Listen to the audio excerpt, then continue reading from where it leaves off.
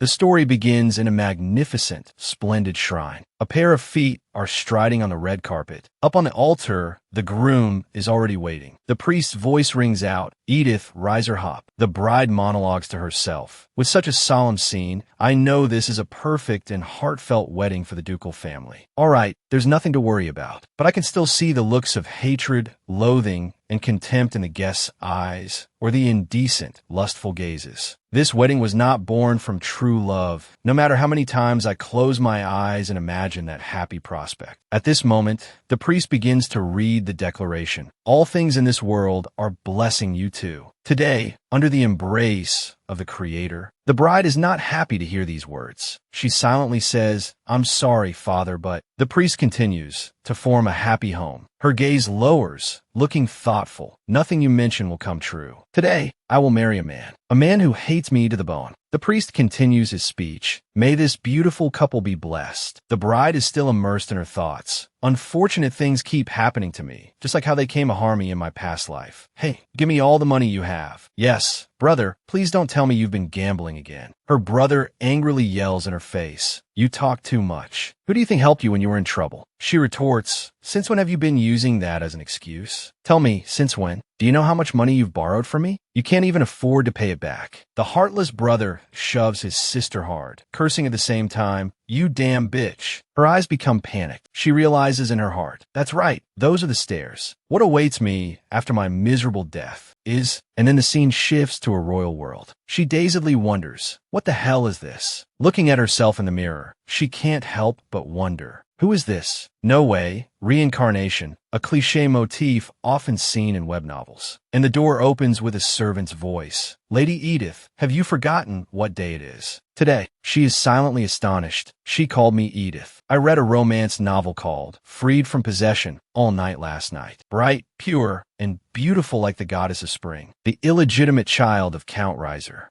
Because of her lowly status, she was abused by her family and had an unhappy childhood. Later, she gained the attention of the Duchess and Duke of the Rudwick house, and was adopted as a true lady of the family. And that's where she met them, the two brothers, who at some point became rivals in the race to win Raceheart. That is also the reason for the title Possession. In the story, the role of Edith Reiser Hop is, to put it simply, a stupid, greedy, villainous blinded by love, who constantly targets Race to make things difficult for her. A villainess who relentlessly uses despicable tricks, helping to highlight Race virtues. Blindly jealous, she does everything she can to kill Race. She grew up in a noble family, becoming spoiled and freely spending the money of her parents. While she was lost in thought, the servant spoke up, "I'm finished, my lady. The master is waiting for you." She turned around with a friendly smile and replied, "Yes, thank you." This "thank you" surprised the maid a little. She thought to herself, "So my mission will be to fix Edith's mistakes? I remember the plot, so it won't be too difficult, right? It's much better than my previous life. If I can handle this well, I can receive the family's boundless love without any obstacles." She opened the door and called out excitedly, "Father, good morning." But her expression immediately fell completely. My imagination shattered into pieces as he looked at her with cold eyes instead of a cheerful welcome. "Didn't I summon you very early this morning?" He put down his wine glass and said with a loathing tone, "Slow, sluggish, why are you still standing there? Close the door." She looked down with panicked eyes. What is this? This situation wasn't in the novel. Suddenly, a light shone on her face, and a mysterious voice echoed in her ear. 13th Life of Edith Reiser Hop. Identification successful, memory synchronization beginning. Immediately, she was pulled into that light. The scene changed to Edith's past life. As she watched, Edith knelt on the ground, crying and begging, "I was wrong. Please, Father, I'll never do it again. Just this once, forgive me this one time, please." She witnessed the scene before her face horrified as she thought, "What is this?" She grew up to be a wicked and cruel villainess because of this. In front of her, images of Edith being abused since childhood appeared one after another.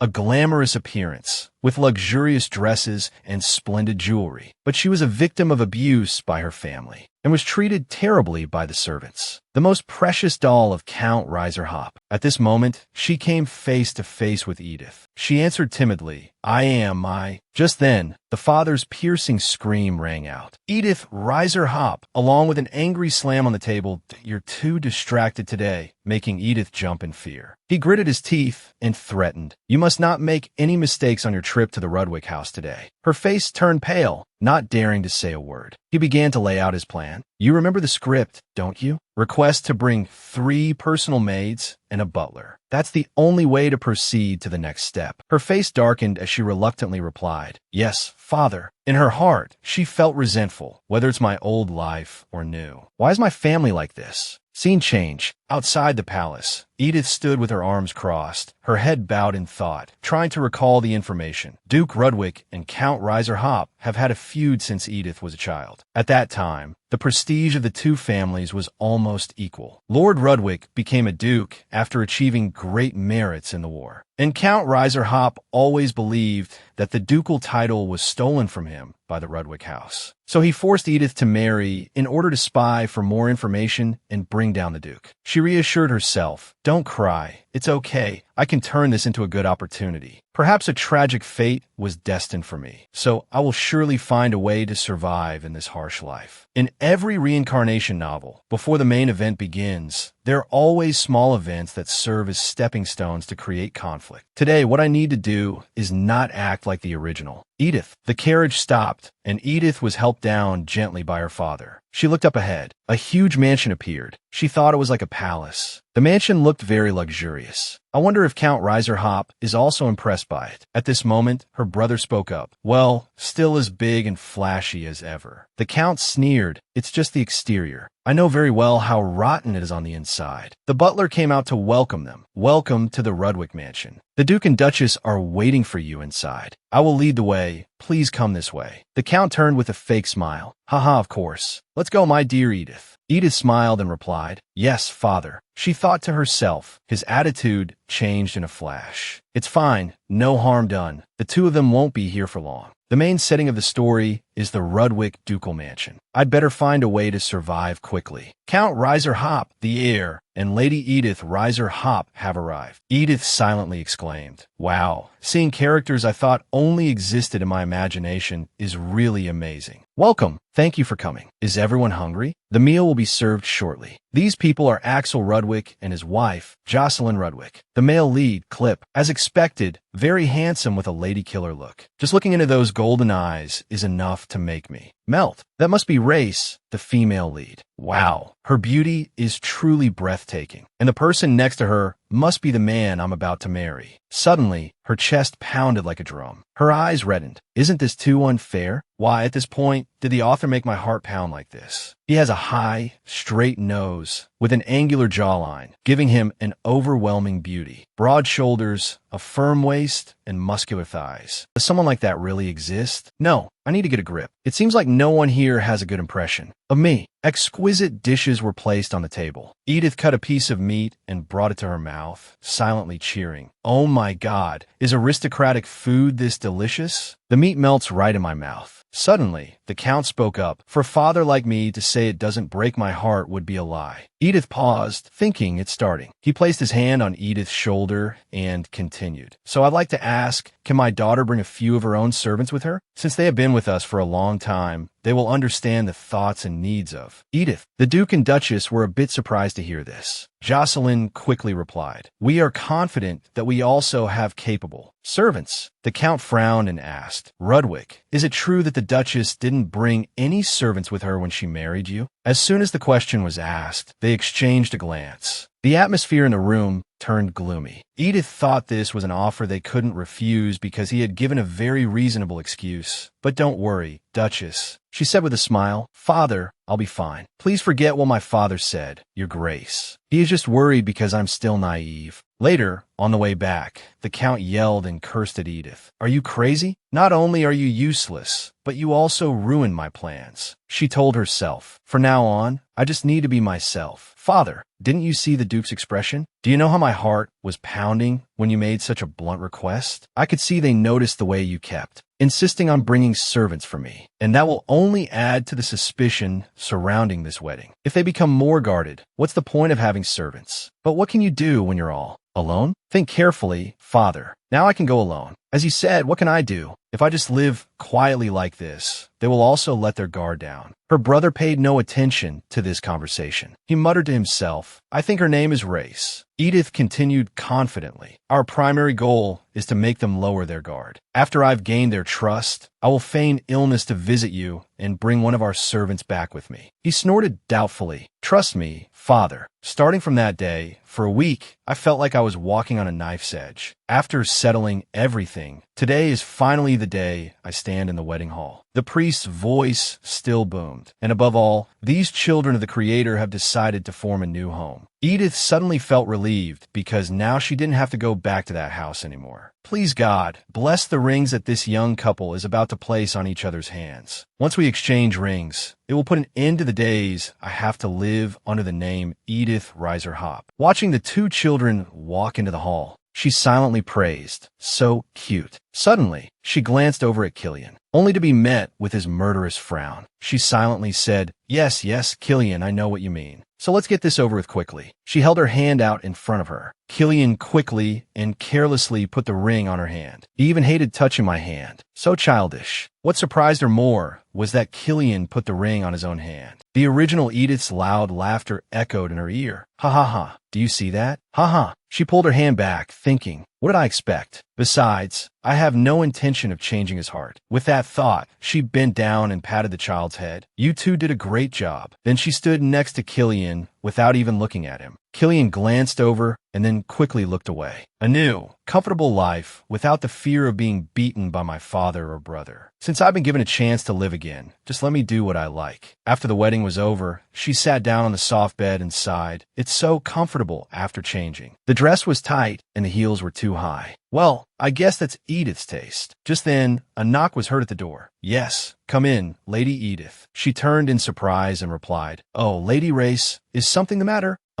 There's something I need to talk to you about. Think, Edith, that's right, this event does happen after the wedding. After the ceremony, Race comes to see Edith and wants to apologize for Killian's rude behavior. However, Race's apology is not accepted. Instead, she rubs salt in Edith's wound. Because Edith can't blame Killian, she takes her anger out on Race. How dare you come to someone else's wedding in a white dress like this? I am Killian's wife now. To be honest, Edith has the right to be disappointed. But I don't have that reason because I'm not the real Edith. At this moment, Race said, I want to apologize for Killian's behavior. I hope you won't take it too hard. Actually, Killian is only cold on the outside. He's more sensitive than anyone I know. Edith thought to herself, I could never hate someone as beautiful as her. Race has shimmering golden hair that shines in the morning sun. A deep blue lake at the bottom of her eyes, crystal clear and strangely peaceful. Not only does she have a sublime beauty, she also has a kind heart. To survive as a villainess in this novel, Race is definitely the character I should befriend. You don't need to worry, Lady Race. I completely understand. Although this is just a marriage on paper and it makes you feel awkward. But don't worry, I can't hate the man who is my husband. Hearing this, Race couldn't help but be surprised and called out emotionally, Lady Edith. Following this path will increase my chances of survival in this ducal mansion. Edith is truly mature and kind. The sparkle from Race was dazzling to Edith. I can never compare to Lady Race. The dress you're wearing suits you very well. The silk is beautiful because of the person wearing it. I'm sorry, but what do you mean? Suddenly, a servant's voice rang out. I've brought the towels, my lady. Race said awkwardly. Oh my, I've bothered you for too long. I'm sorry. So now Killian. No, I mean, you must be very tired. Aha, thank you, Race. I really want to pinch your cheeks. Get some rest. I'll see you tomorrow. After that, she let out a sigh of relief. The wedding chapter is finally over. Now that I'm alone, I can relax. It's like being reborn in this warm water. If I become the Duke's daughter-in-law, will the servants always prepare a bath for me like this? This is great. Who cares about the internet? No need to go to work. No need to do housework. I also don't have to worry about expenses and face that gambling-addicted brother anymore. I wonder how busy I'll be in the future with such a packed schedule. Opera performances, hunting, picnics, parties, and balls, huh? Suddenly, a cold voice rang out. You even managed to take a bath before the groom arrived, didn't you? What a cruel bride. She called out in surprise. Killian. Because in the original novel, Killian would definitely never come to the bridal chamber. Why are you so surprised? Is anyone else allowed in this room besides the groom? No, it's just that I didn't expect you to come. I'm glad you're still aware of that. Why wouldn't I be? During the whole ceremony, you didn't even touch me once. If I were still stubborn after witnessing that, then Killian interrupted. So, don't tell me you want us to play the part of a deeply in-love couple? How ridiculous. How unfair that he could be so damn handsome. I have no intention of arguing with Killian, and I don't have the energy to be angry anymore. That I'm just stating what happened, that's all. Seeing you avoid me, I thought you wouldn't come to my room tonight. So, are you really planning to rest here? Killian was astonished by her question. Then he turned and left in anger. Edith said, exasperated, "Then why did you even come, man?" Killian strode down the mansion's corridor when suddenly a voice called out, "Killian, did you just come out of the bridal chamber?" "Race. I went there, but it seems she doesn't want me in her room. Tonight." "What do you mean? We just had an argument in the bathroom." "What? But before I was pretty sure." "You Race, you only ever think the best of people. What kind of people are the riser hops? Can't you see they're just liars with a fake smile, always on their faces? You don't need to think so much so that means Lady Edith." "What? What did she say to you?" "Earlier, Lady Edith complimented my dress. I don't know if I'm being simple-minded for being so happy to receive that compliment." "She wasn't angry? Are you being a bit too harsh?" "How disappointed would she be to hear that?" Killian sneered. "Disappointed? Look at the dress she's wearing. She doesn't even care what the hell she's wearing. Gaudy, ugly, and even brutally revealing. So vulgar." Race shouted angrily. "How dare you call your wife vulgar? Killian, how can you say that? You're being too cruel." "Race, is that what you wanted to say to me?" Killian, "Race, my true feelings today." Before he could finish, a voice cut in, calling Race. "Oh, Killian is here too. It's late. What are you two still doing?" Race turned with a bright smile. Clip. In contrast to Race, Killian's face was extremely gloomy. The next day, Edith stretched and woke up. Man, this body still wakes up right on time after such a tiring day. This is the energy of a 22-year-old, no, a healthy person. I've never felt this healthy in my previous life. Good. I have to be optimistic that at least I received a healthy body. Now I have to find a way to become a dutiful daughter-in-law in this house. Killian is just a supporting character, and his mind is completely occupied by the female lead. But his parents might think differently. If Duke and Duchess Rudwick welcomed Race so warmly, maybe they'll open up to me too. Although the first impression wasn't very good. Alright, first, I'll go and greet them. One of the villainess's survival secrets is to gain the trust of the core supporting characters. In fact, to live peacefully in this Rudwick family. The voices of the Duke and Duchess are more important than anyone else's, even Killian's. And my special goal is to live a leisurely life and enjoy all the delicious food. So getting on the good side of Mr. and Mrs. Rudwick is a necessity. Well, who would hate their daughter-in-law right away, right? So I'll start with a simple conversation. Am I thinking too much like a Korean? So this is the servant bell I've always read about in novels? Cool. That's right. If I can get help from a maid, turning into a good daughter-in-law probably won't be difficult. The maid appeared immediately. "My lady, you called for me?" Edith said politely. "Could you help me bathe and get ready?" I have to admit, even though I've been called my lady many times, it still feels strange. "Yes, my lady. I will prepare warm water for you." "Excuse me, but what's your name?" "Anna, my lady." "So, Anna, are all the clothes I brought with me like this?" Revealing and gaudy. "Yes, they are. If I wear these to meet them, I don't know what they'll see me as, but it won't be a daughter-in-law. Ugh, it's unimaginable. Anna, could you please go to the sewing room and raise the neckline a bit and remove these cumbersome decorations?" Of course. She left without a single word of complaint. Completely the opposite of a riser hop house. I should get these altered too. And by the way, suddenly, she paused. That's right, thinking back to the wedding night. Should I have scattered rose petals on this bed? Nah, forget it, it would be too messy. Killian wouldn't be interested anyway. That's right, Killian is exactly like the original. A man who vows to keep his purity for race. It's true that a virgin is a good man, but it's a bit of a waste for a supporting male character like him. Besides, yesterday wasn't a dream. What did he come here for? Just to argue? Whatever it was, I'm still happy I got to see that face twice. That chest is really... The servant said at that moment, "I'm finished, my lady." My lady. But because she was lost in thought, Edith didn't hear the maid calling. It took a moment for her to jump and reply, "Huh? I've finished your hair and altered your dress. It's done. Thank you. You're crazy, Choi Suna. You told yourself not to like him. Whatever." After that, she went to greet her parents-in-law. "Good morning, father, mother. Did you sleep well last night?" Jocelyn said with a smile. "You must have been very tired yesterday. Yet you came to see us so early in the morning. You were worried, weren't you? And thank you. I slept very well. Please have a seat." "Of course, I'm fine." They even prepared a cup of tea for me. I guess they also know that Killian didn't sleep in the bridal chamber last night. Suddenly, the Duke spoke up. "Edith, I know you were raised by the Count to be a graceful and elegant young lady. What is the duty of a wife in a noble family? I wonder if you can answer this." She thought, luckily, I still have Edith's memories that IT is to be responsible for managing the finances and organizing documents. Of course, in this new house, father and mother will have their own way of doing things. So if you two teach me, I will try to learn as quickly as possible. He brought the teacup to his lips and said, "I see. It seems the Count has taught you a lot. I know they can't be friendly with me yet, but to suddenly accuse me of coming here to steal internal documents. If I am not trustworthy enough, please teach me something else. I will do my best." I see. I'm glad you came prepared with knowledge. For the next 2 weeks, could you help me? If you need anything, just let me know. Thank you, mother. If possible, could you have someone else give me a tour instead of calling for Killian?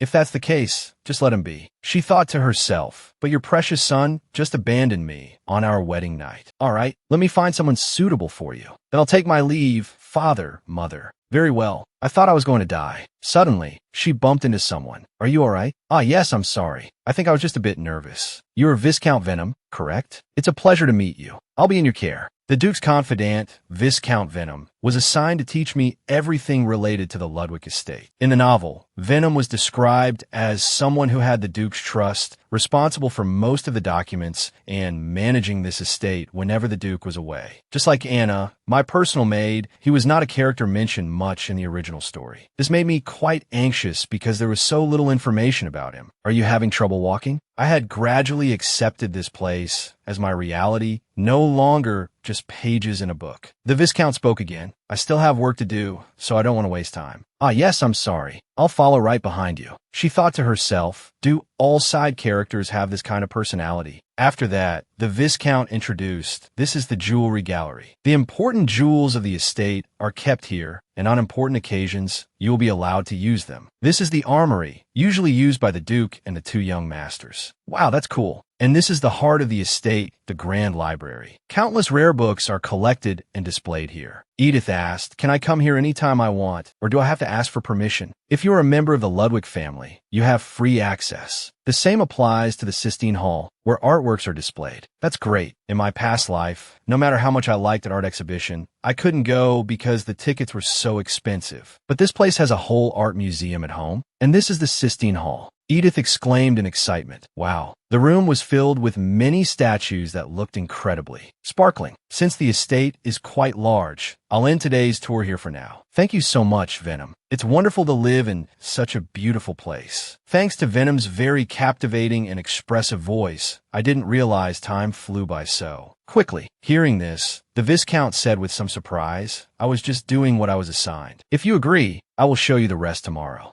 Of course. On the way back, let me tell you a little about this place. This is called the Afternoon Tea Lounge. The Afternoon Tea Lounge? Yes, it's a great place to see the entire surrounding scenery. If guests visit the estate, this place is used quite often, and the Duke also enjoys his free time here. Seeing Killian staring intently at Rise, Edith's expression immediately darkened. Noticing her silence, the Viscount turned to her. The sadness on Edith's face was clear. At this moment, the Viscount also froze. Young Master Killian, young Master Killian. Edith thought, what a beautiful scene. The Viscount asked, why are they like this? Well, because the newlywed groom is sitting and chatting happily with another woman. This is a normal reaction. She wondered, what would the original Edith do? They look so happy talking to each other. With the desire to just enjoy life in the ducal estate, I don't see any problem at all. As you said, this place is truly beautiful. Once spring comes and everything comes to life, this garden will be an ideal place to admire the flowers and enjoy the fresh air. I understand, but Edith interrupted. I'll come to this place often. We should get going, shouldn't we, Venom? Didn't you say you were very busy? Yes, my lady. That evening, the Duke asked Viscount Venom, how was her behavior? I followed your orders. She seems to be quite knowledgeable about the estate's architecture, and she was particularly interested in the Sistine Hall. You didn't see anything unusual? Not at all. On the contrary, she was completely different from the rumors. But there was one unusual thing. On the way back, we passed by the Grand Hall. I witnessed the two young masters having tea with Lady Rise. Hearing this, the Duke froze. What? I already told him to behave more appropriately, and yet he continues to fool around with another girl after the wedding? I made it clear that what needs to be done now is to prevent Count Reigelhoff from allying with Archduke Langston, and to keep him from making any rash moves until the end of this year. It's just a marriage certificate, isn't it? And please don't pressure me anymore. He knows that full well, and yet. The Viscount continued. However, the lady didn't seem to care much. The Duke was surprised. Huh? I don't know what she was thinking, but instead of making a scene out of anger, she continued walking as if she hadn't seen anything at all. Is that so? Edith Reigelhoff has quite an unpredictable personality, doesn't she? On the other side, Anna said, allow me to clear the table. Thank you, Anna.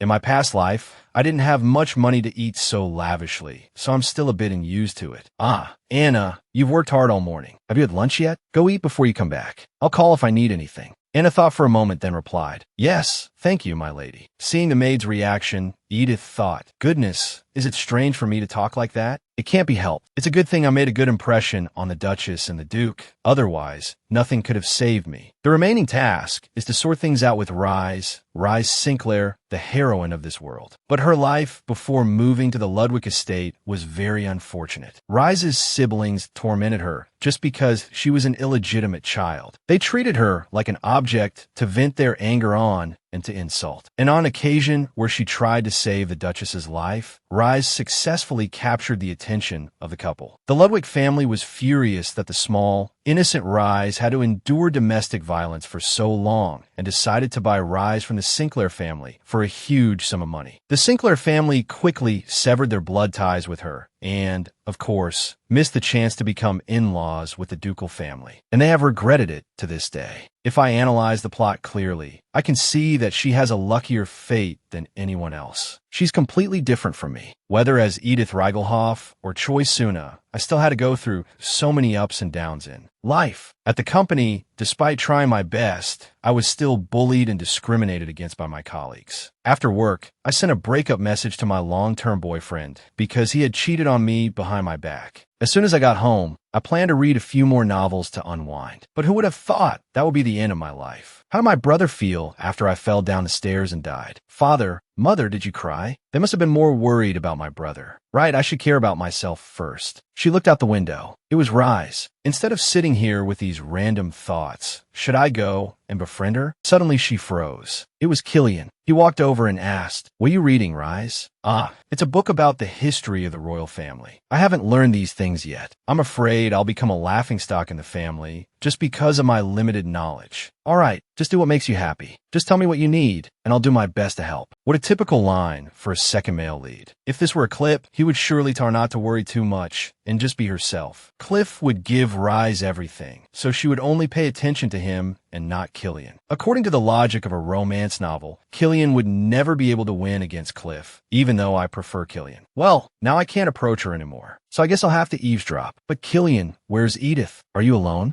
Don't tell me you've been ignoring Edith all day. Rise, you don't need to worry about that woman so much. She's just a temporary hostage. Then she'll get the hell out of the estate. Edith's world went dark hearing those heartless words. I knew you would say something like this. Scene change. A teacup was smashed to pieces. A girl screamed. Have they lost their minds? Why her? Why is it, Layla Sinclair, the youngest daughter of the Sinclair family? Another voice rang out. What is it this time, Layla? Are you sure you don't know? Edith Reigelhoff married Killian Ludwig. That? Damien Sinclair, the eldest son of Marquis Sinclair. Why did it have to be Edith Reigelhoff? It seems the Duke has a hobby of collecting mediocre women. You can still joke with me now. So what's the use of you smashing that teacup? She looked at Damien suspiciously and asked, Brother, you know something, don't you? Tell me, stop putting on that mysterious face. Having a hot-tempered little sister is so tiring. Try to think with me for a moment, little sister. How did those two get married? What's the reason? And what do the two families gain from forcing their children into a marriage contract? Some say it's because the largest iron ore mine in the southern region is exclusively owned by the house of Count Reigelhoff. In other words, he possesses a large amount of raw resources for weapon production. That's the issue. Do you understand why I'm asking you this? How would I know when you suddenly bring up weapons? Oh, my dear little sister, what about the current power division? Do you know about that? As I recall, there's Archduke Langston, who is eyeing the emperor's throne, and a faction of nobles who are loyal retainers of his majesty. In short, it's divided into two factions like that. Exactly. So if Archduke Langston gains control of the weapons, it could be a threat to the royal family, right? The current representative of the royalist faction is Duke Ludwig, who had to create a bond to restrain Count Reigelhoff from allying with Archduke. Langston, huh? You call that good news? Are you kidding me? What does that have to do with their marriage? Right, everyone thinks like you. But my dear Layla, the fun has just begun. Look, does Count Reigelhoff look like he's being restrained at all? Damien had heard Count Reigelhoff scolding his daughter. You foolish girl, you can't do anything right. Father, I'm sorry, I was wrong again. I promise it won't happen again. You'd better remember that promise. If you fail to steal the construction documents of Marquis Everton again, prepare to starve for a week. So the rumors about Edith Reigelhoff's evil personality are just rumors? It can't be. I understand this is hard for you to believe, but I saw it with my own eyes. Therefore, we just need to wait and see how the situation unfolds. If this information is released at the right time, the Reigelhoff family is done for. Scene changed to the Ludwig estate. Viscount Venom and Edith strolled through the estate. Then if you exit here, you'll be back in the dining room. I remember. It takes a whole week to tour the entire house.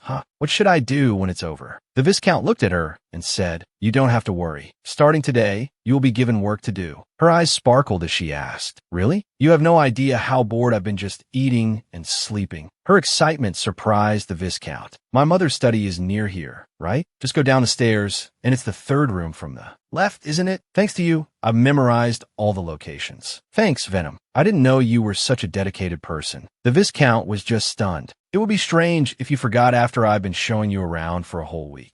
Yes, at Jocelyn's room. Hello, Lady Edith. She replied cheerfully. Rise, my goodness. Are we going to work together? I'm so happy. Today is my first day, so please teach me. Rise. I'm not sure if I'm qualified to teach you. Her face is red again. So cute. It seems you two have gotten closer. Oh, I'm sorry for not greeting you, Mother. It's all right. Rise. Can you explain the documents you're organizing to Edith again? Yes. Then Edith and Rise sat down at the table and worked. Seriously. Suddenly, Jocelyn stood up and said, it's time. Someone is waiting for me. Oh, didn't Edith know? Earlier, I contacted a royal designer. Edith was secretly surprised. A designer? This scene is a chapter in the original novel. In the past, Edith got angry with Rise over this issue. At this moment, a servant announced, Your Grace, the designer you scheduled an appointment with has arrived. Oh, I see. Let's end our work for the day here. Both of them replied, Yes, Mother. I think as I get older, I'll continue to choose designs similar to the ones I already have. Edith's face paled as she thought, I remember. Suddenly Jocelyn asked, Why don't you two choose a design for me? Edith was secretly surprised. This is an unexpected situation. Why is she suddenly asking for my fashion opinion? No matter what, the result is obvious. It's clear the Duchess will prefer the design Rise chooses. Rise asked, Is this one okay? Edith glanced at Rise and thought to herself, After seeing mine, Rise's dress will receive more praise. Calm down, it's okay. This is just one normal situation among the countless ones I'm about to face. The outcome is too obvious. Even if Rise weren't the female lead, she understands the Duchess's taste in clothes better than I do. As for me,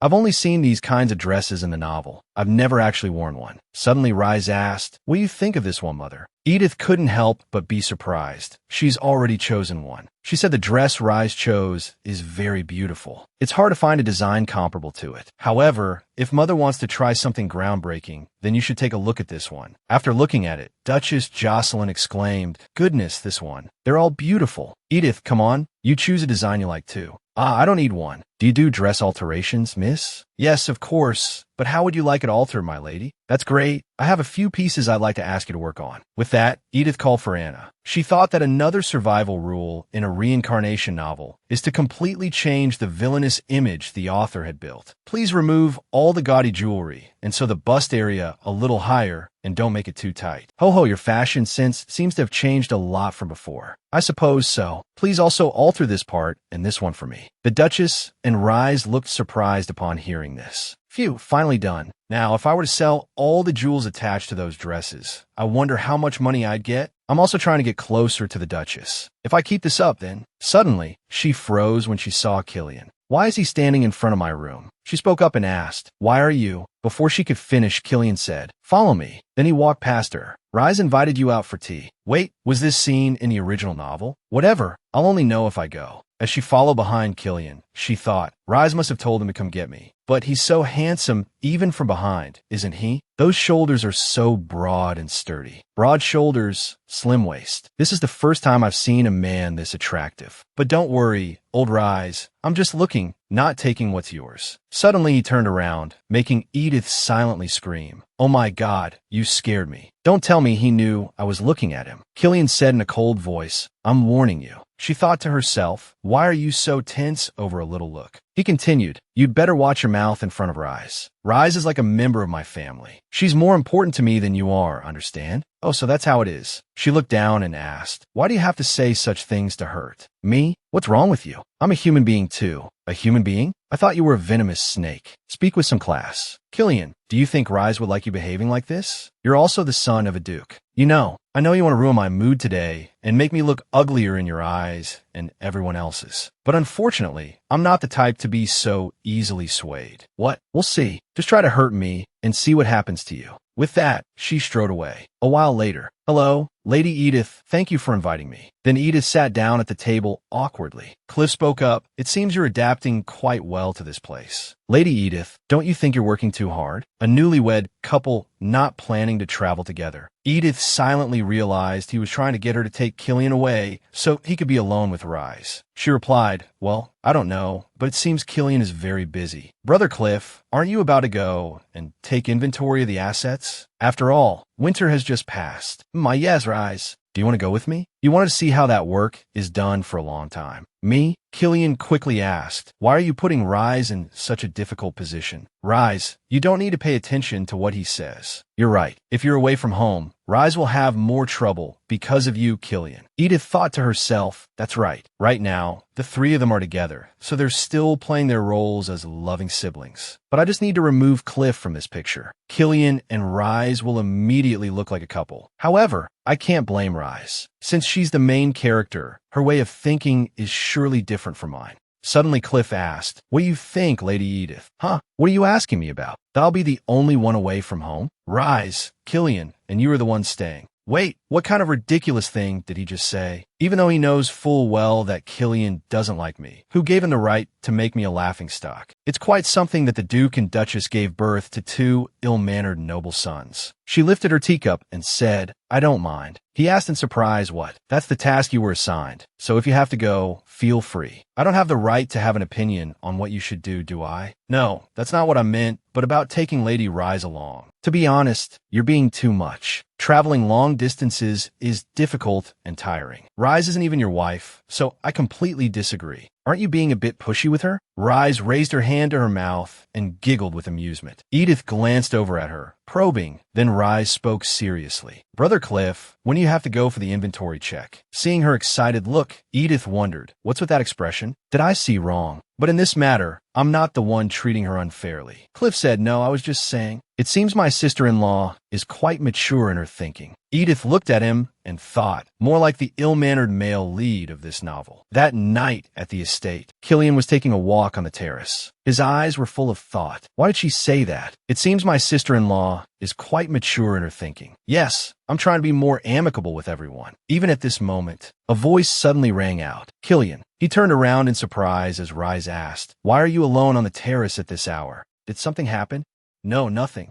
I think you mentioned that Mother bought you a new dress today, right? She really loves to dress you up." Yes, that's right. But I feel sorry for your wife." "What does she have for me to feel sorry for?" "My mother is very envious of families that have daughters." "Rise, my family is very happy to have you as a sister. My mother once said that because our family has no daughters, my brother and I were taught from a young age to behave like true gentlemen. Therefore, you should buy Edith a dress. You would make her very happy." "What do you mean?" "This morning, Edith didn't choose anything." "What?" "She only asked to have the dresses she brought with her altered, and she was even very enthusiastic about helping Mother and me choose things." Killian was secretly astonished. "Just alterations?" "The Edith Reigelhoff I know would never wear a dress twice. I told you she always likes to dress revealingly. Don't tell me you bought styles similar to hers." "What? That's not what I meant. Why did she suddenly change her taste in clothes like that? Or is it because she saw how beautiful Rise was in her white dress on the wedding day and felt ashamed of her own vulgar wedding dress? It's not surprising. She must have felt jealous and annoyed with Rise. But if she was capable of feeling shame, why did she have a nerve to wear it on the most important day of her life? Right, a filthy thing like her makes me not want to look." Suddenly, the image of an angry Edith appeared in Killian's mind. Why? Why do you want to hurt me?" Killian clutched his throbbing head unusually. "Pained." Rise asked again, "Do you still hate Lady Edith? She's like a shape-shifting snake. She seems calm now, but once we let our guard down, that snake will reveal its true nature." With that, Killian thought, "So she's going to change her entire wardrobe? That's fine. At least the reputation of the House of Ludwig won't be ruined because of her anymore." On the other side, Anna came in. "My lady, your perfume and blush have run out. Would you like me to call a merchant to come so you can purchase more?" Edith asked, "Cosmetics?" "That's right. The more you use cosmetics, the more they run out. So, of course, I have to spend my own money to buy them." "Money? How much money do I have?" "Since Edith doesn't have a stable job in this family, I usually save money to prepare for extra expenses in life. I also ask them to remove the diamonds from the dresses, although I haven't paid them yet. But Edith is a noble character, so she has to buy luxury items like cosmetics and perfume, right? In my past life, I scrimped and saved my whole life, so I don't really know much about different types of cosmetics now. For me, hiding in the bathroom and applying expired lipstick was more than enough. Thinking back now, I shouldn't have done that. I was once a person who was not cared for or loved by anyone. Perhaps because of that, I always avoided meeting people around, right? I'm living a different life now, so I have to enjoy it to the fullest. I'll buy all of Ropan's high-end cosmetics." After a moment of thought, Edith replied, Then call the perfume merchant for me, Anna." "Yes, my lady." After that, many perfumes with different colors and scents were placed on the table. But Edith's expression didn't look too good. She silently wondered,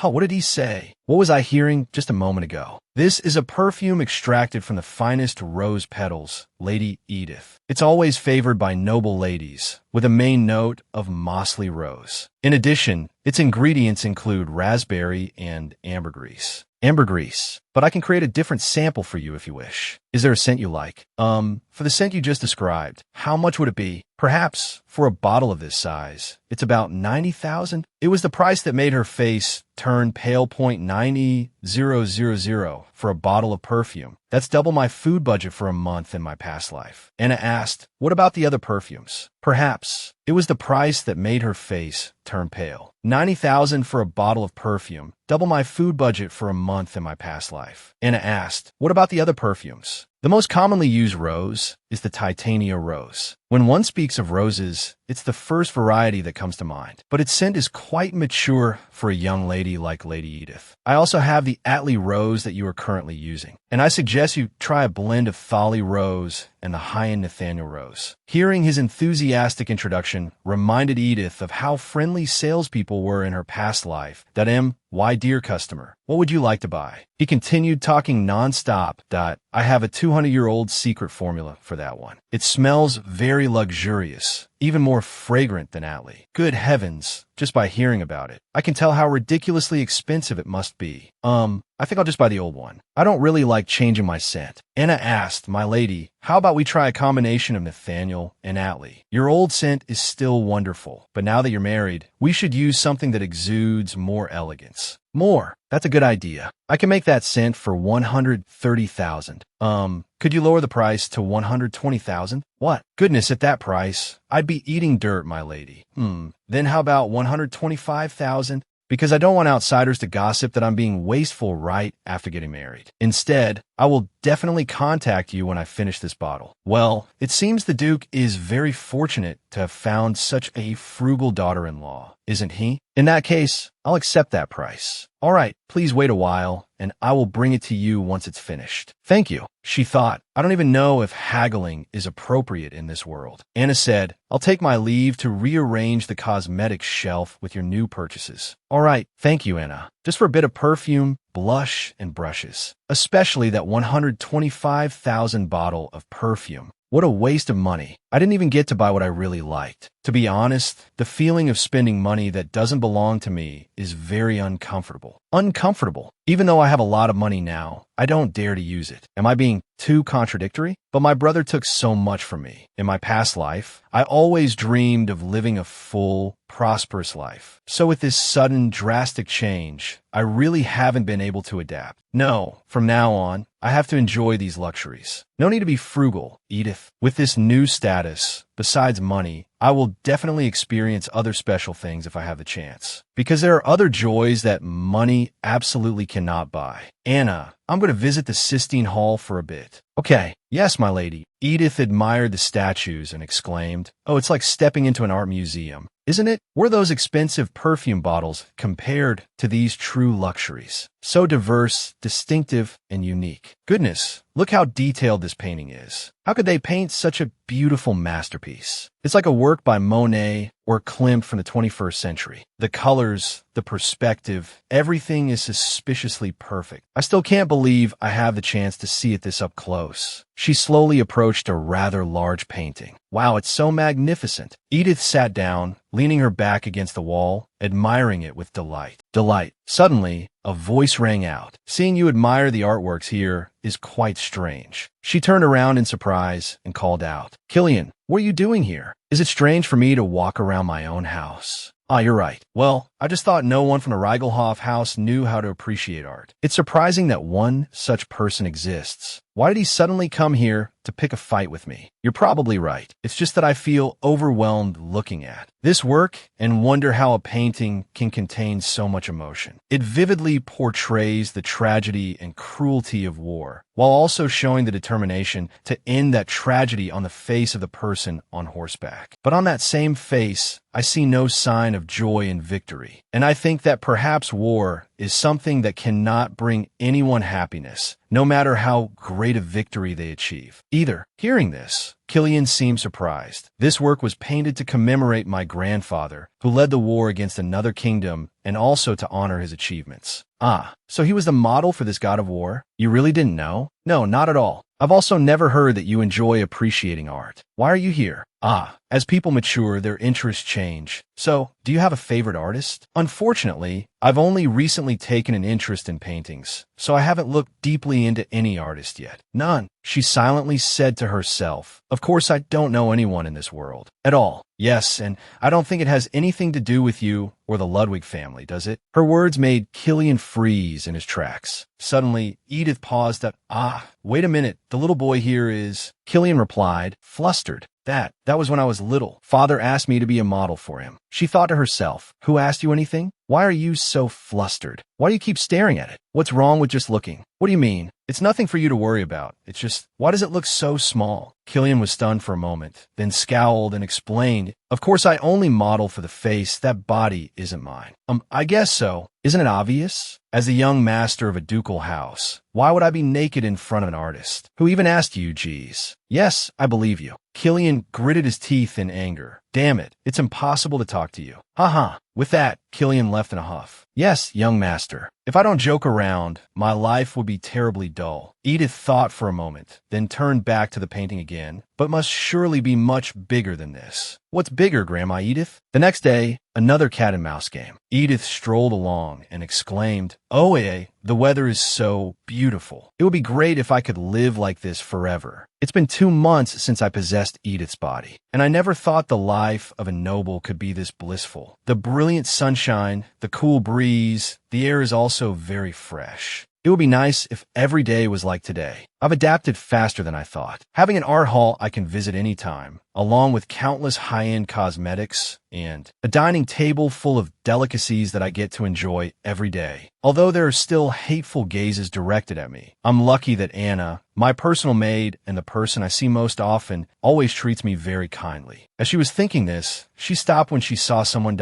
"Oh, Rannon, I haven't seen you in a long time." The Viscount asked, what are you doing here?" "I'm just taking a walk. I've been coming out to the garden in the mornings to enjoy the cool air these past few days. I'm grateful for how enthusiastically you explained this place to me last time. It's as wonderful as you said. I've also been visiting the museum frequently. I'm very happy to hear that. Have you eaten? The weather is really cool today, isn't it?" The Viscount just replied, and Edith looked up expectantly. "Yes, but the Viscount said, 'I have nothing to say, my lady.'" "Ah, well, you must be busy, so I won't bother you anymore. See you later." Viscount Rannon watched her and thought to himself, "That's right, things will get better eventually. Now, I should head to the training ground for today. The place I really wanted to go today is..." They were sparring with swords. "My husband is as hot as ever. I never get tired of looking at him. A broad, firm chest with defined muscles and wide shoulders. Even though his personality is pretty awful, I can't deny his beauty. And personally, I prefer Killian over Cliff. Killian has a full body with well-defined abs, and his skin is very taut and smooth. Cliff looks good too, but he's a bit too thin for my taste. Oh, it's a good thing I came early. Today is really fun." Suddenly, Killian flashed a radiant smile, making Edith's heart flutter a little. But the person he was looking at was Rise. Edith lowered her eyes sadly. "Killian, I know that look isn't for me. In my 28 years as Choi Suna, I never thought I could be this flustered. He's just a hot guy, what's the big deal? I can't even focus on my work. No, I have to ignore him for now and try to finish this. Today's paperwork is about the Ludwig family's weapon and armor purchase orders. This seems important. The reason they gave it to me, could it be that they've started to trust me more?" Suddenly, Edith paused. "What are you doing, Lady Edith?" "Ah, Rise. I'm organizing the documents Mother gave me." "What documents?" These? Mother told me to summarize them." Seeing Rise's confused expression, she thought to herself, "Wait a minute, could it be that documents don't exist in this world? Maybe the author set the story hundreds of years in the past, because the concept of documents only appeared in my time. And I have to admit, for these cumbersome papers, it would be much better if I organized them in a spreadsheet. Don't you think this is easier to read?" She thought Rise was very smart. Maybe she would understand what she was doing. Rise replied, "Perhaps. To be honest, if you showed this to other people, wouldn't it be very strange?" "What?" "I thought she would be very interested to see it." Just then, the Duchess arrived and asked, "What's going on, children?" Rise immediately greeted her. Mother, Edith is asking me something very confusing." "Oh, is Rise helping Edith with her work?" "Good girl. Wait, I was explaining it to Rise. Why did it become?" She remembered her past life. "Choi Suna is not good at paperwork. I'm sorry, boss. I'll redo it right away. Just like in my past life." "Mother, if you don't mind, may I ask for your opinion on this document?" "Well, a document. Since there's a lot of information, I've summarized it into a table like this. Here, I've divided it into columns with corresponding categories and only wrote down the main points. The quantity and list price are written here. If you put this information here..." Edith stopped mid-sentence. "Wait, am I stealing Rise's spotlight? This is crazy. I forgot I'm just a supporting character." Edith stammered, "But I made this with Rise's help." "My goodness, Edith, I really like your presentation. It's concise, but contains all the important information. How did you come up with this idea?" "What? Oh, really? Of course, it's wonderful. From now on, I'll do it your way." "Edith, can you edit the other documents like this for me, so that I and the others can look at them and learn?" "Yes, Mother." Later, the Duchess showed it to Killian. "What do you mean? These tables were all created by Edith herself?" "Exactly. Edith is very smart." "I suppose so. At a glance, it seems quite effective. We can easily extract information from it. Killian, didn't both you and she get married for political reasons? She even had to leave her family. Lonely in a strange place. Can't you sympathize with Edith a little? Killian frowned in annoyance and didn't answer. Suddenly, the door opened. The Viscount spoke up. Excuse me. Oh, I didn't know the Duchess was here. I'll come back after you're finished talking. No, you can stay, Rhiannon. I have something to show you. Would you mind? Edith gave me these documents this morning. Suddenly, Killian turned and called out, Rise. Your mother seems quite pleased with it. What do you think? Everything your wife does is very good. You heard her. Edith learned a lot of things. Unlike me, who didn't have the opportunity for any education at the Sinclair house. Even things she doesn't know, she can pick them up much faster than I can. Killian thought to himself, that's strange. The reality is that Rise has always helped Mother with her work because she has been taught by both Mother and Father for the past 4 years. Yes, she's so good that I'm jealous, and yet she's being praised as smart by Rise. This means Edith was actually very well educated, just like the day I met her in the Sistine Hall. That definitely wasn't a rumor. He then went to see Edith. She called out in surprise, Killian, what are you doing here? She teased, don't tell me it's because you missed me. I wouldn't believe that. Are you about to tell me to say what I have to say and get out? Yes. If I wanted you to stay longer, would you agree? You really don't miss a single opportunity. Learn to give up, you filthy thing. Ouch. Every time I see Killian, I want to tease him. You don't have to be here with me. Just don't kill me, and we're good. Anyway, I still don't understand why he came. Did Count Reigelhoff do something again? He doesn't know I was watching him during practice, right? If not, then maybe he's unhappy about what happened yesterday with Rise, and he came to question me. I shouldn't have done that. No, I need to calm him down before he scolds me to death. She quickly changed the subject. The weather is nice today, isn't it? It's still early, so it's a bit chilly. Edith moved to push the door open. Killian noticed, and he immediately reached out his hand to stop it. It startled Edith, and she asked in a trembling voice, Hey, what is it? Killian, you're too close, way too close. Killian spoke up and asked, Is my mother's taste in clothes too elegant and noble for a lowly person like you? She stared blankly and replied, Huh? What the hell? For a long time, you've been known as someone who never wears the same dress twice. Because that day, you didn't want to order a new one. I thought it was probably because it didn't suit your revealing taste, right? I didn't buy a dress with Mother and Rise simply because I wanted to change my ugly image in their eyes by myself. And yet he can use that to insult me? Killian spoke again. If you want something, just tell me privately. I'll order it for you. She turned back angrily and replied, Killian, you don't know a single thing about me. If I'm lacking something, I know how to call a tale of myself. You think I only know how to live by relying on others, do you?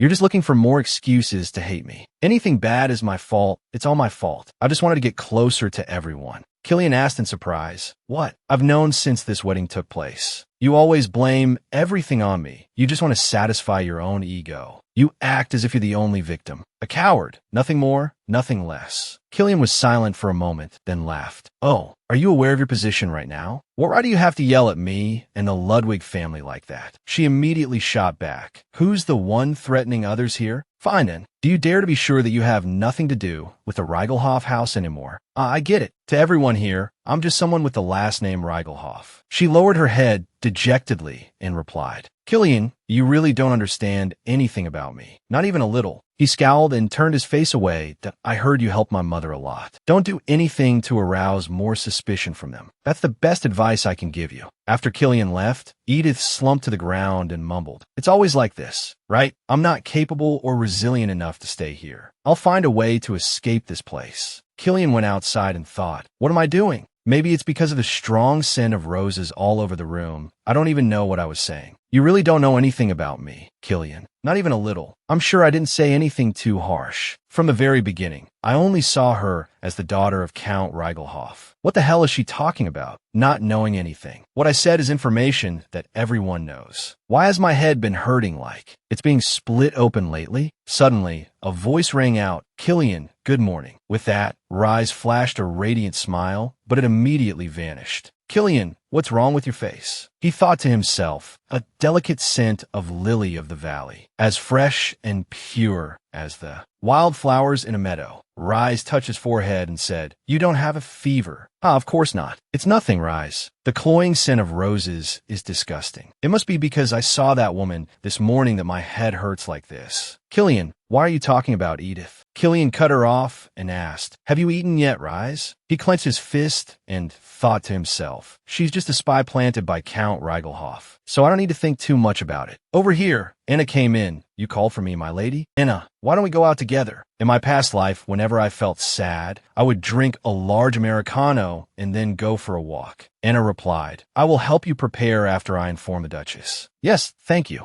Being trapped in a mansion this big is just making me suffocate more. Come to think of it, after becoming Edith, I've rarely gone outside. What if it makes me feel better? Where are you planning to go?"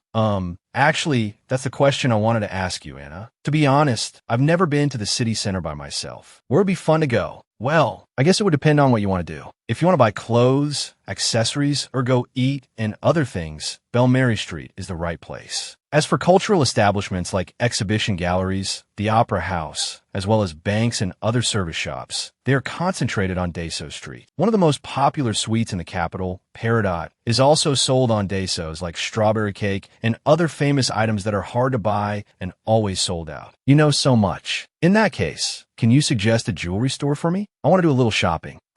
If it's jewelry, Kinley is a very old brand here. Dakey is just opened recently, or Ruth Peckin, but it's quite far from the center. I would like to recommend these 3 places. Edith thought to herself, Anna, let me see. She's like an encyclopedia. The author used her as a character to convey and explain everything in the plot. Suddenly Anna called out, "My lady." "Ah, yes. Then let's go check out Desos. I want to sell some jewelry that I removed from my old dresses." "Yes, my lady. The carriage is waiting for you outside." "All right." After selling the jewelry, the shop owner said, "Thank you and see you again." Edith held the money in her hand and calculated. Let's see, for 1,900,000, 5,000,000, 5,100,000. I can't believe I got so much money for it. The smallest diamond was the most valuable. I think you said the bank was also nearby, right? "Ah, yes, my lady. The biggest banks are all around here." "Well, we're finally done. I was quite worried because I didn't know how banks in this era worked. But luckily, I was able to open an account successfully without much trouble. Anyway, this world is still a society where the concept of identity doesn't exist, so there won't be any problems. Having some personal savings makes me feel more secure. Because in the Duke's mansion, I don't know when they might kick me out." Edith turned and said, "You did a great job, Anna. I only invited you for a walk, but I actually had some business to attend to. Now let's go eat something delicious. You surely know many restaurants, right?" "Right." Later, the two of them sat at a table in some restaurant. She thought to herself, I have a small amount of money saved, so now. Anna, can commoners not ride in carriages? So what means of transport can I use if I want to travel? I suddenly thought about going on a trip sometime, so I'm just asking you in advance to be sure. Generally, you can rent a carriage. While I get my monthly salary, I usually visit my family by train. Oh, can I? About buying a train ticket, it's quite expensive. Usually it's very narrow and very bumpy because there are many people traveling. You can imagine it as a carriage with more cars. The nearest station here is in the south of the capital. 3,000 coins for a common car, and it can go up to 7,000 for business cars depending on its interior. And there are often insects on the train, so you have to be very careful. Edith thought to herself, I still have many questions, but I don't know if Anna, the Ludwig family's maid, will report every detail of my trip to them. If not, then today was quite satisfying for me. Anna asked, do you need anything else? No, thanks to you coming with me, I was able to do everything easily. Thank you, Anna, for helping me feel much better. Thank you so much. After this, I'll have to find out for myself. And then she returned to the mansion. All right, let's see. How to distinguish between old beans and new beans.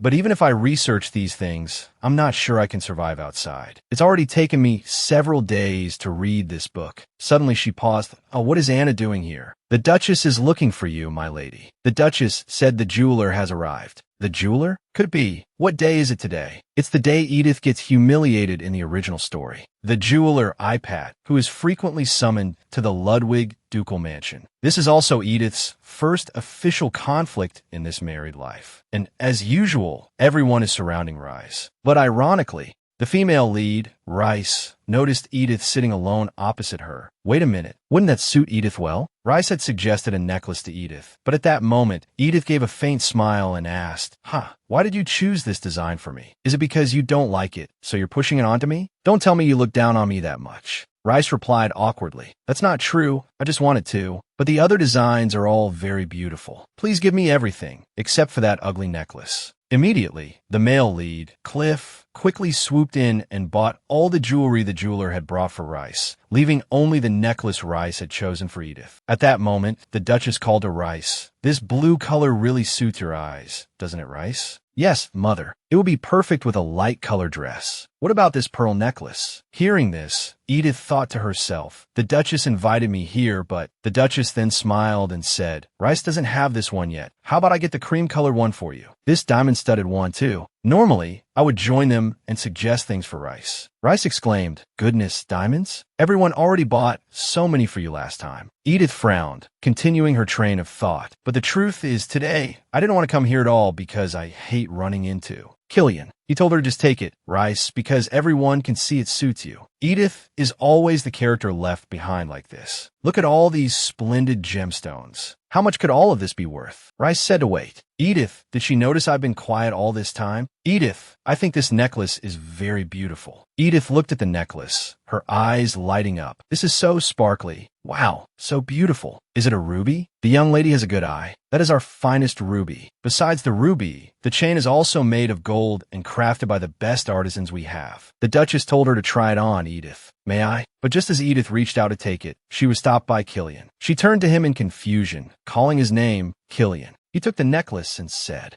turn around. Edith couldn't help but be surprised. No way, why is he acting like this? So suddenly, then she realized, because the Duchess is sitting right there. He can't upset his mother, right? She immediately played along. How do I look, Killian? Killian looked a little embarrassed, then turned away and replied, it's all right. Really? Killian said, I'll pay for this necklace. Yes, my lord. Wow, Killian. This is the first gift you've given your wife. You're such a wonderful husband. The rest is for your Rice. Cliff, you can't take everything like that. Edith still has to choose something else. No, it's all right, mother. I don't need anything else. Rice asked in surprise, all of this for me? Edith said again, this necklace is more than enough. Well then, all right. Actually, I was wondering how much money all this jewelry would fetch if I could own it. But this one, I don't think I could ever sell it. That evening, Edith opened the letter to read it. What is this? If they treated me so badly in the past, why are they inviting me back now? They have no idea how utterly loyal Edith has been to that family since she was a child. He was the one who forced Edith to spread nasty rumors about Rice. Wait a minute, this was all written by Count Riegelhoff. Greetings, Edith. Have you adapted to that place yet? Don't get comfortable and forget your mission. I hear you are helping the Duchess and have had the opportunity to access the Ludwig family's documents. Among them, if there are any documents related to arms dealing, steal them and bring them to me. If you can't, you can write a summary and send it to me. I await your response. How did Count Riegelhoff find out that I'm responsible for organizing the documents? There must be another spy here besides me. She placed the paper on the desk and hesitated. How should I reply? Dear father, Duke Ludwig, whom I interact with daily, is very cautious, more so than I imagined. If you wish to overthrow him, you must prepare very thoroughly. Besides, logically, Duke Ludwig has done nothing wrong from the start. The military sector is entirely controlled by His Majesty the Emperor, so why do you hate the House of Ludwig so much? And there is absolutely no reason for Archduke Langston to have the right to usurp His Majesty the Emperor's throne. Therefore, I hope you will reconsider and give up your intention to rebel. Instead, I think it would be better if you allied with the Ludwig family and focused on developing your own territory. Sincerely, Edith, I've finally said what's on my mind. Although I've walked into the tiger's den alone, at least it's satisfying. I'm sure Count Riegelhoff will never give up his ambitions, but that's not something this Edith Riegelhoff should be concerned about. I thought it was all over, but it didn't take long for the plot to take another unexpected turn. At this moment, Duke Ludwig's face was dark. Do you only care about the interests of your father and the House of Riegelhoff? I'll ask you one more time, Edith. Did you leak my documents? No, Your Grace. Do you dare swear on all of Count Riegelhoff's honor? I swear on my father's honor, as well as my own honor and life. Are those things still worth anything to you? After what you've done, what are you talking about? He handed the documents to Rhinon. Yes, Your Grace. Rhinon immediately came over and handed them to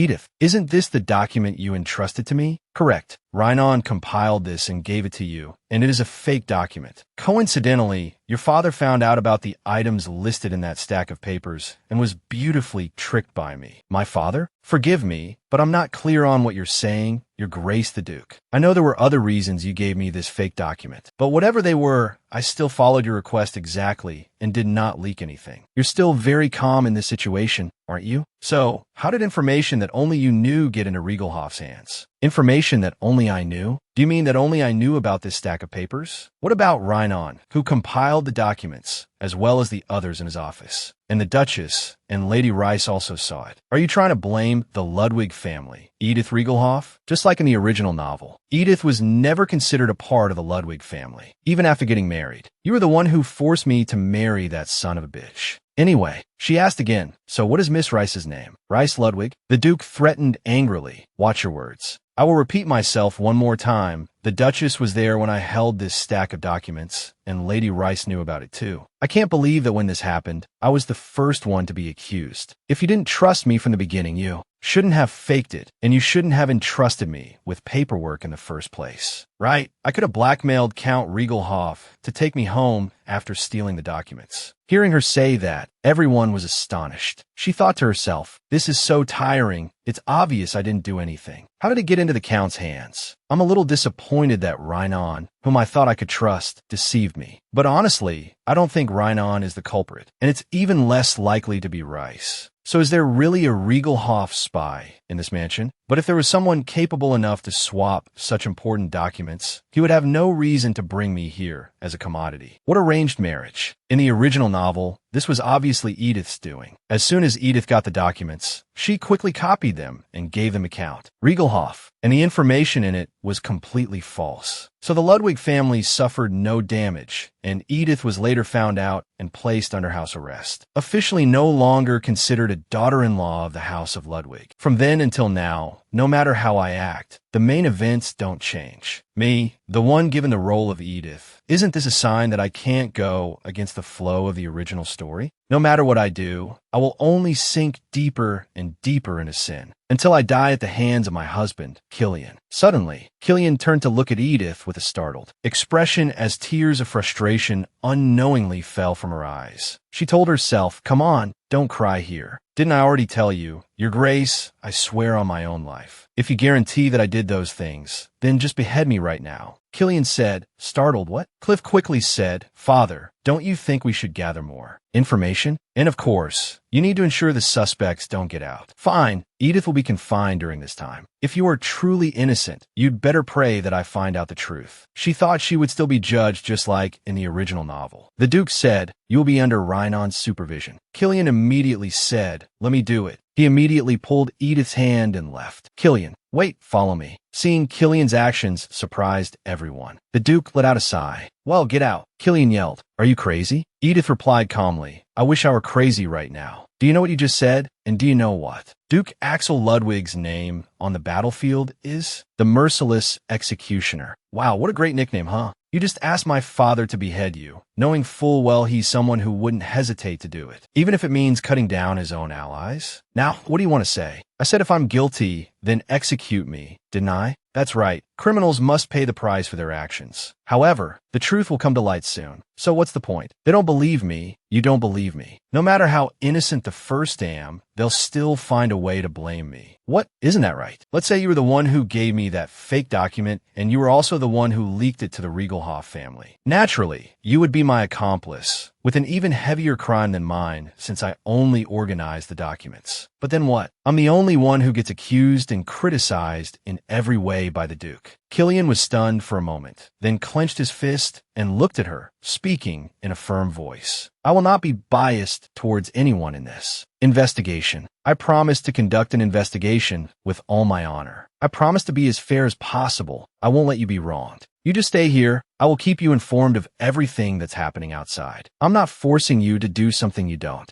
want to. Besides, I don't want you involved in the investigation. If Rice and I happen to be accomplices, would you be willing to expose her? Her question left Killian standing there, speechless. The next day in the capital, Rice stepped out of the carriage. You're here. Rice, the one waving, is the princess. It's been a long time since I've seen you, Rice. Princess Catherine Iberia, the Emperor's sister who is 4 years younger and His Majesty's only relative. The most brutal and troublesome princess in history. Like a wild animal in the heart of the capital, with the right to do whatever she wants. The fear of all people. She's the only woman in the empire who dares to cut her hair, never wearing a dress. The princess only wears a military uniform on normal days, as well as for any other important event. The empire's obsession that even the emperor is helpless against. Seeing Vernon and Cliff with Rice, she bowed. It is an honor to meet you, princess. Don't call me that. Just use my name. It's been a month since we last met. Don't tell me the love between us has grown cold, Rice. What do you mean by that? She's only friendly when she's with Rice. Because Cliff suddenly spoke up. Catherine, don't bother her. You're making Rice uncomfortable. Because Rice had completely stolen Catherine's heart. Oh, it's just a social pleasantry. Cliff said bluntly. I'm sure you're not joking, are you? After that, they went inside. Speaking of which, did Killian not come? Did something happen? Killian is married now, so he can't come with me and leave Edith behind. So it's true. What's true? It's hard to call those two husband and wife. Isn't it just an invisible chain for the House of Regelhoff? So you came to tell the Emperor that. Langston and Regelhoff, all of them are damn bastards. Yes, everything is still under control. In fact, she's dumber than I thought.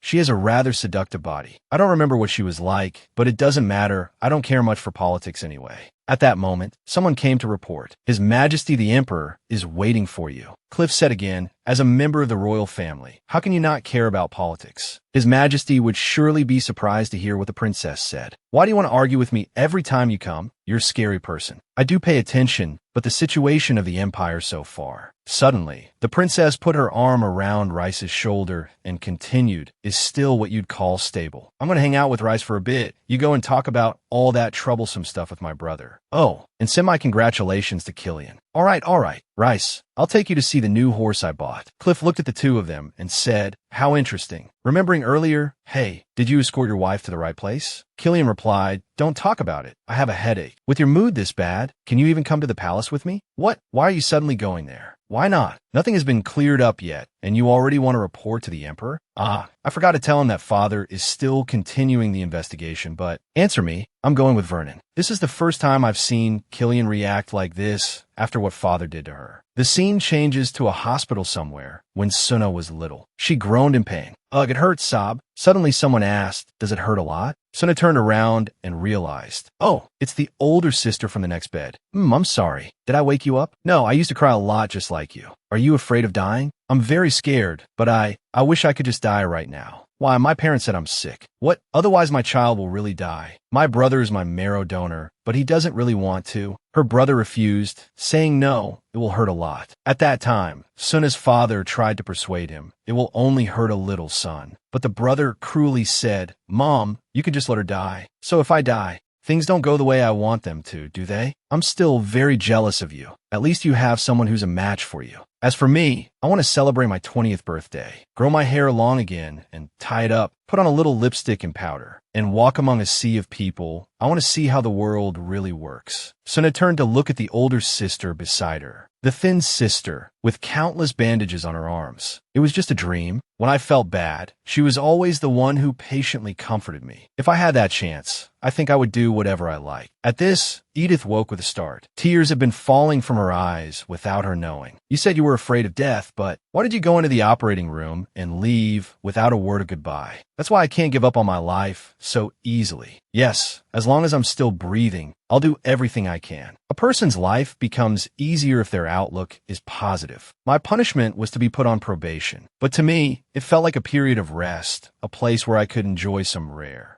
peace. Of course, except for when Killian suddenly appeared at dinner. She asked, what are you doing here today? Without any warning, you just walk in and say, let's eat together? Killian, why aren't you answering me? I don't have time to answer such redundant questions. I see. All right, fine. You must be very busy. She looked at Killian and thought to herself, I still can't deny that. Although his personality is awful, Killian is truly incredibly handsome. He has a great body, too. Can a marriage based on looks last for 3 years? Yes, it can. She remembered reading a post online in her past life. Even after being married for 15 years, whenever I get angry, seeing my husband's face calms me down a bit. After all, being handsome is much better. I can't believe I'm now stuck in this very situation. I'm so sorry for doubting you back then. Anonymous author on the internet. I need to focus on finishing my meal. If I keep eating this well, I'll gain weight in no time. Suddenly she exclaimed, "This tastes amazing." Killian spoke up. "I am currently conducting a full investigation regarding the information related to the document leak. As you said, Rice will be no exception." I'm surprised. Rice is also not allowed to participate in any part of the investigation process. So don't worry. Just relax and eat well. Of course, why wouldn't I? I'm innocent and this soup is delicious. I didn't leak any documents, so why shouldn't I have the right to enjoy it? What a shame. The soup is all gone, but there's still bread. Killian made a sound. Huh, what is it? I had them prepare an extra portion in case the food ran out. Wow, so I can eat this? Do you want me to share half with you? I've finished my meal. Thank you for the food. You're welcome. After eating, she went to bed and thought to herself, now that he's gone, this place feels strangely empty. What should I do now? There are no web novels to read either. I used to love folding origami, but it doesn't exist in this world. Anna, what hobbies do women usually have? Hobbies, my lady? Usually embroidery, and more active ladies enjoy horse riding. Wait a minute. Embroidery is a basic skill a lady needs to know. But I haven't even held a needle at this age. And painting is even worse. In her past life, her teacher asked, "Wow, are you drawing an elephant?" It's a dog. As for horse riding, just seeing a horse scares me. She asked with a forced smile, "Are there any other hobbies?" Let me think, my lady. Recently, the trend of sewing clothes for wooden dolls seems to be very popular. Since it's beneficial for improving sewing skills, parents often encourage their daughters to do it. Like playing with Barbie dolls? When I was little, I couldn't play with dolls because we didn't have enough money. She asked Anna, "Where can I buy wooden dolls?" Usually, they are handmade, but nowadays you can easily buy them in any shop that sells them. Do you know how much they cost? About 50,000 senna can get you a good quality one. You seem to know a lot about this. So I'll give you 200,000 senna. Can you go buy me a wooden doll and the necessary tools to sew clothes for it? You can keep the change. My job is to attend to you. My lady, you don't need to do that. Do you hate everything from me?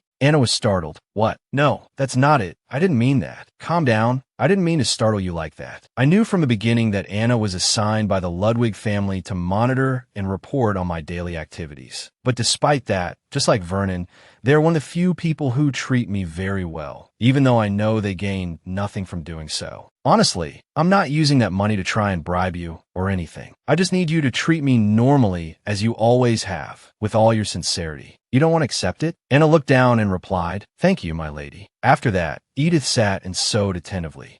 I thought I did a good job, but looking at the finished product she had just sewn, she was extremely disappointed. This isn't very good, is it? How many times have I messed this up? Of course, it's not that the materials Anna brought me were shoddy. Anna, are you there? Could you get me weight? Why is there so much? I went ahead and bought a pair of dolls, my lady. The rest is needles, thread, and fabric. I also had them suggest some clothing patterns and sketch them out for you. So, if you need anything else, please let me know. This is more than enough. Thank you so much. This time looks better, although the stitching is still quite messy. It's a rather elegant hobby. I can do this. Isn't my goal right now to spend money and enjoy life? To be more precise, a goal I once considered a luxury has now become a reality. Compared to my previous life, I never thought I would have the chance to live so comfortably, because I was always chasing after that thing called making a living. Perhaps that's why I now feel like I am myself, in a body in a strange world. It's done. It looks quite beautiful, doesn't it? Although there are still many loose threads inside the dress, it looks fine from a glance. Now then, you two, give each other a kiss.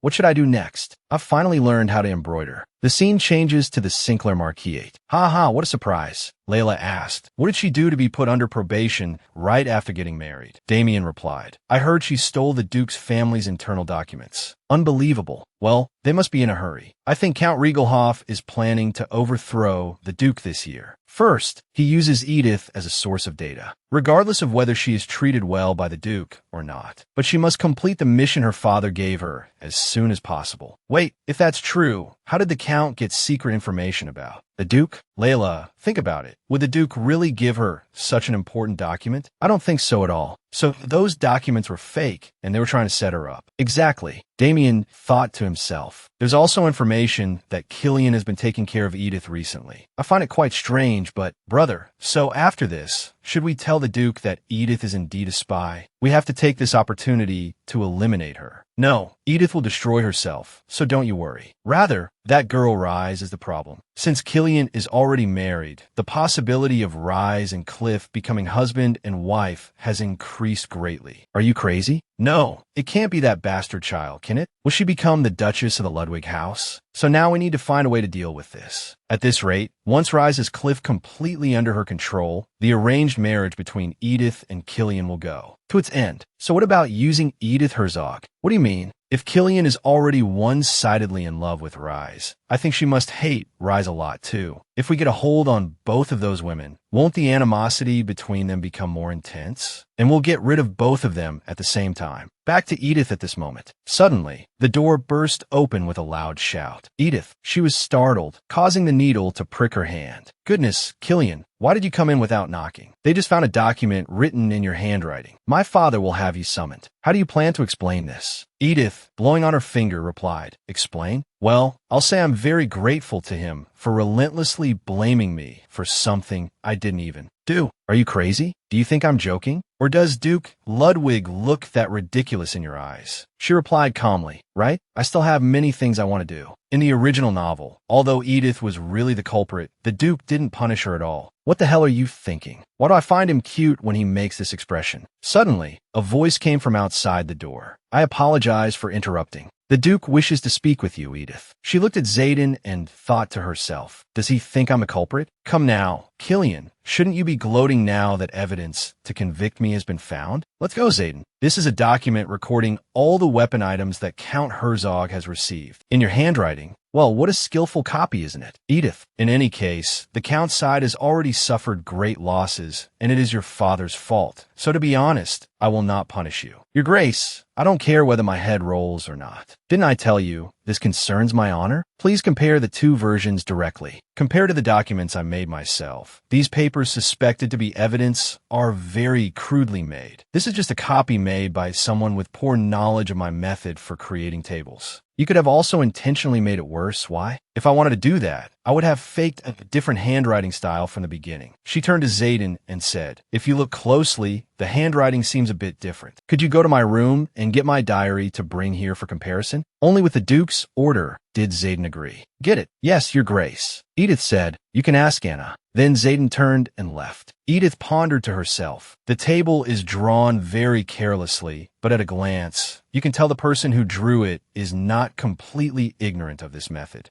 I can't rule out the possibility that it was Lady Rise or someone I taught who forged my identity to write this document. But why does Duke Ludwig want to investigate so deeply? There's an easier way to conclude who the culprit is, but why do I, Edith, have to go back to the original plot even though I didn't do it? At this moment, the Duke was intently comparing the documents. As you can see, there is a subtle difference. Please look at the character Chu Kui in my diary. I write it completely differently from this evidence. Therefore, this document was definitely written by someone else. You need to catch that lurking rat. The Duke stroked his chin, deep in thought. Just then, Rise arrived. Your Grace, I'm here. Killian asked in surprise, Why is Rise here? The Duke said, I called her. Just in time, Rise, come here. Rise, it's been 4 years since you helped Jocelyn organize documents for the Ludwig estate. Last time, you mentioned that Edith taught you how to organize information using tables, right? That's right. The Duchess was also very pleased, because it's a rather effective method. Does anyone else know about it? For that, I think we should ask the Duchess if she taught it to her subordinates. But I'm sure Cliff and Killian also know about it. Other than those two, I don't think anyone else does. I also don't really understand this method very well. So the conclusion is only Edith and the Ludwig family could know how to create the tables. Yes, perhaps so. But why are you asking me that? May I know the reason? Edith thought to herself, You don't understand? I clearly explained it to you in great detail that time. That's none of your business. Thank you, Rise. Thanks to you, everything has been clarified. After that, Rise opened the door and left. She looked at the Duke and said, "How strange." "Edith," she asked, "is that what you call clarified? How disappointing. You're still denying it to the end. This is clearly a completely different table from the ones I usually draw. The handwriting isn't mine either. I have proven it to you with all the ability I have, and it's still not as reliable as Rise's." Words. In the original plot, I don't clearly remember how Rise accused me, but if I were a fair person, I would definitely provide more concrete evidence. It's just that I have a feeling this incident was very well orchestrated by someone. Although I don't have anything to prove it more clearly, neither does Rise.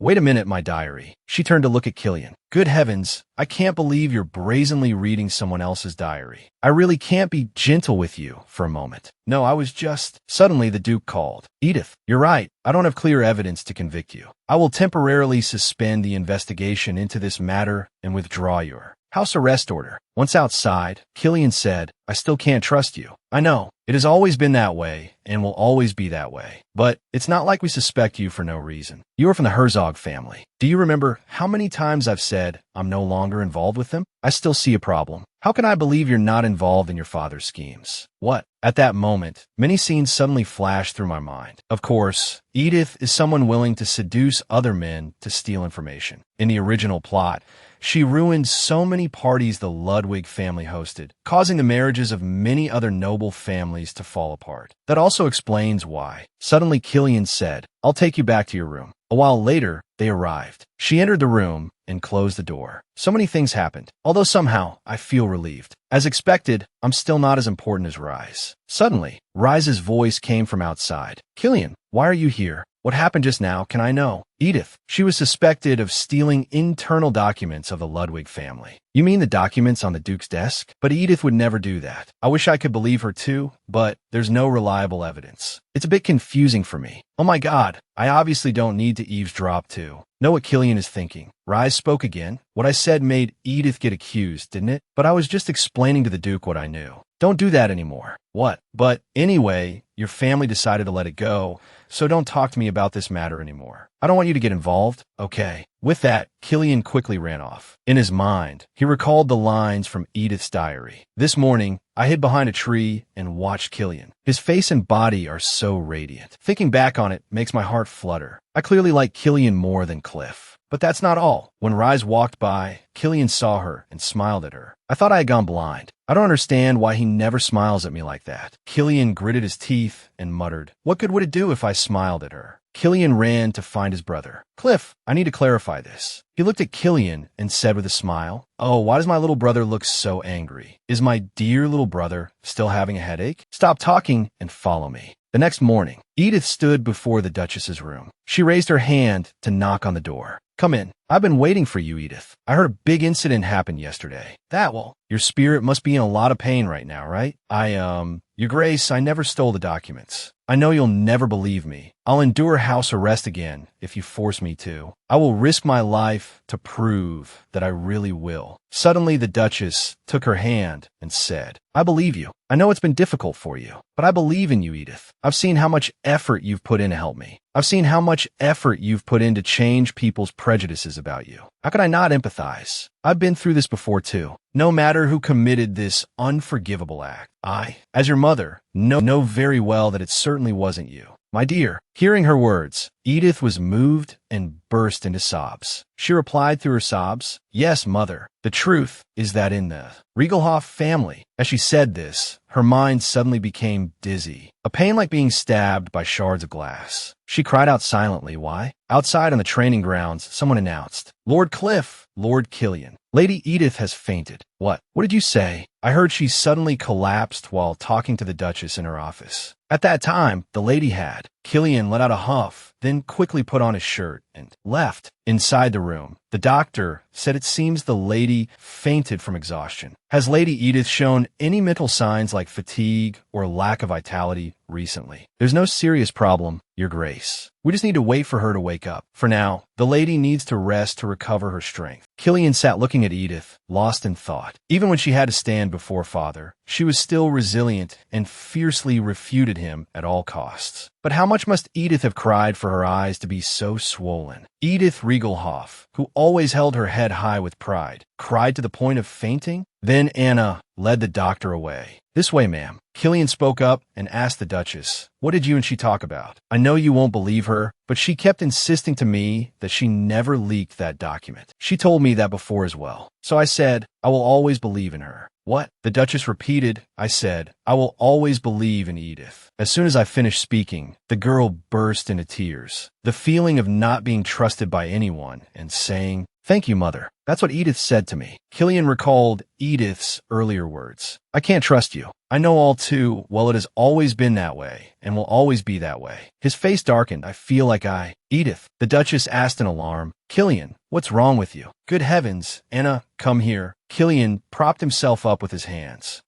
It's nothing. I've just been having a bit of a headache lately. I'm gonna go rest." As Killian turned to leave, he ran into Rise. "Killian, I came because I heard Edith fainted." "Killian, why is your face so pale?" Killian said to himself, "My dear Rise, her hands smell faintly of lily of the valley. Why hasn't this headache gone away yet?" Suddenly, Killian grabbed Rise's hand. She looked at him, startled, and called out, "Killian, I'm fine, Rise, I'm sorry, but I need to rest for a bit." At that moment, a light suddenly shone on Edith's face, and she opened her eyes, her expression darkening. Choi Suna stood dumbfounded and wondered, "Where am I? Everything is pitch black. Could it be that I've died again? No, I just cried a little." Suddenly, a system panel appeared. Edith Riegelhoff can only break the rule once she meets 3 conditions. She cried out in surprise, 3 levels of conditions? What is that? And what does it mean?" But her question received no answer. Suddenly, the system panel pulled her in with a powerful force. She only had time to cry out, "Wait, you have to tell me what the conditions are." Outside, Edith also jolted awake. "Good heavens!" Anna quickly called out, "My lady, you're awake?" Edith looked at her trembling hand and mumbled, "What was that?" "My lady, you were in a coma for 2 days." 2 days? Was it because I tried to tell the Duchess about that matter that day? Edith said doubtfully to Anna once more, "Anna, the truth is the Riegelhoff family." As she said this, Edith cried out in pain,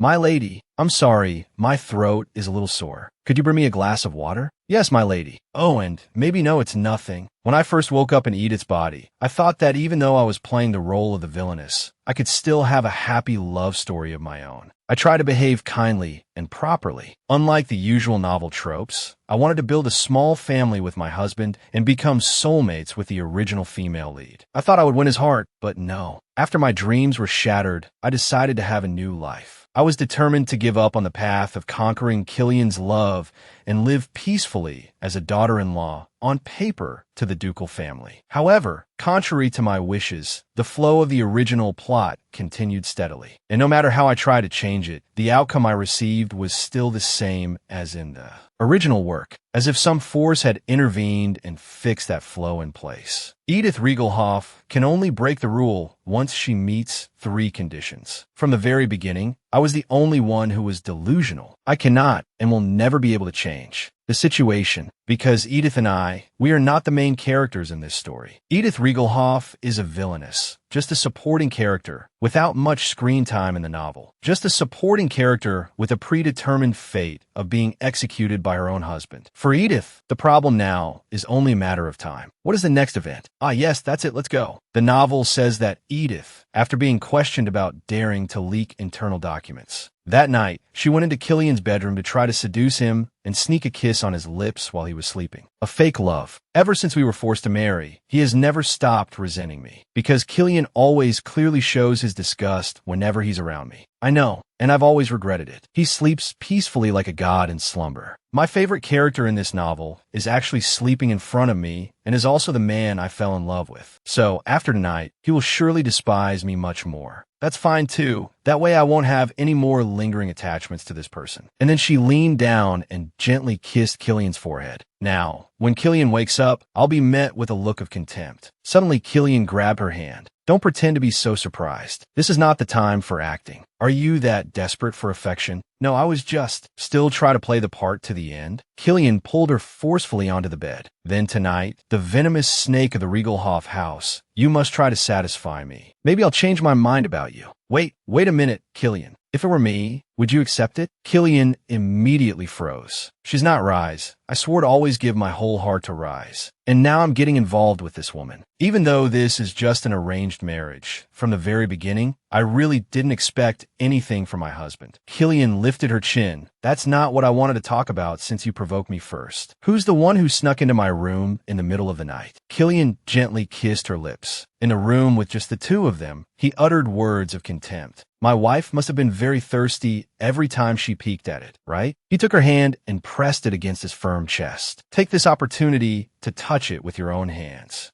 Go on. Edith was startled and remembered. That's right. My diary. It's not what you think. I didn't. Her trembling hand gently caressed his firm skin. Satisfied? She stammered. What? Well, it's... Yes. Killian suddenly bent down and kissed Edith's neck. He thought to himself, can Edith Riegelhoff be this cute sometimes? She's clearly doing this on purpose to drive me crazy. The next morning, Edith thought to herself, we did it. We did it. Killian told the servant, after you've prepared the bath, leave. I want to be alone today. Yes, young master. Killian turned to ask Edith, are you okay? Then he immediately picked her up. I can walk. Don't move. If the water is too hot, just tell me.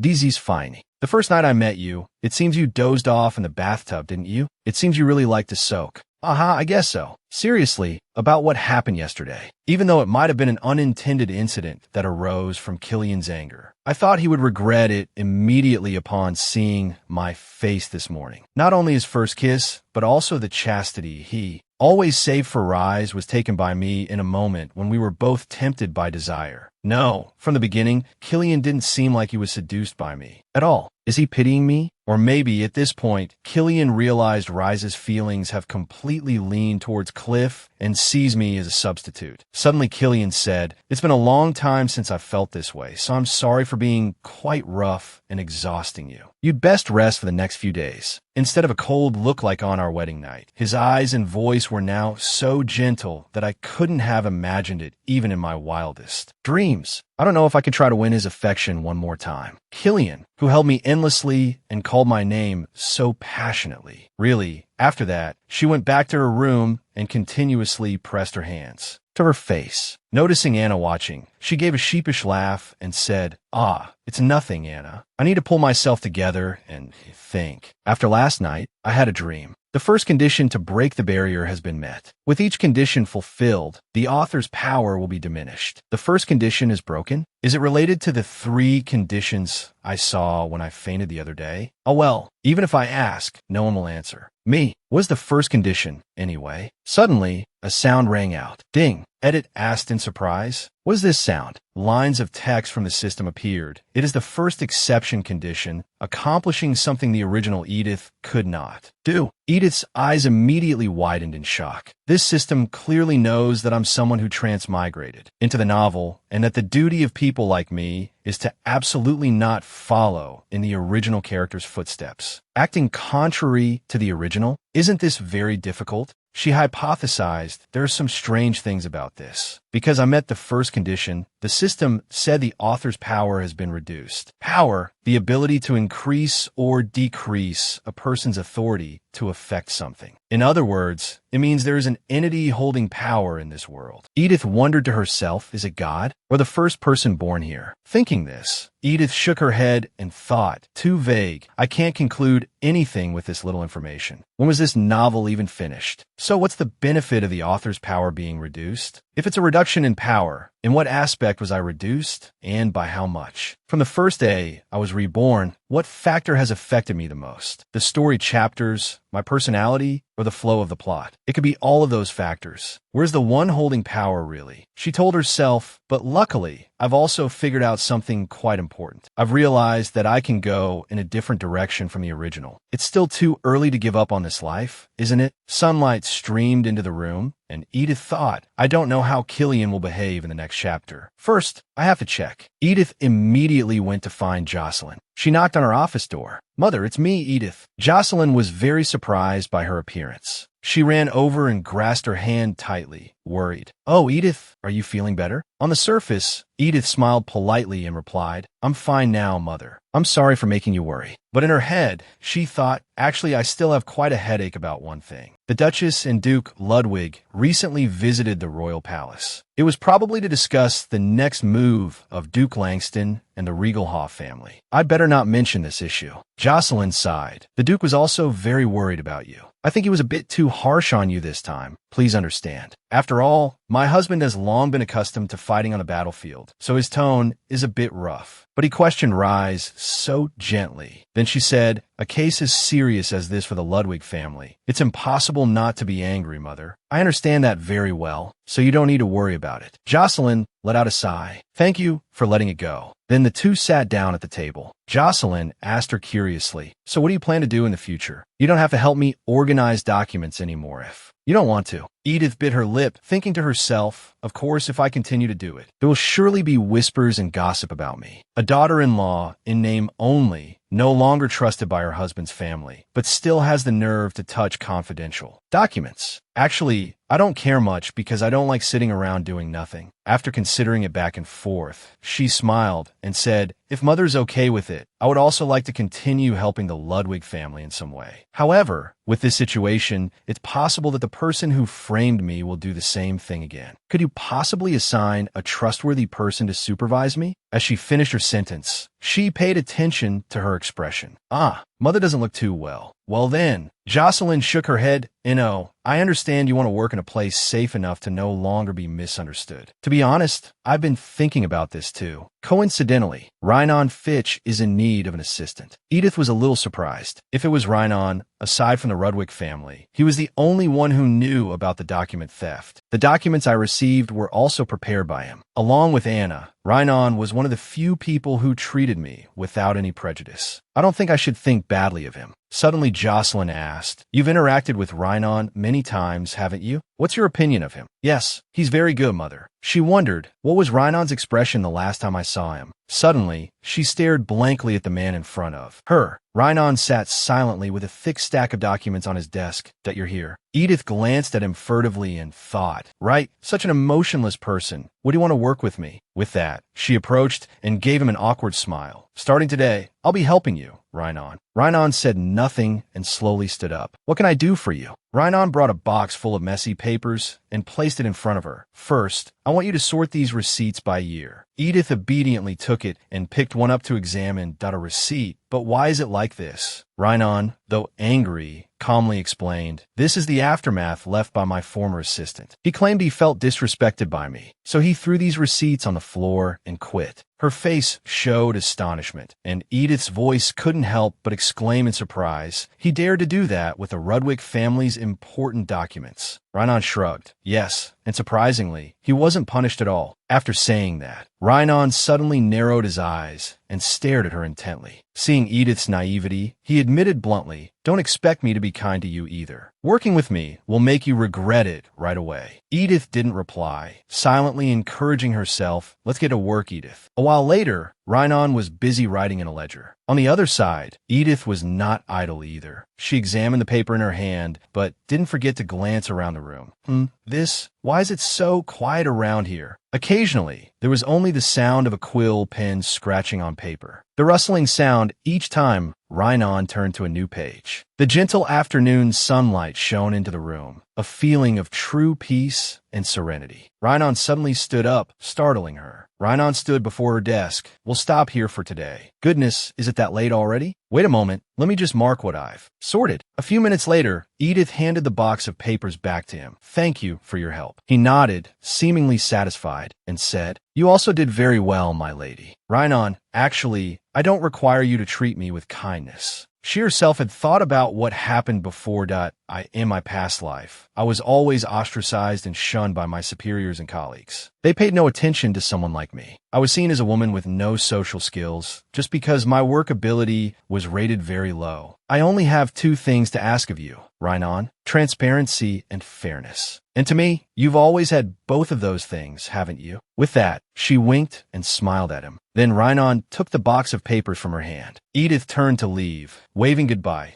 "I hope we'll work well together in the future." Leaving the room, she immediately saw her maid. "Have you been waiting long, Anna?" Anna respectfully shook her head and replied, "It's all right, my lady." Inside the room, a look of surprise appeared on Rhinon's cold face. He turned to look in the direction Edith had just left. After that, Rhinon suddenly appeared in a luxurious room. His voice rang out, "Young master, you called for me?" Cliff smirked at him, his face full of curiosity. "Sorry for calling you here when I know you're very busy. It's just, I heard you'll be supervising Edith's work starting today." Killian and Rise simultaneously turned their eyes towards Rhinon. Rhinon's face was somber as he listened to Cliff ask, "How did you find her performance?" Hearing this, Killian silently wondered, she's being supervised? After that incident, she still wants to help her parents? Although I understand she requested it first, but wait, why am I calling her that woman? More importantly, why am I even thinking about her? Killian cursed himself internally. My brain is really... Rhinon replied, seriously, "Lady Edith handled the documents I gave her very well. I also made sure the documents didn't leak. To be more precise, today Miss Edith helped me. A great deal." Cliff shook his head. "That I understand. But what I mean is, how was her behavior? Was it suspicious?" Rhinon answered honestly, "We've only worked for half a day, so I can't draw a definite conclusion yet. My work environment is quite tedious. But surprisingly, she worked very well without any complaints. Very focused, as if she were born to do that kind of work. Quick, intelligent, and very understanding. But above all, she is very patient." Even Killian was astonished by him. Based on what he said, Cliff wasn't very convinced. "Oh, she must have tried very hard to make you like her, right?" Rhinon calmly shook his head and refuted, "Not at all. After one work session, that is my observation of her." Cliff shrugged at, "All right then. I'll invite you over from time to time. Don't let your guard down around her." In the mansion's hallway, Killian left in a troubled mood. Killian recalled the earlier conversation. When Rhinon left, Rise couldn't hide her admiration and exclaimed, "Oh, this is the first time I've seen Rhinon praise someone." To win Rhinon's favor in just one day, Edith is quite skilled, isn't she? Hearing this, Killian paused. Cliff said, "Rise, are you saying Rhinon likes Edith?" Rise shouted angrily. Cliff, faced with their harsh words, Cliff said, "Is it not so? Rhinon is still single. After all, if they like each other, Count Riegelhoff can't do anything about it." Sounds interesting, doesn't it? His eyes deliberately glanced at Killian. "However, we would be at a great loss if we lost someone like Rhinon. But, Killian, do you believe? You don't care about her affairs, do you?" Killian replied with an awkward laugh. "I guess so. That's what you think. Even Rise couldn't move that block of wood, Rhinon. How could Edith?" Cliff asked and answered himself, making Rise uncomfortable and stopping him. "Hey, Cliff." Escaping the earlier conversation, Killian walked silently down the hallway. Then he suddenly turned and went in the opposite direction. Killian said to himself, that couldn't possibly happen, right? His soldier suddenly approached to report, "Young master, the carriage is ready." Killian nodded, "That I'll be right out. You go on ahead." Suddenly, Killian compared her and Rise. Clearly, Edith and Rise have two different kinds of beauty. He wondered to himself, she is a mature and charming woman. I wonder what she's doing now. With that thought, he knocked on Edith's bedroom door. But he waited, and she didn't come to open the door. Suddenly, the door creaked open, startling him to, "Oh, the door is open." A sweet fragrance wafted into his nostrils, instantly making him freeze on the spot. It was the scent of roses. As if mesmerized, he strode into the room. He immediately looked around and called out loudly, "Is anyone here?" Suddenly, he noticed a pair of dolls cuddling together. Killian was taken aback. "What is this?" He stared at the two dolls as if he couldn't believe it. How can this be? Suddenly, Edith rushed over and pushed the pair of dolls out of his sight. She laughed loudly to hide her embarrassment. "Why are you here?" "I was bored, so I was just sewing clothes for them." "It's so embarrassing that you saw them." "Wait, why did you enter my room without my permission?" Seeing Killian's bewilderment, she ordered Anna,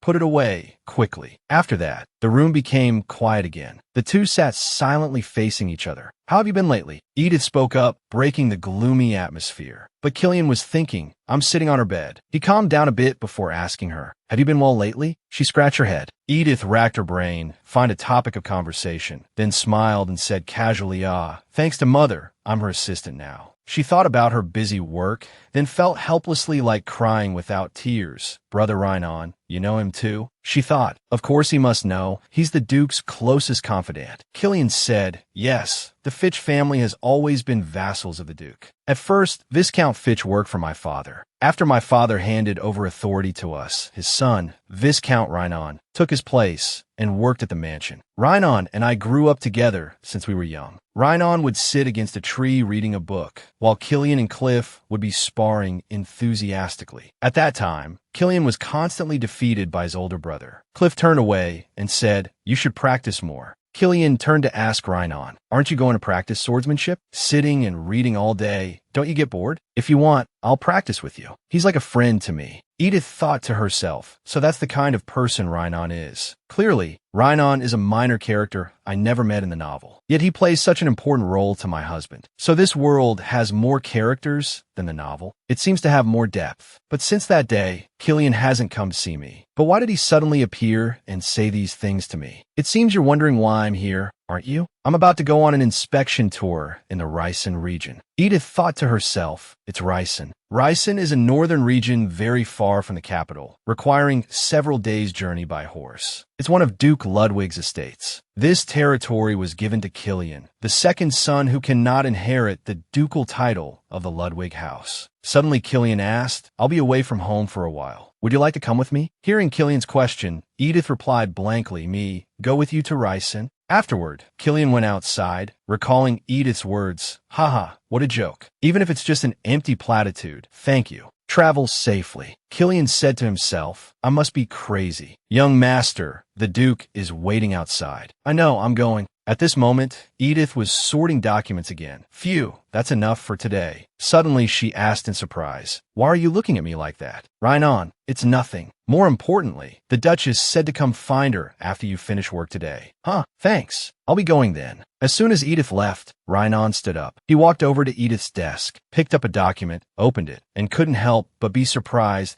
she's already sorted it this meticulously. Already, the Duchess smiled and said, "Next month is Countess Omenia's charity fair. So, starting tomorrow, we will host an embroidery gathering at our house. Would you girls like to attend?" Edith thought, so the charity fair. Plot is about to begin. When the fair is held for fundraising, the items displayed by the elegant noblewomen are mainly embroidery works. Embroidery is one of the fields considered a virtue for women in the context of this novel. This is a great opportunity to show off one's brilliant talents. So, before the fair, noble girls of all ages would seek out embroidery gatherings. Considering the position of the Ludwig ducal house among the imperial faction's families, it was only natural for the Duchess to host an embroidery gathering. At this moment, Rise spoke up shyly, "But my skills aren't very good. I'm afraid I'll just be a nuisance." The Duchess said, "What nuisance? Why are you worrying for nothing?" Edith continued to ponder, "The problem is I absolutely don't have the skill to participate in that." Earlier, she had asked Anna, "Is this supposed to be this difficult?" She told herself, refused quickly, then said aloud, "Thank you for the invitation, Mother, but anyway." Before she could finish, Rise cut in, "If Edith joins, I might have the courage." The Duchess was thrilled. "That's right. Don't feel pressured, Edith." Edith thought helplessly, "All right, anyway, even if I do better than the main character, it will only be more difficult. In that case, I'll just participate." Then Rise held up a piece of fabric. Edith said to herself, and she said she was afraid of being a nuisance. Everyone gathered around Rise. "Did you make this yourself? It's woven so glossily. You even know how to use a loom. You're so talented." Edith wondered doubtfully, but did Rise do that in the original story? Suddenly Rise called out,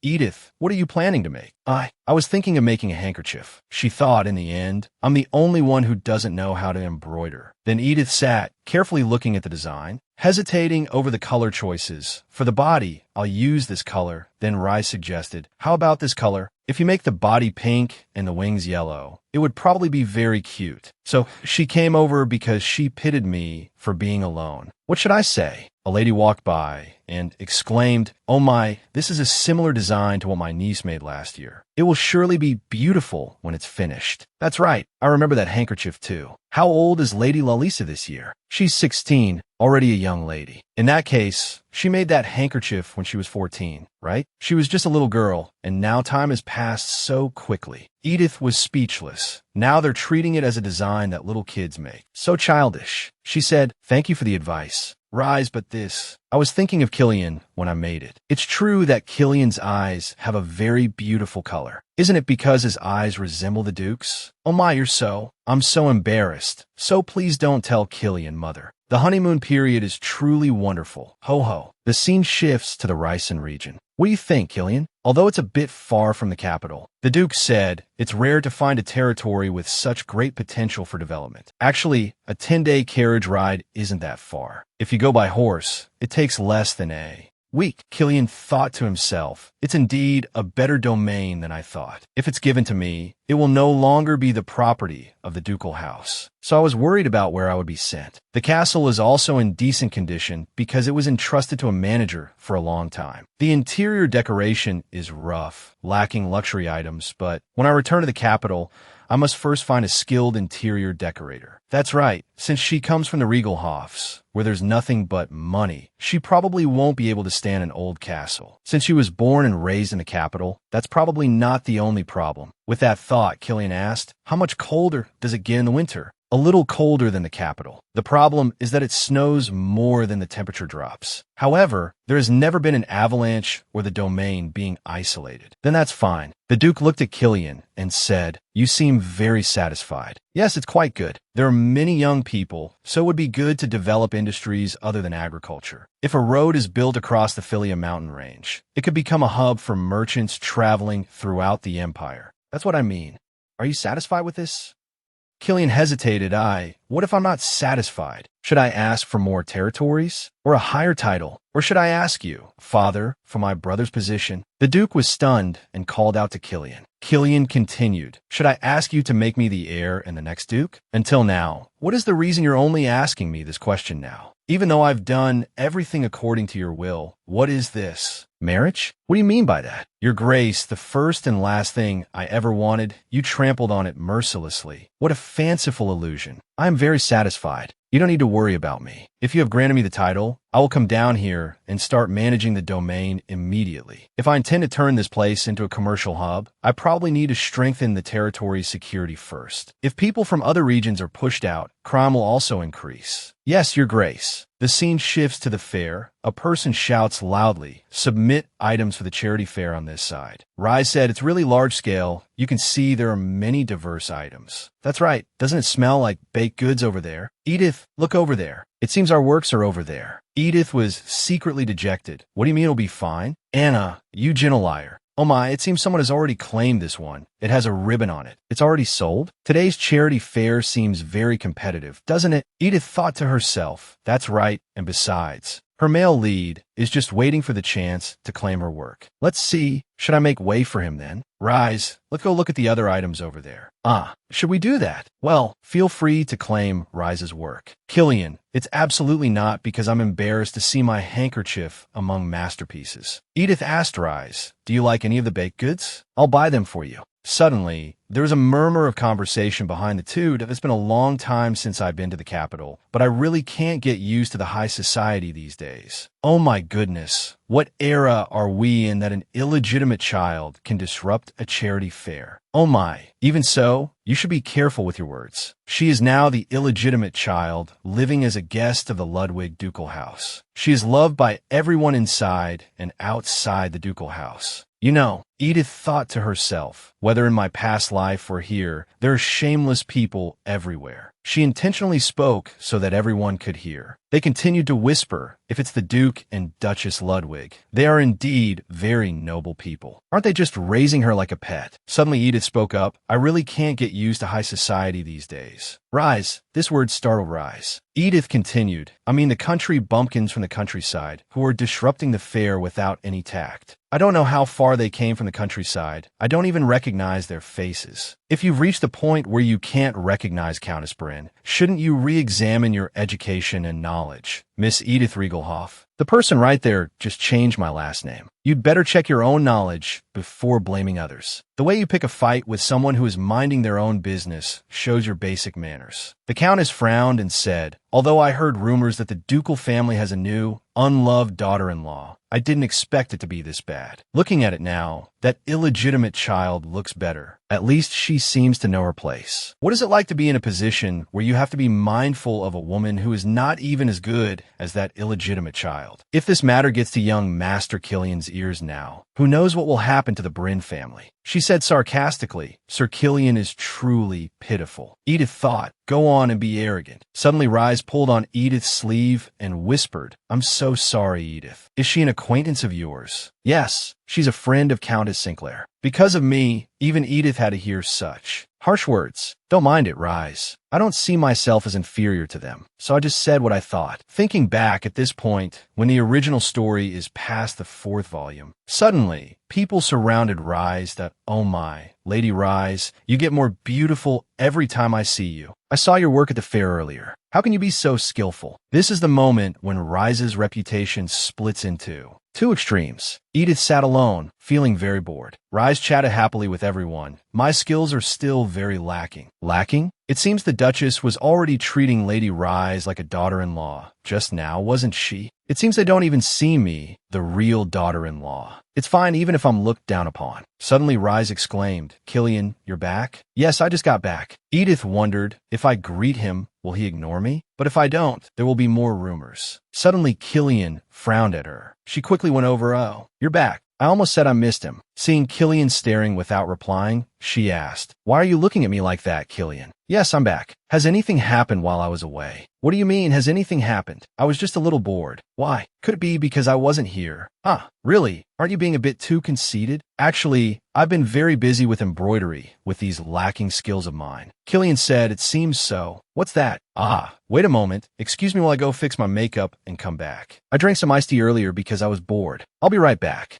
As she walked away, she thought, if it had just ended like this, it would have been a perfect day. Unexpectedly, a figure appeared from behind a door. Very quickly, he grabbed Edith's arm. She cried out in alarm. Ooh, who is it? Still asking who it is? Have you already forgotten my voice, Edith? She was surprised and exclaimed internally, Shane Riegelhoff. Oh my, I forgot that the Riegelhoffs could also come here. Shane asked, what on earth is going on with you? Are you being watched by the Ludwigs? I thought you were crazy when I received your letter asking me to give up the plan to attack the Ludwig house. And right after that, you sent documents related to weapons, but those documents were fake. They gave you fake documents to test you, didn't they? You deliberately sent that fake letter because you were being watched, right? That's why I said if you're going to use your head, you should use it properly. Why? Edith cut him off. It seems you're misunderstanding something. The warning I wrote in the letter was real. As for the documents related to weapons, since when? Who exactly did you receive them from? That. Edith shook his hand off. That I didn't send that. Over here, Killian was getting impatient that she's late. She said she'd be right back, but it's been a while. He glanced over at Rise. She was still chatting happily with everyone. Was she hurt because they only wanted to impress Rise? But just a moment ago, he recalled how Edith had defended Rise earlier. I mean, those country bumpkins are disrupting the fair without any tact. It's like she doesn't care at all what others think. Phew, even if she says that, she's still living despised by her husband. I heard it was a marriage forced by Count Riegelhoff. Lord Killian is truly pitiful, isn't he? Killian pushed over the glass of water on the table with his hand. Then he stood up and left. Oh my, is Lord Killian here too? Oh my goodness, has he grown up to be this handsome? Duchess Ludwig too. Killian turned back and said, excuse me, my hand is sticky. He looked at the soaked table. They replied, ah yes. Killian then went to find the restroom. He wondered, is the restroom in this direction? Suddenly, he froze. When he saw Edith and son Riegelhoff, I couldn't hear clearly what they were saying. I only heard fragmented sentences. In our family. That's right, but it doesn't have to be that way. After saying that, Edith gloomily walked past Senator. Edith closed her eyes, her dejection clear. Killian silently wondered, what were they talking about? As she came out, she ran into Killian. Why were you gone for so long? Ah, because the mansion is so beautiful. I was busy admiring the scenery. As expected, she won't tell the truth. But did you intentionally come looking for me? Why? Does just that make your heart flutter? Of course. The fact that someone cared that I disappeared, how moving is that? Killian was stunned. Why does she have that expression? Suddenly, she heard an announcement. All donated products have been sold out at high prices at this year's fair. Huh, it seems to have ended so quickly. Sold out? If so, then someone bought my handkerchief, right? The announcement sounded again. We will convey everyone's warm hearts to every orphanage. Who could have bought it? I was worried it would be left over until the end, but this is so lucky. Hearing this, Killian fell into silent contemplation. Afterwards, the Duchess said, "Listen, Killian, let's see. Do you know what color the bird Edith embroidered on the handkerchief is? That's why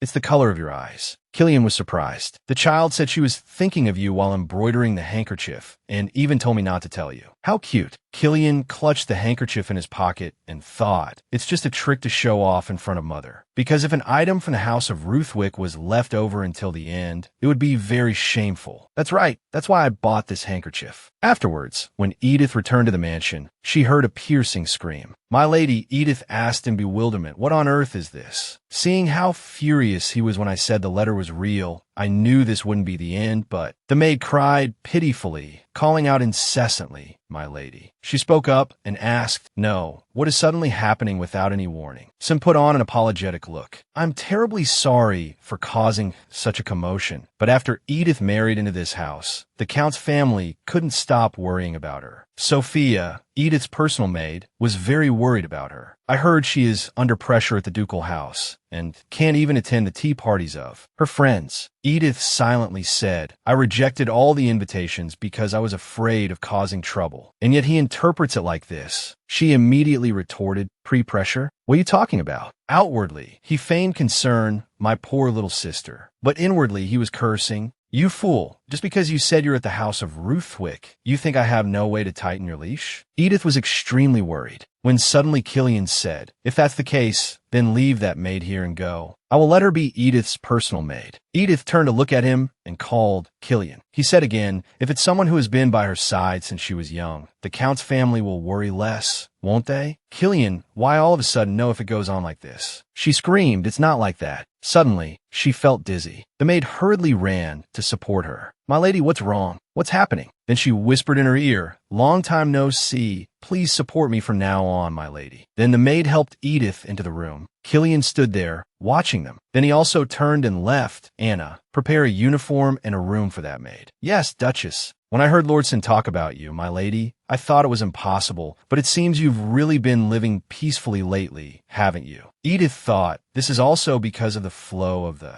original story? Thinking back, all the incidents that will happen later are entirely caused by Sophia. From leaking information and spying to poisoning. Sophia asked, "I heard the documents related to the weapons were not sent by you, my lady." "That's right. I didn't send any information." "If that's the case, then the ducal house must have imitated your handwriting and sent it. For now, let's put that matter aside. More importantly," she came forward and grabbed Edith's collar. "I have to correct the habits of this stupid dog who dares to forget her master just because she was let out for a while. When I heard Lordson talk about you, my lady, I thought it was impossible, but..." Edith was pushed to the ground and thought, "This hurts more than I thought. Did I crack a rib?" She put her hand on her stomach. She only chose places that wouldn't be seen to hit. She crossed her arms and said, "I didn't expect you to be so determined to betray the fam. Ollie like this. How is this betrayal? My advice was sincere. Why is everyone so sure that Archduke Langston's side will win? Although my work as an aide doesn't deal with political details, but right now, the Emperor's power has been consolidated, and Duke Ruthwick has power that is not inferior to the Archduke's house. Just look at the fact that Duke Ruthwick, who won the title of Duke from a count with overwhelming military power, the Archduke's side has no objective chance of winning. That's right. Soon the Emperor and the house of Duke Ruthwick will collapse. How can she be so confident of winning against the main character?" Edith smirked faintly. "Even if Archduke Langston becomes the Emperor, have you ever heard of hunting dogs being boiled after the hunt is over? The title of Duke, or whatever, it's all just father's hope. I've seen how far you've let your arrogant mouth wander. It seems you've misunderstood something, my lady. You just need to be a beautiful doll, following your master's orders. If a bitch like you becomes useless, we can just kill you and hold the house of Ruthwick accountable. The next day in the office with Rynan, Edith sat there, clenching her teeth against the pain. I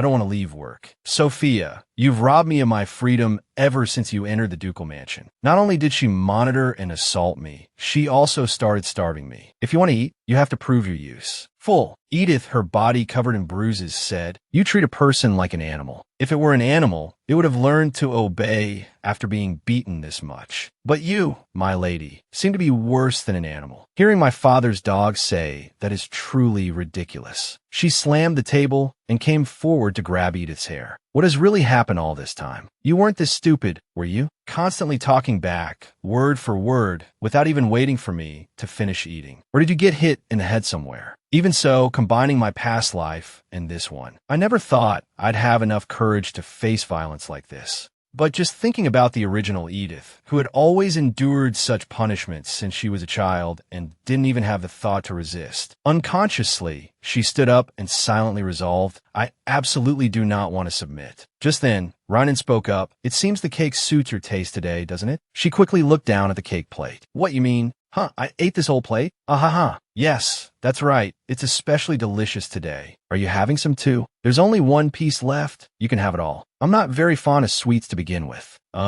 Honestly, you do look like that, the type to intentionally seek out bitter and unappetizing food. But why does he look so handsome today? She hesitated. Well, it would be a waste to throw the last piece away, so Rynan said, "Shall I have the servants bring more?" "There's no need." A moment later, she thought with regret, "I should have asked for more cake then." Rynan left with his suitcase. "See you again next week then." Who knew at that time that he would be on a business trip for a whole week? "I don't want to rest. When will Rynan come back?" "Tomorrow. The day after tomorrow." Is there really no other way for me but to keep enduring like this? Since I've been under supervision, I've developed a habit of eating alone, and Anna usually brings food up to my room. So no one will find anything strange. Even Killian hasn't come to the dining hall to eat for a long time. Why so suddenly? She recalled Killian's words. If it's someone who has been by her side since she was young, the Count's family will worry less, won't they? I can't believe he believed Sen's words and caused me to. I must be so hungry I'm thinking of all sorts of things. I should get some fresh air before Sophia comes to torture me. Meanwhile, Sophia thought to herself, I personally trained her for several years. How could she change so much in such a short time? Even a single slap used to make her tremble like a leaf, but the point is she could be controlled immediately. Even though she was beaten like that, she still kept her eyes wide open and uttered such arrogant words. Then, crushing that arrogant face is also a new kind of pleasure. Suddenly, she heard a voice. Edith, what's wrong with you? That voice was, if you're not busy, would you like to have tea with us? Sophia realized it's Rise Sinclair. Before coming to the ducal mansion, San said, wait, Sophia. Young master, before you go to the ducal mansion, could I ask you for a personal favor? Of course, anything the young master asks for is fine. In that case, Rise Sinclair,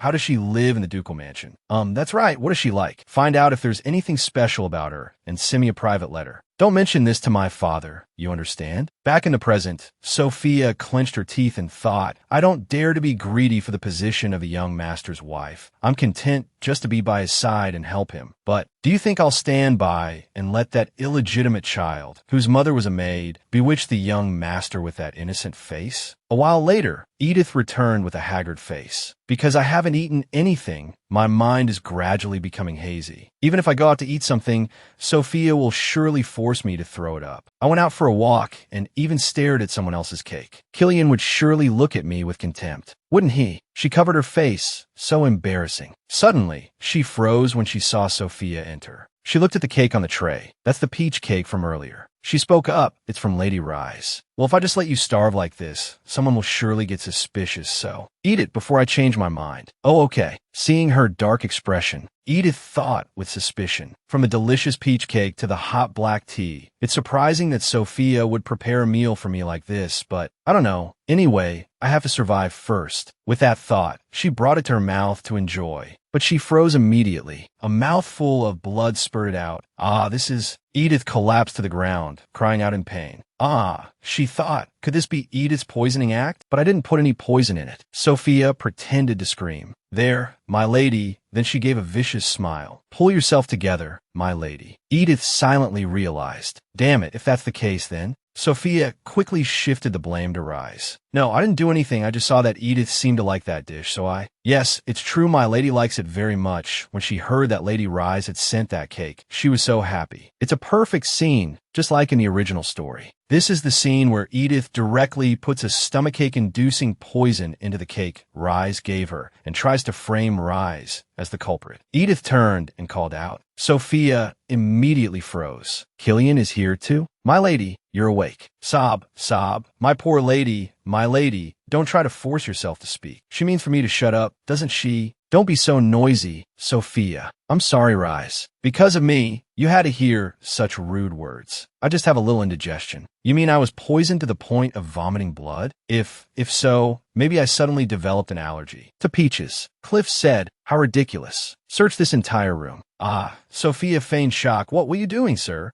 Edith, on the contrary, was very calm. Because I thought Sophia was the one who put the poison in, what could they find by searching my room? But very quickly, a servant found something on the table. Young master, I found a suspicious object. Edith looked at the vial, feeling completely helpless. This novel really plays this way. Huh, it's even packaged as if to say, I am poison. Not even trying to hide it. Cliff held the vial and said, how interesting. Edith tried to explain, that's not mine. If not, then what? Someone else came into your room and hid this in your cabinet? Edith frowned and thought, if it was this easy to discover, was it due to Sophia's carelessness? Or perhaps, Rise said loudly, stop it, Cliff. Edith is a patient. Hearing that, Sophia gritted her teeth in anger. Edith looked at them, at a loss for words. Is this the result of the inevitable flow of this story's narrative? Cliff said, I'll see you after I investigate this. I'm looking forward to seeing what excuse you'll have then. After Cliff left, Sophia puffed up her chest and barked, searching the room immediately like that. Isn't he crazy? Edith said sarcastically, you keep pretending to be smart, but you can't do anything right, can you? She threatened, if you dare to be insolent with me one more time, I'll kill you. Though either way, it seems neither side is of any help to me. Meanwhile, Killian stood leaning against the wall outside, listening to the doctor and Cliff talk. Is that so? Yes, it's not a strong poison, but it can cause stomach pain, and if the stomach is weak, it can lead to hemorrhaging. I see, thank you. After Cliff left, Killian went in and said, excuse me, she seems to be in a lot of pain. Is there any medicine that can help relieve the pain or not? I have included a pain reliever in the prescription, but it's hard to expect a great effect for your wife. What do you mean, doctor? You just said it wasn't a strong poison. The doctor stated because she has been starving for several days, even a relatively weak poison can be fatal. Killian asked in surprise, starving? That woman. He couldn't believe his ears because Edith had previously loved food so much. The doctor added, it's true that many young ladies are starving themselves to lose weight. This is especially common in aristocratic circles. Killian immediately retorted, no, but she would need to have weight to lose. In the first place. On the contrary, she's so thin she looks critically ill. Suddenly, he froze. Wait a minute. Even though she knew the state of her own body, she still put on an act and swallowed poison herself? I can't believe she would act like that just to get attention. What a venomous and pathetic woman. Was it to get attention? Was that it? It makes sense before her marriage, no matter what her reputation was. She was a woman who received a lot of attention in high society. But someone like that became leftover rice in an instant. That's right. She wasn't trying to frame Rise. She just wanted to get attention. Truly, a frightening woman, isn't she? At that moment, Killian sat by Edith's bed and spoke. I couldn't do anything but watch you in pain. In her daze, she thought, I think I hear Killian's voice. He continued, that being said, why did you drink poison? Edith replied, as I thought, it seems to be just as I imagined. You're awake? Edith turned her face away, not answering him. Edith, you really... She cut him off. Killian, just go back. I thought I'd already thrown away my expectations. But in this situation, my heart aches. In the end, it was Rise who saved my life. I think Edith has some reason. But Rise, you saw it too? There was poison in her room. It was the same poison that woman ingested. But if she did that to frame me, then why did she say she just had indigestion as soon as she woke up? I really don't understand why everyone assumes Edith is trying to harm me. Do you all know that Edith is the same age as me? Do you know how much I was looking forward to it when I heard Edith was coming here? I still believe we can become friends. How could I not be moved hearing a story like that? I'm sorry for doubting you, my angelic female lead. Afterwards, when the Duchess came in, Edith asked, Mother, what is Rise like? I want to give Rise a gift. Oh my, what a wonderful idea.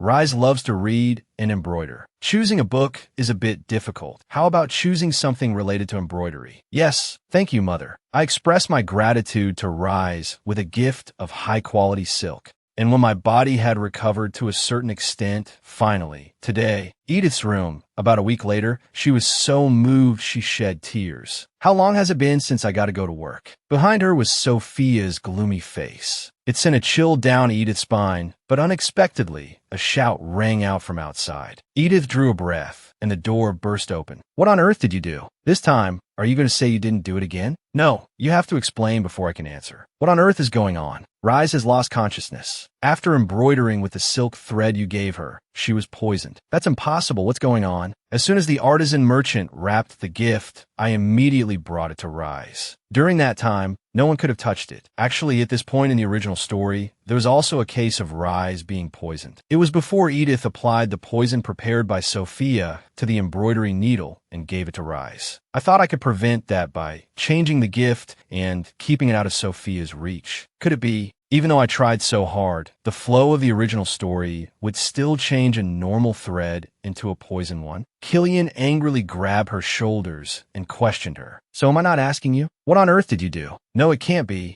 Killian, right now you probably can't help but suspect me, but please try to think about it coolly. No, if the power of the original story is that strong. She said, anyway, because of the peach cake incident, everyone is paying attention to me right now. Do you think I would do something so stupid? She realized. So from the beginning, I couldn't change anything. Huh, it seems you think I don't want to trust you. But how many times has this been already? Can't you just let me not suspect you? That's right, I don't want to be suspected either. You just need to assign more maids to watch me, and that'll be it. Sophia immediately objected. My lady, what's supervision? We are completely innocent, so it's fine, Sophia. Let's not call it supervision. Just think of it as increasing the number of maids. We can't be so naive. Killian thought for a moment, then said, all right, in that case, I will call Anna. Now, a while later, so Anna will return to being Edith's maid. Yes, if that's the case, then now. Edith thought it was a good thing Killian adopted her method right away. If I leave my spot for even a moment, Sophia won't be able to lay a hand on my body. Did you think I let you lead me by the nose forever? Now, that part has been resolved for now, but how do you explain the poisoning incident? Have you investigated that artisan merchant yet? He's probably been caught by now. But I heard he's a reputable merchant, so there's no reason he would risk his business to do something like that, right? You have a point. After I gave the gift, was there anyone who could have accessed those threads? There aren't many people who can easily enter and leave Rise's room. Only Rise's close mates, Cliff and me and Mother too. Killian, you might think it's an excuse when I say this, but I can't shake the thought that someone is using me as a scapegoat to harm Rise without being detected. If Rise dies or is seriously injured and I get punished for it, who will be the one to kill two birds with one stone? Killian impatiently told her, go on. For example, the family of Count Sinclair. There are rumors spreading that Rise's half-siblings have repeatedly tried to harm her. I don't know what kind of rumors are going around anymore. Even so, you're not denying it, are you?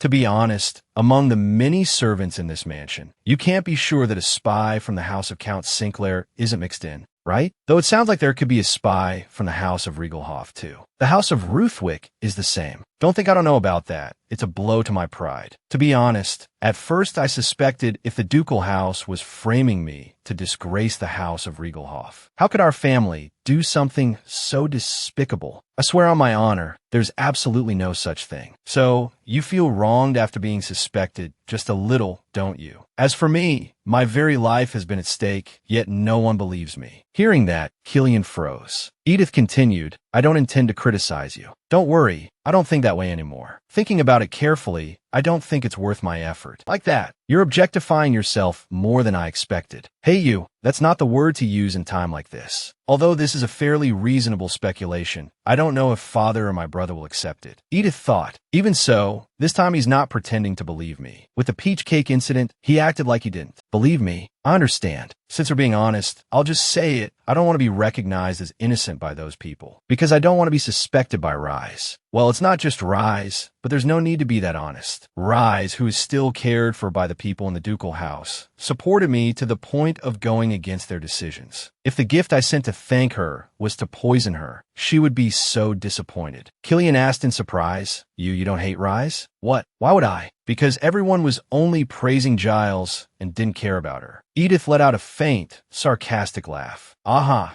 She approached him and said seriously, Killian, don't misunderstand. I am Edith Rutwick. Do you think I will be jealous of another woman just for fame? I never thought I'd get to say a line like this in my life. Suddenly, Killian wrapped his arm around her neck. Huh, what's this? Why is he suddenly holding my hair? Unexpectedly, Killian placed a kiss on her lips. She was a bit surprised, but reciprocated, silently asking herself, why? A deep and passionate kiss. Finally, they let each other go, her face flushed red. As she called out, Killian, his face was also flushed with embarrassment. That was, I'm sore. I'm sorry, she replied, flustered as well. No, it's okay. What was that? Why'd he do that? It's so misleading. A few days later, remorse. Is that the end of it? Anna replied, Yes, that's right. Because it's such a common poison, it's difficult to trace its origin. So it seems there isn't enough information to draw a conclusion at this time. She thought to herself, how strange. I thought that Rise would believe my words. But the situation was so dangerous that Rise was bedridden. So there's no way Cliff would let it slide so easily, right? Scene change. Princess Catalina slammed the table and shouted. It ends with just a few days of remorse. No, even if they're busy because of Langston, isn't this too much? Cliff replied, I was surprised too. Father is one thing, but I didn't expect Killian to act like that. I haven't been in contact with Rise since then. I just thought she was living well. Anyway, this won't do. I'll have to take action myself. Even the trustworthy Duchess didn't say anything. If my brother hadn't told me to not leave the Imperial Palace for the time being, I would have already visited her. Damn Langston. Cliff thoughtfully recalled what happened before. Killian said, In any case, I don't think Edith did this. If you consider the time Rise's room was left empty, there are many variables. Let's just say it's true. Then why that object? If it was simply breaking into the room, was it necessary to touch that thing? And to apply poison to an object that Rise would touch? No less. Just because it's about Rise, you've suddenly become a fool? You've concluded things too quickly. You said Edith evaded the eyes of her supervisors to buy and apply the poison. Are the Rutwick family's supervisors that incompetent? The Duke said, Killian, what you say has merit. Cliff immediately called out, Father. He stood up and said, Stop. After the cake incident, that maid's luggage has been thoroughly inspected. It's hard to say that Edith or that maid could have quickly obtained a new poison. This matter will be kept secret until new information comes to light. Thinking this, Cliff smirked. Killian, so how about we do this? Father will be visiting the Imperial Palace soon. After that, Edith sat in the carriage with the Duke, her face pale. What on earth is going on? It's clear that in the original story, let alone riding in a private carriage with the Duke, Edith never even had the chance to go to the Imperial Palace. A few hours earlier, Edith, have you rested well these past few days? Your complexion looks better, doesn't it? Thanks to your concern, Mother, I have fully recovered. To be precise, it's thanks to Anna, whom Killian uses to monitor me. Anna, it's been a while. Why don't you sit and eat with me? Really, my lady? If so, that's a relief. Rynan keeps asking about your condition. Do you plan to continue helping him? Of course, Mother. If so, then starting this afternoon, please go to Rynan's office again. But before that, you must go to the Imperial Palace because Her Highness the Princess is looking for you. So, currently, for some reason the Duchess sees this very positively, but His Majesty the Emperor and Her Highness the Princess have always been very special to our family. They also took care of Rise very warmly, so perhaps they are curious about you. Thinking of the Duchess's words, she wanted to cry, but had no tears. No matter how you look at it, that's probably not it. Mother, Princess Catherine disregards basic etiquette as well as palace decorum and only acts according to her mood. She's an eccentric person who refuses to wear dresses and only maintains short hair. Although she's like a wild horse, she becomes gentle only when she's with Rise. The only one in this work who is free and unbound by discipline. Actually, when I read the novel, I really liked that about her, but that's right, Catherine has no prejudice and has a relaxed personality, so maybe she'll switch to my side. At first, when she first met Rise, Catherine's first love was Cliff. Although she was very jealous of Rise for capturing Cliff's heart, in the end, she was drawn in by Rise's warmth and cherished Rise more than Cliff. She kept pondering like that, and the Duke also watched her in silence, neither saying a word to the other. After that, Edith arrived at the Imperial Palace, unable to help but feel anxious. Although I had anticipated she didn't have good intentions. Why is the atmosphere like this? Mother, what on earth is her intention? I can't open my mouth before she acknowledges my greeting.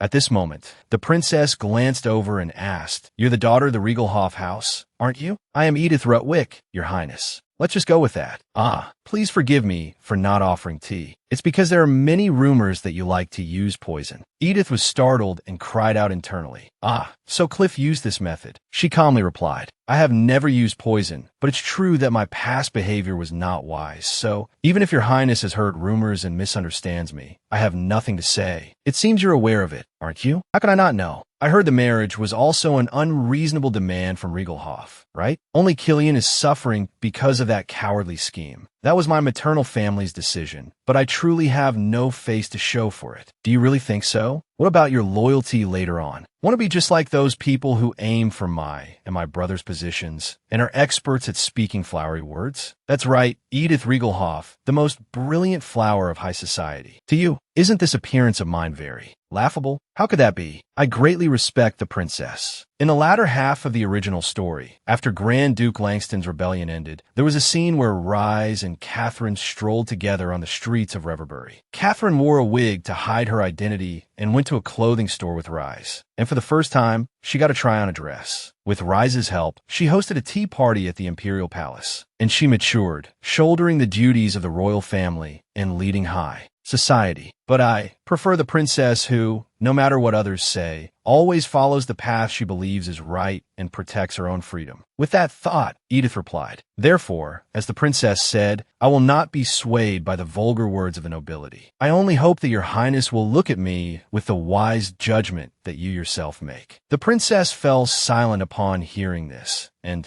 just like that, the conversation ended. I probably didn't cause any big trouble, right? I really need to fix this habit of mine of having a weak spot for beautiful people. All right, let's not think about that anymore. I need to hurry to Rhinan's office. As she was walking, someone suddenly grabbed her arm. Edith turned and was startled, calling out in fear, "Sophia." Her face darkened as she threatened, "I'll give you one last chance. Steal the detailed tax information of the ducal house's main territories. If you dare to betray the master again, I will kill you with my own hands. Seeing you poison that bitch's thread, I thought you had finally come to your senses. Who knew you'd use that as an excuse to get away from me?" Edith thought, as expected, the thread incident wasn't Sophia's doing. "If you want to die in my hands that badly, then I must grant your wish, because the master has already given me permission." With that, she shoved Edith away. "This is really your last chance. Do you understand?" Edith panted and asked, "What if you're discovered as the culprit? I will definitely kill you and make it look like the Rutwick house did it. You don't need to worry about us." "Then what if I reveal what you've done?" "Ha! If you could do that, you would have done it long ago. Do you think I don't know the reason why you can't do it?" Edith said internally, "What the hell do you know? If it weren't for the limitations of the original story, you being disposed of here would be a matter of moments." Sophia assumed, if Killian Rutwick knew you were a card discarded by the Count's house, he would be happier than anyone and abandon you. The truth that I've been turning a blind eye to until now. If I weren't restricted, could I tell that truth? Could I risk being abandoned by him and returning to Giles's side? Sophia sat down, a smirk on her lips, and the master will make useless things truly useless. I don't even need to explain how terrible that life will be. If you manage to steal the documents, I'll put in a good word for you with the master. A fool like you should be able to figure this out, right? Should I make a prediction?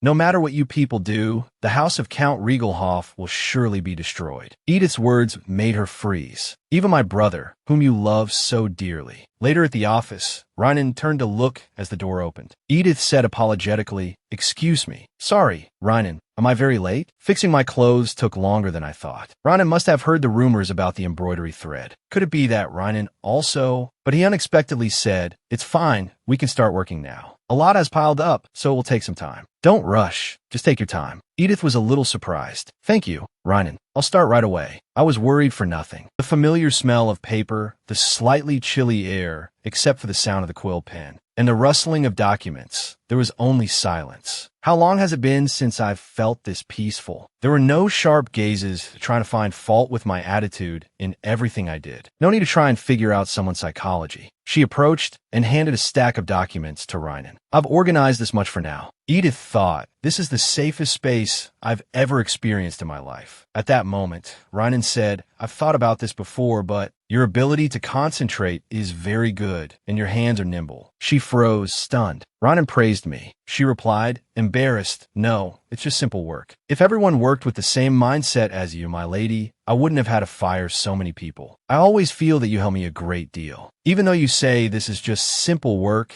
the documents you organize, my lady, are truly neat and meticulous down to the smallest detail. Edith asked, is there anything else I can help with? Before she could finish, a drop of water fell onto the document. Reinen called out in surprise, my lady. He looked up to see tears streaming down Edith's face. I'm sorry. This unsightly appearance. Wait, She suddenly stopped as Reinen took hold of her hand. You shouldn't suppress your emotions as if you're being chased. He took a handkerchief from his pocket and wiped her tears. If you keep forcing it down, at some point, your emotions will just explode. As he said this, Reinen lowered his face and thought, I wonder who's talking to whom. The documents are not urgent, so please take your time to calm down. Killian witnessed everything as he stood hidden outside the door. That's right. If I think about it, it's not like there's no way. Because someone like Reinen, who has almost no important role in the original story, seems to be less affected by the flow of the original story. Suddenly, she met some maids and said, hello, you've all worked hard. They were immediately frightened upon seeing her. Edith still spoke with a cheerful and friendly smile. Have a good day. She thought, I'll try to get familiar with the minor characters, who don't have names. But the two of them quickly turned and left, only replying, thank you, my lady. Although even if I say this, the maids in the mansion won't be able to change my situation. I will be happier than anyone and throw you away. Unlike the hopeless main characters, the minor characters might just become my perfect helpers. Killian probably went to visit Rise today too, right? I was just thinking that, but Killian came to find her and questioned, why didn't you come to find me after your schedule was over? Killian, what are you talking about?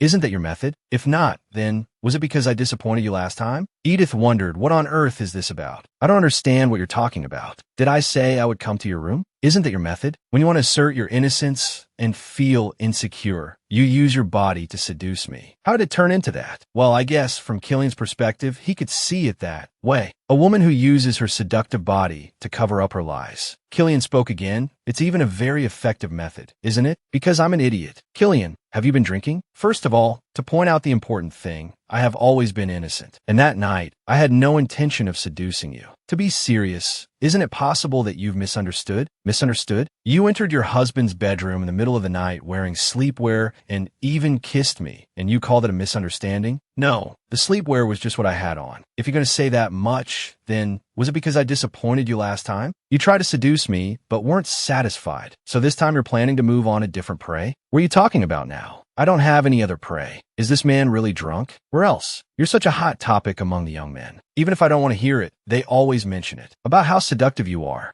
Killian recalled people gossiping. I heard that young Master Chiron was toyed with by Edith Riegelhoff. The rumor is spreading everywhere, but I can understand. If it were me, it would be hard to refuse such a beautiful and sexy woman. At this, he asked, how many men have you met with? Under Count Riegelhoff's orders, I never once crossed the line. Have the rumors spread that far? Killian continued. So seducing men is nothing difficult for you. You can manipulate them in the palm of your hand, making them lose their reason and pounce. Suddenly, Killian's eyes filled with astonishment. Edith Rutwick. What is this? Killian Rutwick knew nothing about the person named Edith, a woman far different from the fool Killian thought she was, and not as cunning as others said. In addition, she had a deep knowledge of art and was easily made happy like a fool just by a meal made by the ducal chef. Conversely, when faced with a crisis, she would become calm and cold and deal with all disrespectful behavior with a haughty attitude. Even if she herself was at a disadvantage, she would only observe to find a logical way out. Her words appeared in Killian's mind. I can't shake the feeling that someone is using me as a sacrifice to harm Rise without being suspected. In the end, she even changed Father's mind with reasoning that no one could have thought of. As expected, if I think about it that way, everything fits. The strange point, conversely, is us who always push Edith away whenever something happens. Since when did the ducal house of Rutwick investigate so loosely? She is clearly an arrogant person with high self-esteem, so she would always pretend not to be hurt, but she never once showed weakness in front of Killian Rutwick, and never asked for help. I thought she would confide her difficulties to me and ask for my help, but she would rather confide in Reinen than me. After we spent a night together, it turned out like this? So she really wasn't satisfied back then, used me, and then tossed me aside. The more I think about it, the less I can understand. It's easy to acknowledge the voice in my head saying Edith is the bad guy. Reinen was just being polite, and Edith, like a sly fox, took advantage of it. It seems Edith wants to seduce Reinen. How many men are weak to a woman's gaze? So Edith is the bad guy. The only bad guy is... But the thoughts that incessantly whisper in my head also cannot hide the fact that Killian Rutwick knows nothing about Edith. This is not a wound that could happen from a fall. Judging by the color, it doesn't seem to be just 1 or 2 days old. She's in this state, and the maids didn't report anything? Who did this? If it was done by someone from the Rutwick family, she wouldn't have been this silent. In that case, the next morning,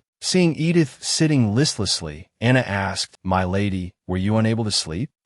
Not really. On the contrary, I slept too well, and that's the problem. She recalled last night. I'm sorry for losing my senses. It's fine. To be honest, it's not like I hated it. I also have a duty as a wife, so it would have been fine if you had continued. I'm not such a beast as to embrace someone covered in bruises like that. That right. And so I saw Killian off and slept with regret. In the morning, she opened her eyes and woke up. She touched her shoulder and asked in surprise, "What's this?" "Something sticky." "This is ointment." The only people who know about the bruises on my body are Sophia and Killian. So that means while I was sleeping, Killian came and applied ointment to the bruises. I was so sound asleep that I missed it. Oh my God, can you believe it? As she was thinking this, she was startled by a voice. "Excuse me." "Killian." "Huh? What's the matter so early in the morning?" "It's urgent, so please bear with me for a moment." "This way, bring her in." "Yes, young master." Edith was dazed, not understanding. What was happening when Sophia was dragged in? "No way. I am a maid sent by the Count to protect my lady. What on earth are you planning to do to my lady by capturing me?" Killian said, "How ridiculous. A maid like you who can't even fulfill her duties. Even if you were by Edith's side, you'd be of no help. I have supported my lady since she was young and am the person closest to her." "Since she was young?" "Of course, since I was young, I was taught to support only my lady. A maid who understands her duties so well. Yet not only did you not report the bruises on your master's body, you didn't even treat them. Conversely, the only person who could create those wounds without being discovered, no matter how I think about it, is you." Her face turned pale as she asked, "What do you mean by that?" Edith thought in surprise. "He realized all that just from looking at me yesterday?" She tried to justify herself, "Because my lady didn't tell me about the minor injuries." Killian immediately cut her off, gritting his teeth as he asked, "Minor injuries? Then I'll give you some minor injuries, just like that." She immediately fell silent, her brows furrowed, revealing a vicious expression. "Edith and I are a proper married couple. Did you think that just because it's a place clothes can cover, I wouldn't notice the wounds on her body? That makes me very uncomfortable. Just what kind of treatment did you receive at Regelhof for them to so casually ask to send you here?" Edith cried out internally, "It's only morning. How did the news already reach the Regelhof house?" Suddenly, Killian turned and said, "Edith, I will not hear your opinion on the matter of dismissing this maid." She blushed, moved. "Is Killian concerned about me? Take care of Edith for me, Anna. I have to escort this precious maid to the Regelhof family's carriage." Edith was shocked again. The Count even sent a carriage? Isn't that just like announcing to the world what happened? When only the two of them were left in the room, Anna asked, "Would you mind if I asked to take a look at your body, my lady?"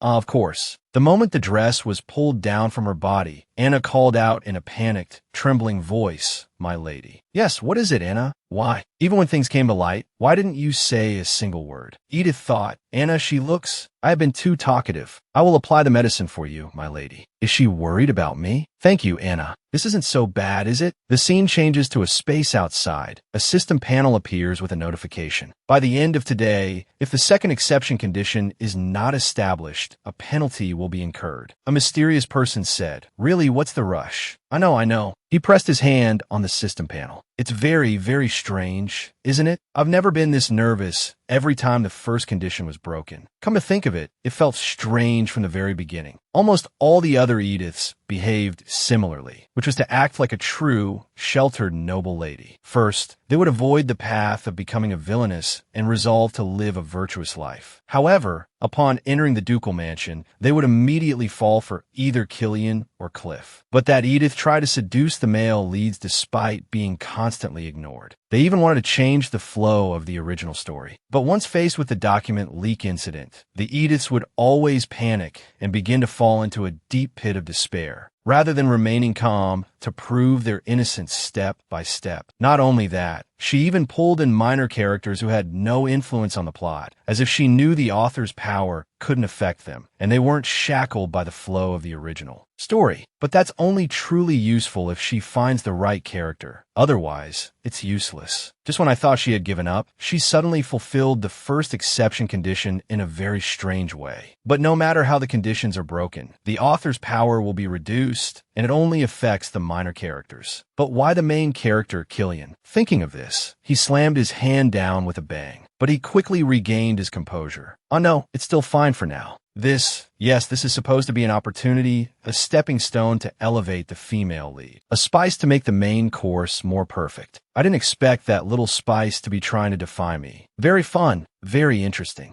Go ahead and do what you want, Edith the 13th. Let's see when the remaining conditions will be broken. The second exception condition has been established. At this moment, Cliff scowled and said, "You just let her go like that, Killian? What the hell are you thinking? She could be a suspect involved in Rise's poisoning. You should have arrested her and investigated her thoroughly. Investigating without concrete evidence. Isn't that the same as us accusing a maid from the Riegelhoff house? But didn't you say they sent a carriage to pick her up? I thought taking this chance to get rid of someone I disliked from the start would save us some trouble." Cliff was secretly bewildered. Wasn't he the one who allowed her to stay at the Ludwig estate? This was also something Father had already permitted. Rise agreed to this as well. Cliff turned to look at Rise. "Rise, why did you—" I really don't want to think about it anymore. Whether the one who poisoned me was Sinclair or anyone else living in this mansion, it doesn't change the fact that there's someone who hates you that much. I think I'll only be more hurt if we find a culprit." Killian thought to himself. Luckily, Rise had cleared things up for Father. If outsiders were to discover that Edith was not the noble lady cherished by Count Riegelhoff, the marriage of convenience between the two families would surely be shaken. That must be why Edith always had to remain silent. But no matter what, that intelligent woman, did she really have to endure being whipped? Suddenly, Killian realized something. He remembered Edith saying fearfully before, "All right, I don't want to be suspected either. Assign more maids to me." No, she's really not one to be easily bullied, is she? On the contrary, she even took advantage of me. Suddenly, Rise called out to Killian, "What are you thinking about?" And a mysterious voice echoed in Killian's head. "Killian, have you been ignoring the ailing Rise just because you were thinking of Edith?" Cliff said, "Killian, you Rise," was about to say something when Rise said, "Don't be like that." Cliff. Killian stood there stunned, then lowered his eyes and said, "I'm sorry. My mind is a bit of a mess right now." "It's all right, Killian. I'm actually happier to see you like this. I was about to tell you to take good care of Edith. Ever since I woke up, I've been thinking about it constantly. How difficult it must have been for Edith after drinking the poison. I always have Cliff and Killian by my side, but Edith was sick and all alone in her room. So I hope Killian will make Edith happy again." This couldn't help but surprise Cliff. Rise continued, "Like having tea, going for walks together, and talking, just like you did with me. Isn't Killian a very warm person?" Saw. In Edith's room, she tapped her fingers on the table, thinking, "Killian, he's clearly realized my situation, that I was beaten by the maids. And even Riegelhoff sent a carriage to demand Sophia's safe return. Just by thinking about it for a moment, it's impossible not to know. However, instead of throwing me out upon discovering I had no value as a hostage, Killian sent Sophia back to the Count's house. Seeing that no one has mentioned it, it's clear he didn't tell the Duke. It seems I've touched the second male lead's empathy. After all, actually, I didn't think the possibility of being kicked out was that high. Compared to Sophia, my character has a more important role. There's still many things that need me to do later, so there's no way the original story would kick me out before it even starts. What I'm worried about is that there are still some plot points that require Sophia to carry them out. So I don't know how those parts will be distorted and blamed on me. So at times like this, I must be even more clear-headed. Although I don't know the extent of Killian's empathy, if I want to maintain it until the end of the original story, I have to show him my harmlessness. Though right now, it seems he only thinks of me as a girl who wants to seduce him with her body whenever she's at a disadvantage. I must change that perception. The next day, if you have time, have some tea with me. Of course, Killian, thank you for asking me. Killian thought in confusion. Was that too sudden? And the day after, it seems you always eat alone in your room. How about we have dinner together in the dining hall today? The Duke is still uncomfortable with me. I don't want to bother him for the entire meal. Thank you for your concern. That's true. Rise has been sick until now, so Father's mood isn't good. Edith can't possibly feel comfortable with Father either. I was thinking about it the wrong way. It's probably better if it's just the two of us. And the day after that, in the afternoon, the weather is so nice, so I was thinking of taking a walk in the garden for a bit. Would you like to go with me? Edith smiled and replied, no, the sun is still out, so I plan to stay in my room. I see. Thank you for asking me. Killian closed the door. His face darkened. Or maybe she just feels uncomfortable with me. I did something wrong, didn't I? It's not simply because of Rise's words. Although I've always thought of her as a venomous snake of a woman, she is, after all, a completely different person from the rumors. And I even pushed her into a difficult situation when I acted on my own based on what I saw. I've come to the conclusion that I must spend time with her directly to be able to judge correctly, but I didn't think it would be this difficult. The exception is that she also has a very simple side. It's just that her schedule doesn't match mine. So why am I overthinking this? That's right, if I barge in at mealtime like before. At this moment, Edith asked what? Rise replied, no, of course you can do that. But Edith quickly waved her hands. Not at all, that's not it. Being sad is not even worth a finger. Not even worth a finger? That's a bit of an exaggeration, but I think anyone can see that's not the case, right? Edith looked at Rise and said, anyway, I'm more grateful to him than sad, because I know he's very concerned about me. If so, then why? Why are you pushing Killian away? Seeing Edith's surprise, Rise quickly explained, no, it's not like Killian did anything. Edith immediately thought, it seems the maids have been spreading a lot of rumors that the young master was rejected again today. It's been several days now. Rise, don't misunderstand and listen to me. Killian is a pitiful person. He had to give up too much for the ducal family. Arranged marriages are common, but making a deal with an enemy's family is a different matter. Rise stammered that I don't want Killian to spend time with me just out of obligation. I absolutely can't say that Killian is testing me. That's not it, Edith. What do you mean it's not? He comes every day and makes all sorts of suggestions to me. If you're worried about excess fat, how about increasing your exercise? Do you know how to ride a horse? Do you want to learn from me? Since yesterday, he has barged into Rena's office and supervised me. Though it was all to no avail, Rise said, so Edith, please open your heart to Killian. A little. After that, I was informed that you have no schedule this evening. Edith hesitated and replied, what? Well, you know the life of a noble in a novel. Besides helping Rena, it's all about eating and having fun. So let's go see an opera together today. Killian, I'm really fine. Don't be like this. How about you go see Rise for a bit? Rise has recovered a lot too. Hearing that, Killian asked excitedly, Rise, are you serious? Of course, I don't mind at all. Absolutely, completely, not even a little bit about you two getting close. Killian's face darkened. You? Startling Edith, what on earth do you think I am? What do I think of you? Well, you're my husband. Ah, no. If this is part of a plan to test me, I can't say that. She quickly corrected what she just said. A husband on paper only. Yes, we're just a couple in name, married for political reasons. This is just a nightmarish duty assigned to me, a member of the ducal family, and also the shackles that shattered my last hope for the one I truly love. Suddenly, the mysterious voice spoke up. Edith Ludwig is jealous of your noble love. I am a villainess, a snake. Don't misunderstand me. Killian,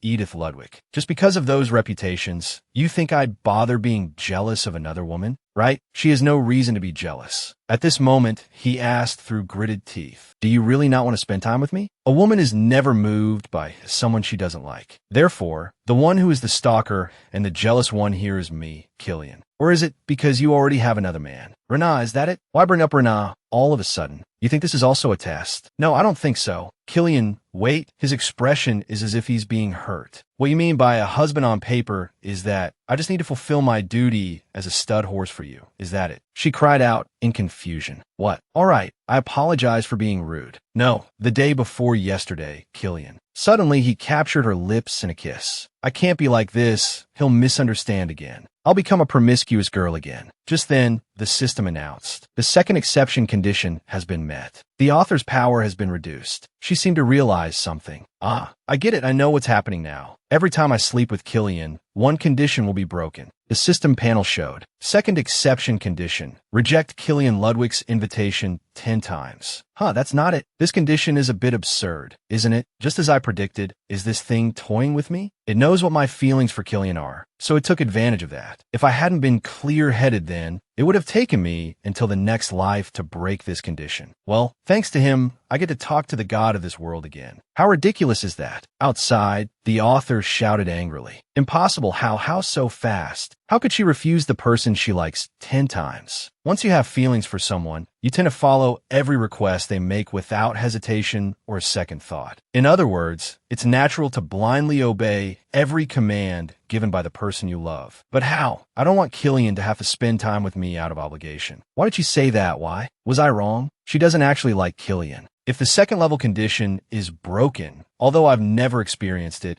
it will mean that my power no longer has a strong influence on the main characters. And what will happen if the third condition is also broken? The author's power will completely disappear, as well as weaken the flow of the original story. The story will continue to unfold entirely dependent on the character's actions. Even when the novel ends, everything will follow the flow of time and just develop, and Lovely Rise will gradually grow old, then lie in her final grave. Looking at the system panel announcement, please set the third exception condition. His hand trembled strangely. He was afraid, uncertain of his decision. The system screen continuously announced, invalid condition, invalid condition. He bowed his head, thinking, right, if I can't kill her with my own hands, then how about this? The third exception condition has been set. Back with Edith, Killian asked, is my chest that beautiful? Oh no, it looks a bit attractive. What's so attractive when you yourself could have muscles if you trained? I find your body more attractive. How can you be so soft and smooth like this? I'm a little worried my body is about to fall apart. It's because you hugged me so suddenly. Killian kissed her forehead, making her think. That's the reason why I always. Suddenly he called, Edith, about you not seeing me as a stud horse. Is that true? Of course it's not. Why would he ask me that? It wouldn't be right to say it's just pity. He would never go this far for such a silly reason. Now that I clearly know the power of the original story's flow, I'm even more certain it can't be love. In this case, it can only be physical desire or loneliness. That's all. I know Killian's feelings very well. No matter how hard he struggles, he can't surpass his older brother. He is also the male lead who has everything. He's even the heir to the ducal title. All of his parents' expectations and attention are placed on his older brother. Even a girl Killian loves only has eyes for Cliff. In such a cruel world, perhaps Killian recognized the way Edith looked at him. Edith Ludwig. No, the feeling of loneliness when no one cares or pays any mind. The one who understands that feeling best is none other than me, Choi Suna. She looked at him with a tender gaze. She gently touched his face and called, Killian, what must I do for you to trust me? The next day, Edith linked arms with Killian and went to a splendid, sparkling place. Wow, oh my God, this is so beautiful. The auditorium is so large. Can you still hear the performance clearly? You look like it's your first time here. It is my first time. What do you mean by that? You've never been to the capital's largest theater? She lowered her face and muttered, now I've become an ignorant person again. What play is on today? As I tried to recall Edith's memories. What does an ignorant girl like you need to know? You don't need to care about entertainment and such. Just do what you're told. Edith's upbringing showed no signs of her being exposed to opera, painting, or literature at all. Because the Count, Edith's father, thought it wasn't. Good for her to know too much. The name of today's tragedy is O'Delly's. O'Delly's, a viscount's daughter, went into the forest to pick wild berries. The opera officially begins when she discovers a young man named Laszlo who is seriously injured. Out of compassion, O'Delly's reached out to help. Laszlo said he had lost his memory and lived with O'Delly's until his wounds were completely healed. But in reality, Laszlo was a prince from a neighboring country who had fled his kingdom because he didn't want to participate in the war for the throne. The plot continued, and the two of them quickly fell in love. The Viscount wanted his daughter to marry, so after some consideration,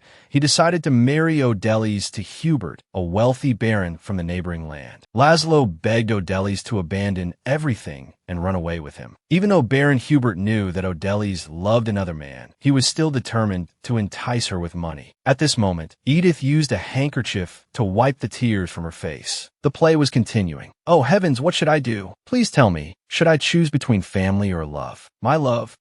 Oh, please forgive me, Laszlo. Oh, Laszlo, my love. Oh, Laszlo, my heart belongs only to you, but our fate is to be severed from here. Edith didn't know why the more she watched, the more her tears flowed uncontrollably. After that, the play ended and people gradually dispersed. Killian asked, "Are you all right?" "Of course, I'm more than happy. How could I say no after finding out how wonderful watching an opera is?" Killian thought for a moment, then asked, "If you were O'Delys, who do you think you would choose?" "It would be Hubert, and I wouldn't kill myself either." "Are you serious? You'd choose the one with more money." "Think about it, Killian. Laszlo wasn't that great either. Even though he knew O'Delys' situation, he still chose to hide his identity and called it a test of love. But if you truly love someone, does money even matter? Just money?" O'Delys' marriage was what decided the fate of her family. Killian, you yourself understand this suffering well. Although the play directed us to think that Hubert was a bad guy, he was actually someone who loved O'Delys very much. He gave O'Delys what she needed and patiently waited for her to change her mind. But I know it makes the opera more moving, but I still don't understand the ending. After seeing Laszlo marry the princess, why did O'Delys despair and kill herself? A foolish and completely incomprehensible thing to do. If this opera wasn't a tragedy, then perhaps Hubert and O'Delys would have lived happily together like a normal couple. Killian asked, "Why?" Everyone reaches that moment eventually. A heart that once seemed like it could never change its beat for someone else will change. Wounds that were thought to never heal will gradually recover in silence. Humans are stronger creatures than we think. In Killian's head, that voice rang out. "Oh, she's deceiving you with sweet words." Again, Killian silently refuted. "No, she is truly strong, never giving up, kneeling, or breaking for anything. A person more resilient than anyone." "Why are you looking at me like that, Killian?" "Edith, if you're not tired, why don't we take a walk through the streets together?" After that, the two of them slowly walked along the bustling street. Edith thought to herself that he must have gone out with someone like this before. It's a bit awkward. Suddenly a child shouted, "Buy flowers, please buy flowers." Edith immediately told Killian. "Wait a moment." She approached and asked, "How much for all of them?" "All of these?" Edith replied kindly, "Yes." Suddenly, Killian offered some money. "Is this enough?" Edith called his name in surprise, and the little flower girl exclaimed, "Wow." Then she looked at the two of them with immense gratitude. "Thank you, sir. Thank you so much." He handed the bouquet to Edith and said, "In this empire, you're probably the only wife who lets her husband stand by and buy flowers directly. This is the first time I've received this. It's probably the first time you've received such a wilted bouquet, right? If it were morning, they might have been fresher. No, it's perfect. I mean, this is the first time I've received flowers." Hearing that, Killian looked at her with a surprised expression. "My parents in my past life weren't the type to spend money on a bouquet of flowers you can't even eat. Boyfriends are out of the question." The men who sent bouquets to court Edith were surely numerous, but Killian looked annoyed. "Again, just leave it there." "Yes, young master," because those bouquets never reached Edith's hands. "So this is the first time I've received flowers in both my past and present lives. I thought this wouldn't feel particularly special either." She said the gentle fragrance is really nice. Killian just kept staring at her intently. "Then shall we go see some other places?" "Okay." She smiled brightly and said, "Let's try this way." Just like that, she took his hand and ran off. His face was dazed as he watched her figure without taking his eyes off her. Her eyes were drawn to the candy sticks, closing her eyes to enjoy their sweetness. Then suddenly a clown appeared in front of her. Then it appeared behind her as fast as the wind. It startled her with a surprise. Suddenly Killian held out his hand and demanded, "Stop and let my wife go." She blushed and took Killian's hand. She muttered to herself, "My wife." Actually, this whole space was created for the female lead. The beautiful streets and squares and various attractions are all content prepared specifically for the events of the female lead and the male lead. I can't believe Killian and I are enjoying it all together. Is it because I met the second stage condition? So, She remembered from before, the second stage exception condition has been met. She asked Killian, "Go to the opera with me? Are you serious?" "Oh no. Are you asking for a favor?" Killian replied, "That's right. I want to know more about you." If Killian's mood changed because I met the second stage condition, then if I meet the third stage condition, will both Killian and I be free from the original story? A normal love, sometimes sad, sometimes happy like free people. Even someone whose name isn't in the original story can find their own happiness. That night at the Duke's mansion, Killian walked while deep in thought. No matter how I think about it, I still can't understand it. Who could have imagined that Edith Riegelhoff had never received a single bouquet of flowers? I had a lot of fun today, Killian. It was truly a day full of firsts. Thank you so much. Am I happy because I heard it was her first time? Have I become strange too? Suddenly, he was startled when he heard his name called. He turned around and replied, "Rise, it's quite late, isn't it? What's wrong? Is something the matter?" "No, it's late. You must be tired." Come to think of it, I've been so focused on Edith lately that I haven't paid attention to Rise. "It's okay, please speak." Rise hesitated. That is Edith. I heard someone saw her applying poison to the embroidery thread. What? It was a maid working in the mansion. Today she suddenly left her luggage behind and disappeared. So Cliff spent the whole day today looking for that maid. Why now, all of a sudden? Why didn't you tell me sooner? How did Cliff find out about that? I don't know either. Cliff said he would handle it himself. I thought Killian should know too. Rise asked sadly. Killian, it's not true, right? There's no way Edith would do that, right? Could it be? Just then a voice flashed through Killian's head. What? That's obvious. Of course, it's the doing of that wicked woman. Killian turned in surprise and asked, "What was that just now?" Just now, there was clearly a strange voice. Rise, did you just? Rise asked, bewildered. Yes? Killian then said it was nothing. Anyway, don't worry. There's no way Edith would do that. When thinking about it logically, that's the case. Even if Edith received an assassination order from Count Riegelhoff, she would have no reason to bypass the important figures in the Ludwig family to target the weak Rise. Although there's the simple reason of jealousy towards Rise, Edith is not jealous of Rise. Instead of craving my affection, she seems uncomfortable with my attention. After thinking for a while, Killian said he thought that perhaps the maid was instigated by someone.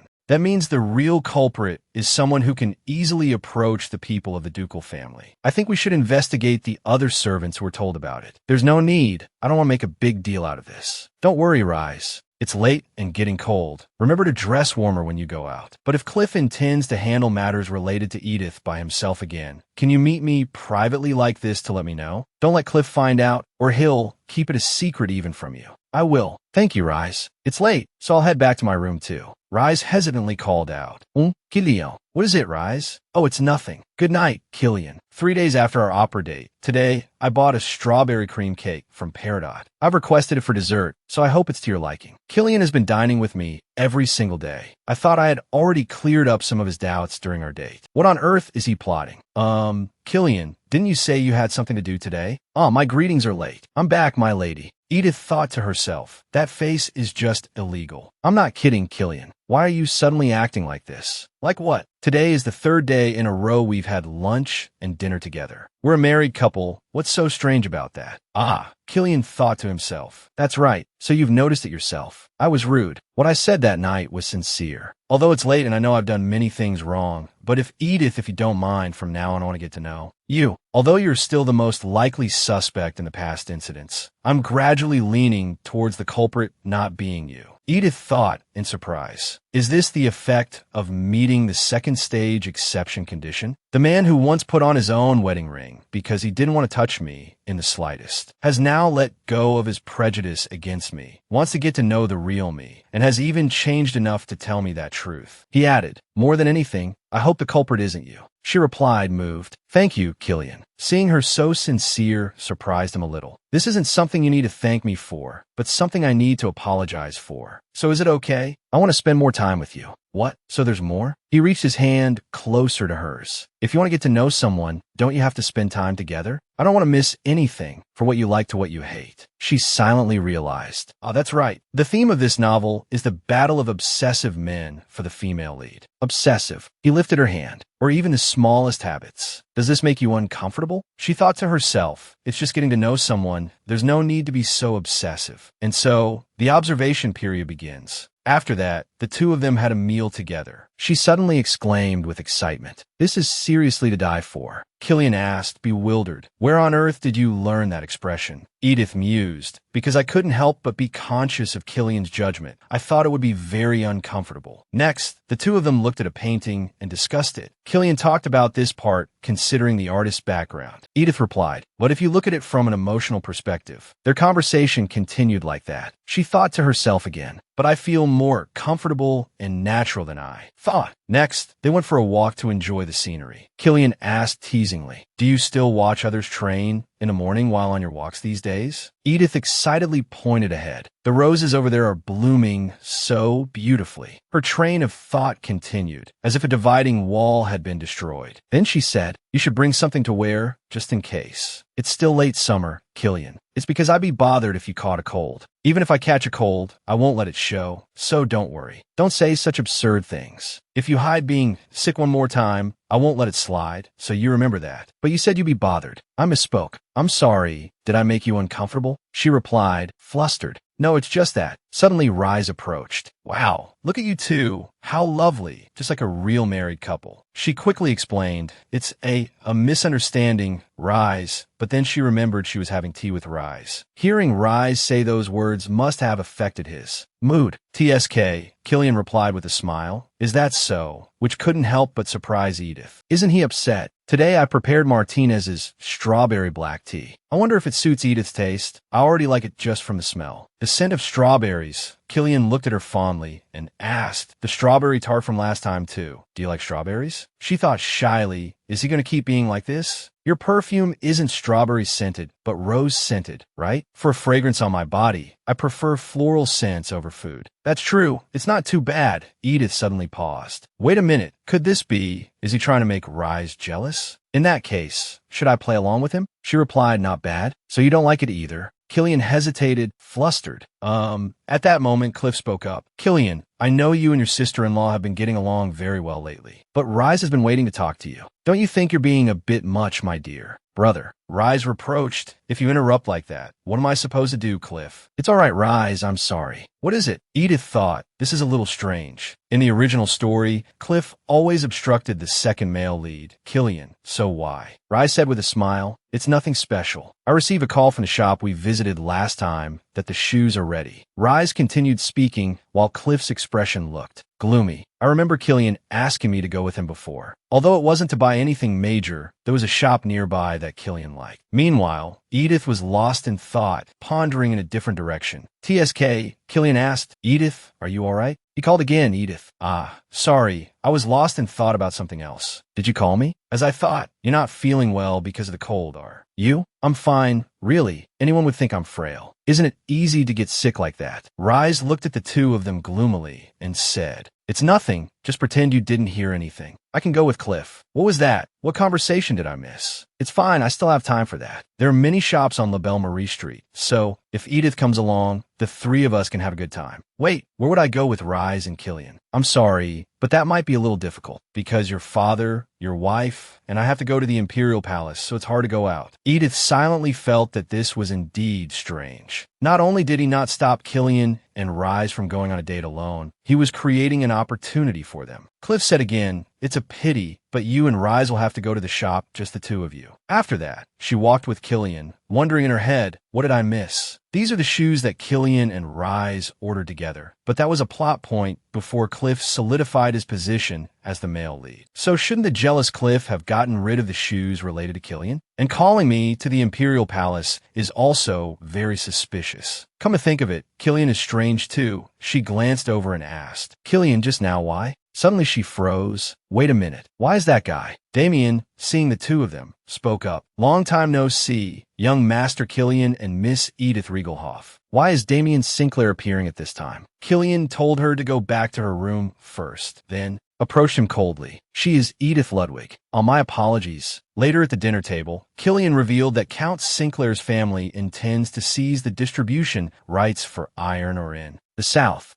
If it's the iron or distribution rights in the South that's held by Count Riegelhoff's family, the decisive reason for Edith Riegelhoff's political marriage to the ducal house of Ludwig. If that reason disappears, then my position 2. Killian said, if he has spoken directly with father, then the backroom negotiations are probably already finished. I hope you'll understand that I have to leave early today. After saying that, he left, but then suddenly turned back, approached Edith, and whispered, besides, it's not too bad. I really like it. The scent you always wear. Hearing this, Edith was a little stunned. Darasak Street was busy with people going to work since morning. Suddenly Anna looked at Edith and asked, my lady, do you not love young Master Killian? She was stunned, thinking to herself, I just came to a cafe to rest, and I get such an intrusive question. I'm sorry, I have indeed overstepped my bounds. It's okay. I was the one who forced you to speak. I just didn't expect Anna to think that way. Why are you curious about that? Well, it's because I heard the young master went out with Lady Riegelhoff. No matter the reason, La Belle Marie Street is famous as a dating spot. Recently, it seems the relationship between you two has gotten much better. So I thought I could say something about my lady's unconscious promise to get along with Lady Riegelhoff like sisters. So she was worried about me. Anna, who never showed any expression no matter what happened, a person of the ducal house, had become my person first to the point of prioritizing my safety over Killian's judgment. She looked at her maid and said, thank you, Anna, but I'm fine. As long as things can continue as they are now, I have nothing more to wish for. This morning, I sold 3 sets of dresses and most of my jewels. My lady, you sold a dress you've never even worn before? I don't want to wear a dress that could harm the dignity of the ducal house. What do you mean harm the dignity? Something this revealing is nothing. She thought to herself, that's right, it clearly suits Edith. A gorgeous and exquisite design that suits Edith perfectly. It was carefully chosen by Count Riegelhoff, so she could stand out anywhere. A dress with such a bold design is something few can pull off, so it's hard to get a high price. It's okay, that's to be expected. So how much can it be sold for? An emerald necklace, diamond earrings. I took out the jewelry box I brought with me when I got married and sold almost all the valuable pieces to be able to run away at any moment while monitoring this atmosphere. But I didn't get as much money as I thought. No matter how affectionately he acts, and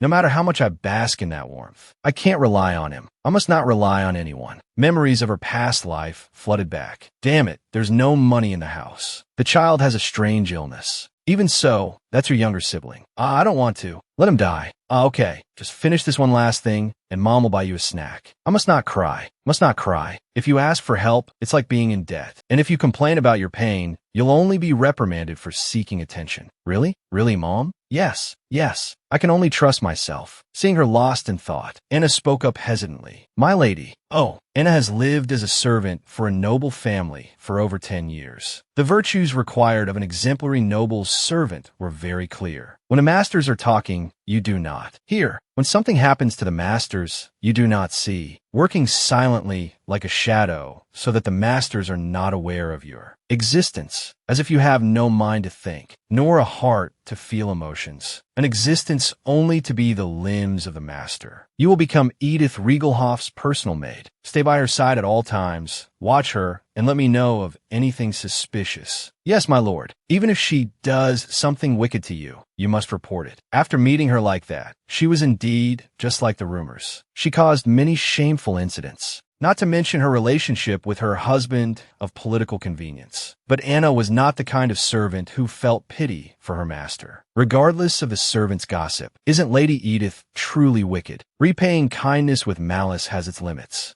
Only the gentle Lady Rise is having a hard time. I hope she gets well soon. Anna still remembered the first time Rise was brought to the ducal house. Even seeing her in rags, she still had a radiant smile. Anna felt no particular emotion. Anna had started working as a servant at the age of 12. It's tough being so young. How pitiful. Anna knew what misfortune looked like. Rise was not unhappy. Anna did not pity Rise, but she was different. Since we're at the dining hall, of course we should sit together. Otherwise, are you telling me to eat alone? When dealing with her subordinates, there was no distance. Oh my, I didn't mean to startle you like that. She always asked for opinions and listened to the answers. I guess I'm too cruel. What do you think, Anna? She always treated servants like human beings. Anna, it's been a while. Why don't you sit down and eat with me? Right, my lady? As if it were the most natural thing. At this, Anna said, flustered, I hope that my lady will be happy. Edith thought in surprise. Anna has no feelings for her. Master. Then she smiled brightly and replied, that's all I need, Anna. But since when did she become a normal person and not a master? After that, the two of them walked and talked. That strawberry cream cake from earlier. Before she could finish her sentence, a voice called out, "Edith, I heard you sold all your dresses and jewelry. What's going on?" "All of them? I only disposed of some useless items." A married, noble lady suddenly selling her belongings. Don't you know how others will perceive that? She suddenly realized, is this an act that brings shame to the Ludwig house? Come to think of it, there have been many cases where small actions were interpreted in unexpected ways. For example, refusing an invitation to a party was interpreted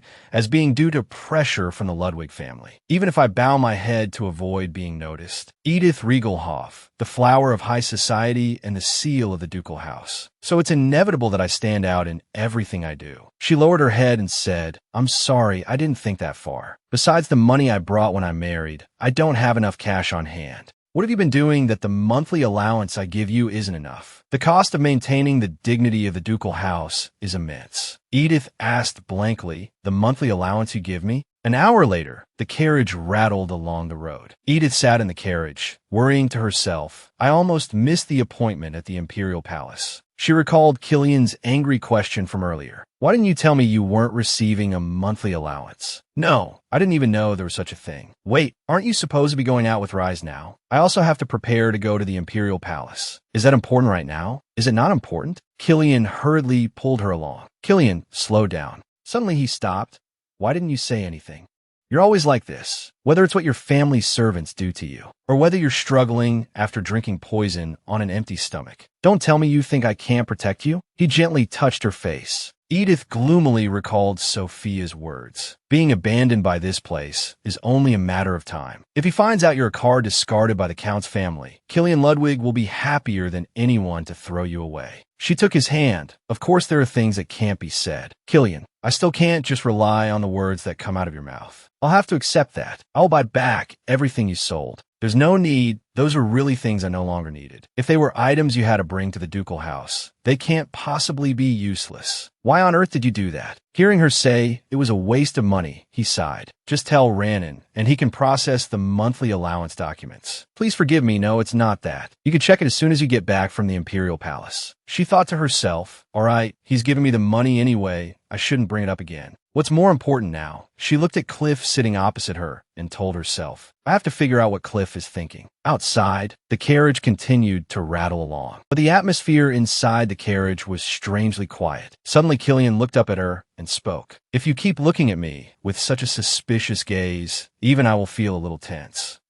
I'm sorry. It's just a bit awkward." She thought, was I being too obvious with my discomfort? Well, we are family, but we've lived so distantly. Even so, it seems your relationship with Killian has improved lately. It's only been a few days. We don't know what the future holds. That's right. That interest will cool down soon enough. Hearing that, Edith's face turned pale with bewilderment. Cliff continued, "If you think about the time he has spent on Rise, the comparison itself is meaningless." She thought to herself, is he trying to pick a fight with me? However, I hope that Killian's interest will continue to be directed towards you. It seems you and I both want the same thing, don't we? What are you talking about? I don't. You don't have to pretend you don't know. This isn't a complicated issue. You want Killian, and I want Rise. It's best not to take our eyes off them. Wait a minute. I think there's some kind of misunderstanding. Although I am Killian's wife, I don't want to have him by force. You say that very well, but let's see. If Killian were to return to his previous attitude, would you still be able to say that? Aren't humans vipers? Edith was stunned by his words. What are you trying to say? Killian enjoys yachting on the lake. When the weather warms up, he starts looking for a yacht. And Mother used to say that seeing a sail on the lake meant summer had begun. Since Rise arrived, he often went with her, but since his marriage, he hasn't gone once. Also, he's very interested in the arts, for example, fine.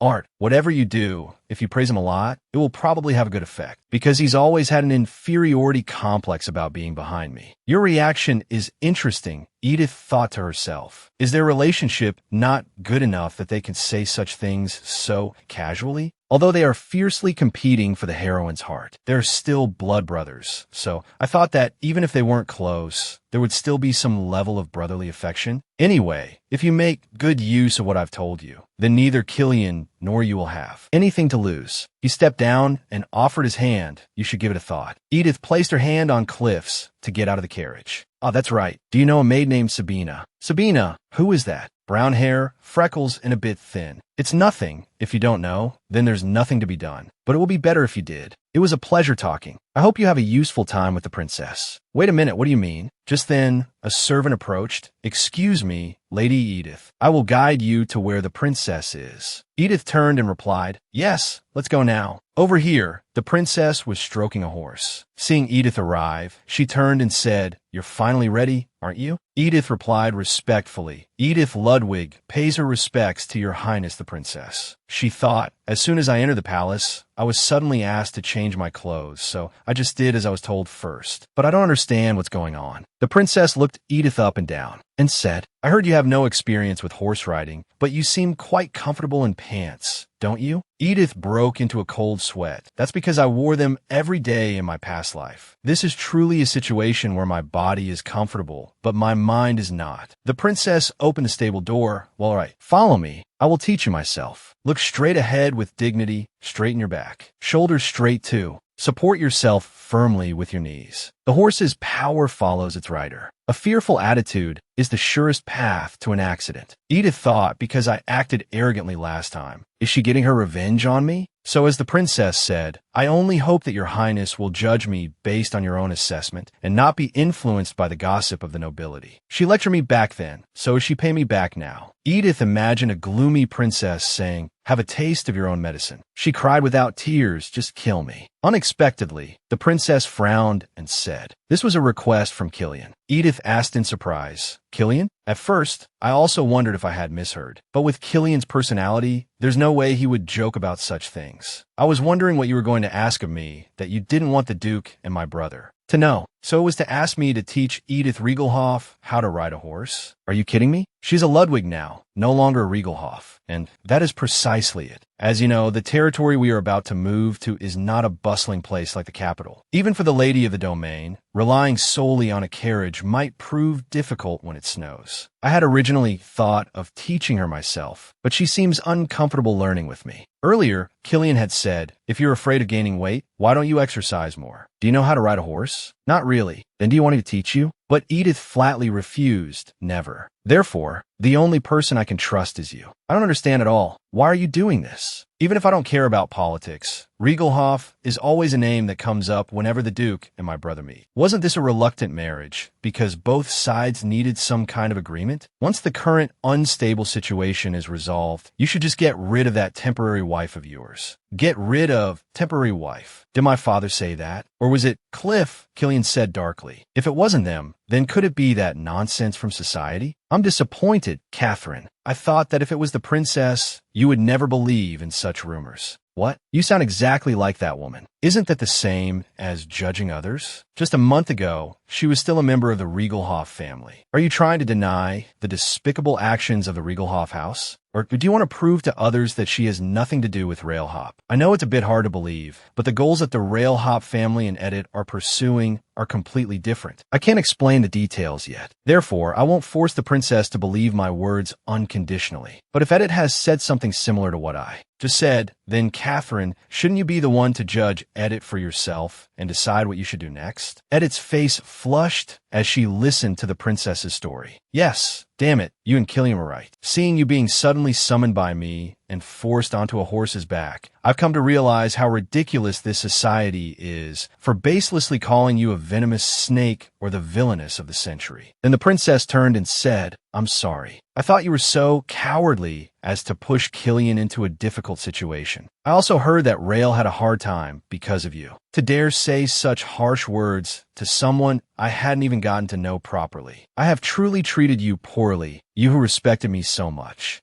More than anyone else, should not have done that. It's shameful. Will you accept my apology? Killian said you have a soft heart, unlike your appearance. It seems that's true. Edith said nothing as tears unknowingly streamed down her face. Scene changed to a bustling place. Look, Killian, that's the shop I wanted to go to last time. It was closed. Didn't you want to pick up your shoes today? Although we left a little later than planned, we can still make it during the shoe store's opening hours. Earlier, Edith urged, Killian, you'll die. What's this? Rhinon, check this for a moment. At this moment, Killian asked Rice, why didn't you say so sooner? Is there something special you want to buy? No, it's just that the shoes look very pretty. Killian picked up the shoe and asked Rice, would you like to sit down? Killian slowly knelt down. You know, Rice, they say beautiful shoes will take you to good places. As he spoke, he put the shoe on for her. His actions left Rice stunned. There, it's done. It suits you very well. Killian recalled, she was once the most radiant person I had ever seen in my life. A kind, warm, and incredibly lovely girl. I thought, if she only looked at and smiled at me, I probably wouldn't desire anything more extravagant. It was the first time I had felt that way, so I mistook it for love. I almost thought it was the love of my life. But then Edith appeared. She said there's a concept called time. Hearts that seemed like they would never change will gradually change, and wounds that seemed like they would never close will unconsciously heal themselves before we even realize it. If only Edith hadn't appeared, filling my mind with her image. Why are you looking at me like that? Thinking this, Killian stood up and asked, I heard your craftsmanship is very good. How long would it take to finish 4 pairs of shoes for the winter season? For that quantity, I'm afraid it would take at least 2 months. Do you want to place an order today? Oh no, I have to see what size fits my wife first. In any case, 2 months is a bit rushed. Rice asked in surprise, what's rushed? Killian, where are you going?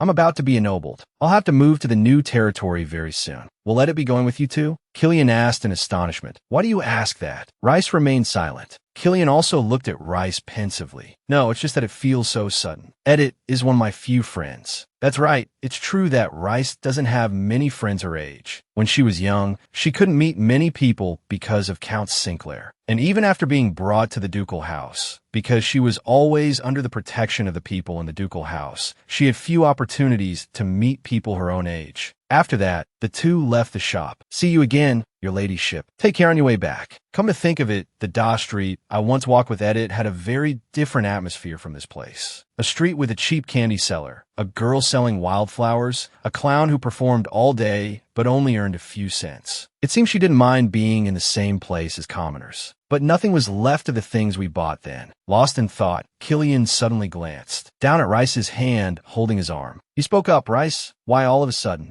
Oh, it's just that you said you're leaving soon, so I feel strange. Is she that sad? There's a shop over there that hasn't closed yet. Can we look around a little more? Yes, all right. Let's wrap your hair like this and put this hair clip on. How is it? Very cute, right? Not everyone can pull off this hair clip. Rice exclaimed, wow, Killian, look at this. Seeing Rice smile brightly with a new hair clip, Killian praised, it's beautiful. Please charge me for everything we've looked at so far. Just send it to the Rudwick Ducal House. Rice called out in surprise. Killian, it's all right. You don't get to go out often. If we're done looking here, let's check out another shop. Another shop? There was a very eye-catching place outside just now. A moment later, Killian opened the door and entered the shop. Rice looked around and asked, Killian, this place feels a bit different, doesn't it? Yes, that's right. I plan to buy a little gift for Edith here. Rice asked in surprise, for Edith? Then said shyly, but doesn't Edith prefer splendid and dazzling things? More. I thought so too, but after getting to know her, I found out that's not the case. She naturally suits splendid and dazzling things, so I didn't know. Her current taste seems to lean more towards elegant and expressive designs rather than oversized jewelry. When I saw her wearing that necklace with the small red ruby, as he said this, a slight smile appeared on his lips. Is this Pentagarnet? It wouldn't be bad for a light touch of makeup. Rice just looked at Killian sadly without saying anything. Ah, this would probably suit her too, but it's a bit flashy, isn't it? Shopkeeper, does this ribbon come in other colors? That evening, Cliff was walking down the hallway when he heard Edith exclaim, oh my goodness, you chose all of these? If they're not to your taste, we can exchange them for something else. Not at all. I'm very pleased with all of them. I didn't expect you to have such an eye for things. What a surprise. Killian said, I've been trained to have a good eye for things since I was young. Can you turn around for a moment?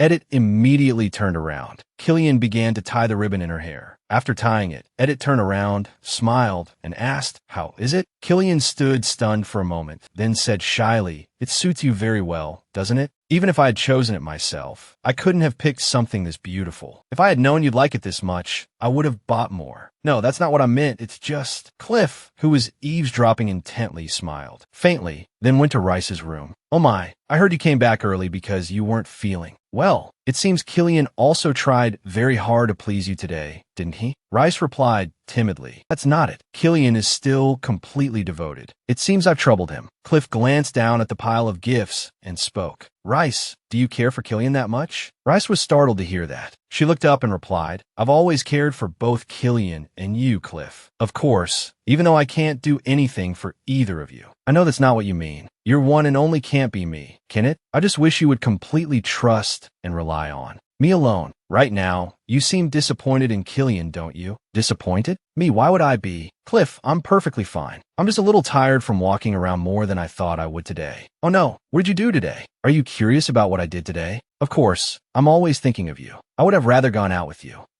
Come to think of it, I also had a very interesting conversation with my sister-in-law in the carriage today. I told her that Killian hasn't been on a yacht, even once this summer. A yacht? No. Why did you suddenly bring that up? Cliff leaned his hands on the bed. Rice, my existence is for you. I'm willing to offer you everything you desire. My goddess of spring. Then there was a silence between the two. A moment later, Rice said, look at me, Cliff. Closer like this? That would be dangerous. A few days later, now that you mention it, I haven't been to the lake at all this summer. I mean, the weather lately is perfect for going boating. But you said you've never been to an opera. Do you want to go boating more? Well, who wouldn't like to go boating on a beautiful day? After many days of thinking, I finally came up with a reason to go on a yacht with him. An action accompanied by a compliment is much more effective. That boy always feels insecure about himself because he's always left behind by me. Although I'm a bit annoyed because it was something Cliff suggested. In fact, in my past life, I had never even been on a paddle boat, let alone a yacht. Just like the bouquet of flowers, it was just one of those things that other people did while I had never even thought about it. When the weather got warmer, he would always think of going on a yacht first, but since getting married, he hasn't been even once. That statement bothered me quite a bit, so I thought I should at least try it once to see what it's like. Killian said that rowing a small boat is very dangerous. It's easy to capsize and have an accident. But our family has a yacht. You don't need to worry about that. If the weather is nice tomorrow, let's go together. That's a great idea. If I hadn't brought it up, he probably would have kept quiet. I understand. Anna, please contact Samuel and tell him to do maintenance on the yacht. Yes, sir. The next day, gentle sunlight filtered through the canopy of trees. When Rice saw Edith, she spoke up and asked, Oh, Edith, where are you going? You look so lovely today. Thank you. Today I'm going to the lake with Killian. Ah, could it be on Killian's yacht? Yes, that's right. Killian's yacht is really beautiful. Every year, Killian takes me out on that yacht. It's really fun. We went fishing together before. I wonder if you two will do the same today. Oh no, that won't be happening. That's a shame. Fishing together is a lot of fun. You should definitely try it sometime.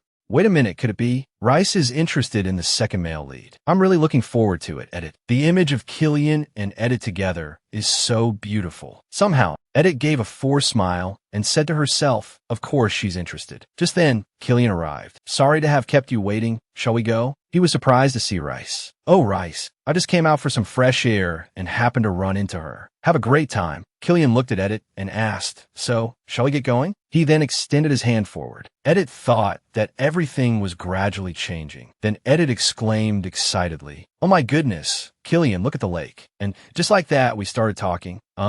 Yes, there's so many boats. Because the sun is very hot during the day, people usually come quite early. That's Mr. Samuel over there. Do you see him, Killian? Yes, I see him. Over there, and over there too. Suddenly, Killian said with concern, Don't stay in the sun too much. You'll get sick. She looked up at him, stunned. The moment my eyes met his. Did it emanate from his eyes? I'm glad you seem pleased. The warmth from his coat. What are you thinking? Beautiful waves were rippling across the lake surface. He and I felt as if we were tightly bound by the wind, entwined and inseparable. She closed her eyes and puckered her lips. Don't ruin the mood. Just do it already. What did you say? How can a man be so flustered, not knowing what to do while holding a woman with her eyes closed in his arms? Honestly, Killian then placed a sweet kiss on her lips. Afterwards, Edith smiled joyfully because today was truly a perfect day. So I couldn't possibly imagine the things that were about to happen to me. Before, everything was so perfect. So what should I wear? A simple outdoor dress, maybe. As long as the clothes are easy to move in, anything is fine. What about the sunlight? If I hold a parasol, will the wind blow it away? You should wear a hat rather than carry a parasol. That's a good idea. Should I bring some snacks? Whatever you like. It's suspiciously perfect. At that time, Killian asked Samuel, Is the yacht still running well? Of course, young master. Yesterday, I checked everything down to the smallest detail and found nothing unusual. You must be very excited to be on the yacht again after such a long time, right? Seeing how impatient the young master looks. I hope you two have a good time. It's truly too beautiful. Look how many boats there are. Over there is Mr. Samuel. Do you see him, Killian? And over there too. A sudden surge of happiness made me involuntarily think, I hope everything goes my way. But once I had this thought in my head, something was bound to shatter that thought. Back to the present, she said with a blush. See, doesn't it suit the atmosphere? Here, very well, Killian thought to himself. I was very worried when I found out she had been rowing before. Earlier, he had said with a bit of jealousy, besides, this is a very popular activity among couples. In a romantic and charming space with just the two of them, I did absolutely nothing with them. It turns out the problem was just on my end. He placed his hand on her lips. We'll continue when we get home. Don't you forget that. Goodness. So, shall we eat first? All right, Killian, hurry up. Everything is ready. Okay, let me just stop the yacht. Suddenly, Killian froze. What's suddenly wrong with it? His face became panicked. Then he turned back and shouted, Edit! The food on the table flew everywhere. Edith's hand slipped away. Her whole body started to fall, her face still full of shock as she cried out, Huh, Killian! Killian rushed over, calling Edith. Her dress was soaked. The water was ice cold. Stay conscious, Choi Suna. You can't die here, because the one who kills you must be Killian. And in the original story, Edith was never involved in a yacht accident. Why am I dying like this? Her eyes widened in shock. Huh? A system window appeared with a notification. If the villainous Edith dies, the plot will return to its original trajectory. Countdown 3 minutes before death. She asked in bewilderment. What? This is weird. The original trajectory. That means the relationship between me and Killian will also return to its original state. Will Killian feel contempt when he sees me die? As she was gradually losing consciousness, a hand suddenly reached down. Then Edith opened her eyes to find herself lying on a soft bed. She called out, Anna. Anna quickly replied, Lady Edith, I water, a little water. Yes, my lady. As a result, I didn't die.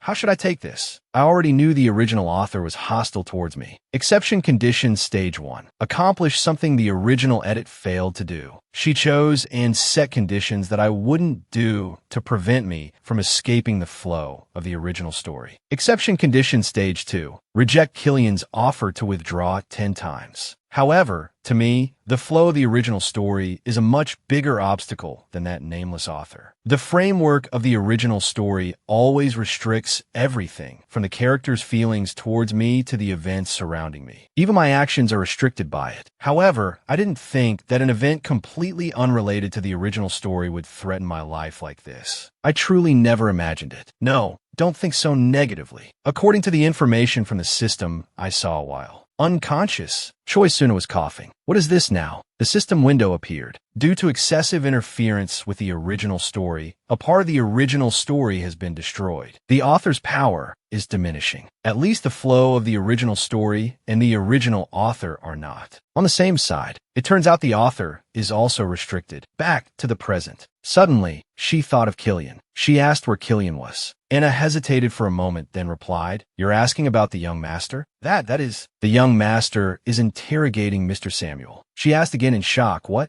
If it's Mr. Samuel, he's the one who prepared the yacht. He's also the one who manages the ducal family's means of transport. Could it be it wasn't an accident? No, but at that time, the system window announced that if Edith dies in the state of a villainess, the plot will return to its original trajectory. So the culprit of this incident is not a character from the novel. Suddenly, Anna trembled and stammered, I'm sorry, my lady, but Mr. Samuel is not that kind of person. Edith thought deeply. Even though I don't know how this will be handled in the plot, for Anna to speak up for him like this, I won't stand by and watch innocent people suffer because of the author's schemes. She told Anna, Go to Killian and tell him I'm awake. Tell him I'm looking for him. Yes, my lady. Before that, the moment you fell over the railing, my heart felt like it froze. He had run as fast as he could and dived into the lake without a moment's hesitation. I don't remember how I swam to save you when I saw you fall right in front of me. He had continuously called her name. Edith, please. Edith Ludwig, please. Open your eyes, please. I can't let you go like this. I should have said then, if I knew you would like them this much, I would have bought more. No, you don't have to. It's just that the thought of you thinking of me, even when you were out, and even choosing things for me, made me very happy. Let's go out together next time. I should have said that I was always thinking of you the whole time I was out with Rice. If we want to go down to the territory, we have to order shoes and boots in advance. I already asked at the shoe store. I should have said that no matter what I saw, my first thought was to wonder if you would like it. No, before that. I can't trust you. I know. You've always been like that, and you'll be like that in the future, right? If you think about the Riegelhoff family's actions recently, isn't it natural to be suspicious? How many more times do I have to say that the family's affairs have nothing to do with me for you two? Remember? Before that. Is that how you feel about the position you obtained after threatening my family? Even before that. What could possibly hurt you? I'm a human too. A human, not a venomous snake. Back to the present, at the mansion's dungeon. You've been working for the ducal house for 10 years now. In all that time, you've never made a single mistake. I thought you were someone who took great pride in your profession. Does the trust of the Ludwig ducal house mean so little? Who instigated you? Killian shouted angrily. Speak. Just then, Anna arrived. Excuse me, young master. The young miss has woken up. Hearing this, Killian's expression finally relaxed. Then he quickly ran to see her. Before she saw him, she heard his voice calling. Edit. Killian, you came so quickly. Before she could finish, Killian pulled her into a tight hug. She could feel Killian trembling, and she hugged him back. She said to herself, it's so warm. Let me see. What's with your expression? Killian, who was the one who almost died just now. Can you explain to me what happened? There was a problem with the yacht sail. The boat lost its balance because the ropes got tangled. This would never have happened if the yacht had been properly maintained. I'm investigating who instigated Samuel. I'll tell you the results soon. Killian, wait. I don't think Samuel did it. Killian, do you think he's the kind of person who would do that? No, but you never know who. If he were to be found out right away, wouldn't he know? Killian, I think this incident is like the lead poisoning case with me and Rice. My conclusion is this. This was done by the original author, to the point of being called excessive interference. The author's excessive interference has caused a part of the original story's flow to collapse. The author's ability to control is weakening. That person tried to eliminate me with a plot point that wasn't in the original story. If so, how? And using whom? First of all, the less a character appears in the original story, the less they are affected by the original story. Typical examples are Rana and Anna. If the author could control them, they wouldn't have to do it in such a difficult way. If my life or trust were threatened by people I trust, I would collapse easily. But instead of doing that, the author chose a troublesome and uncertain path of creating a plot point. It's as if the person themselves was bound by the probability of the plot. If so, the character who could be behind this plot point is probably a character who is set up to hate Edit from the start, or a major character who is naturally led to confront the villainous Edit. Samuel, a manager not mentioned in the original story, doesn't fit. The problem is that I can't explain it like that. At this moment, she continued. That's why I can't shake the feeling that someone is trying to frame him. Please believe me. Killian was stunned to hear that. The scene changes to the dungeon. The young master has arrived.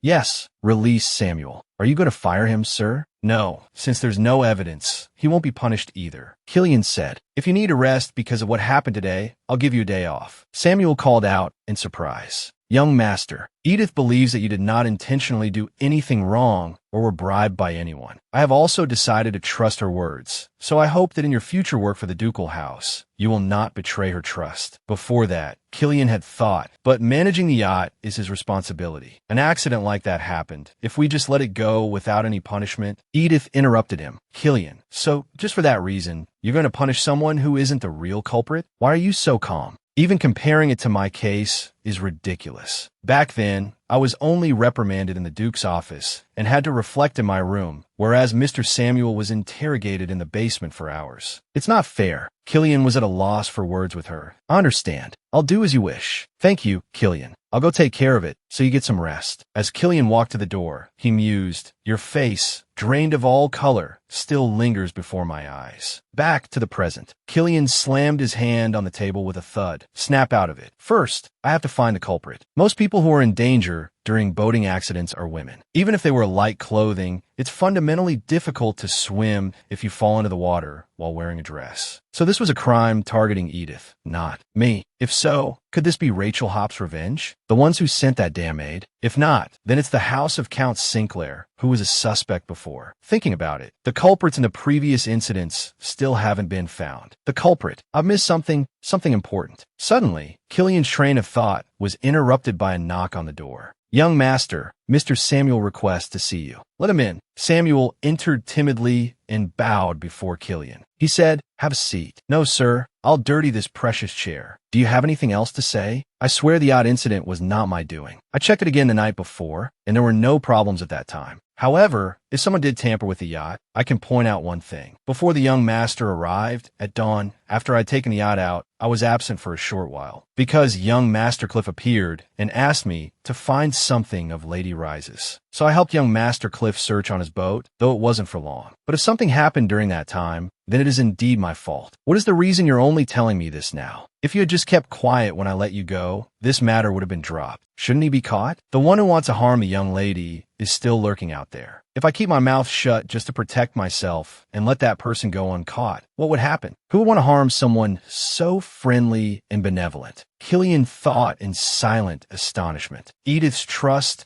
and altruism had drawn out information that even continuous, relentless interrogation could not obtain. It wasn't that he yielded for fear of punishment, but that he cooperated with the investigation despite the risk of punishment. To help Edith, Samuel bowed. "I will accept any punishment for my carelessness." "Raise your head, Samuel. Edith doesn't want you to be punished at all. Even after hearing what you said, her heart wouldn't change. On the contrary, thank you for telling the truth. She would probably say something like that. I think the suffering you endured from the interrogation until today is enough punishment for your carelessness. You may go back and rest." "Thank you, young master." In the room, only Killian remained. He looked at the crackling fireplace and considered. Something is very strange. Cliff didn't have to go to the lakeshore early in the morning to look for Rise's thing. "Sorry for making you wait. Let's go now." "Ah, Rise, I just came out for some air and happened to meet her." Rise was probably waiting for Cliff. From the poison thread incident to the document leak incident, they were always present in every case. "It suddenly makes me take notice." As she said, Rise was also considered a subject of investigation. At that time, I tried to investigate fairly, but why was Rise here? I called her here. "You've come at the right time, come in."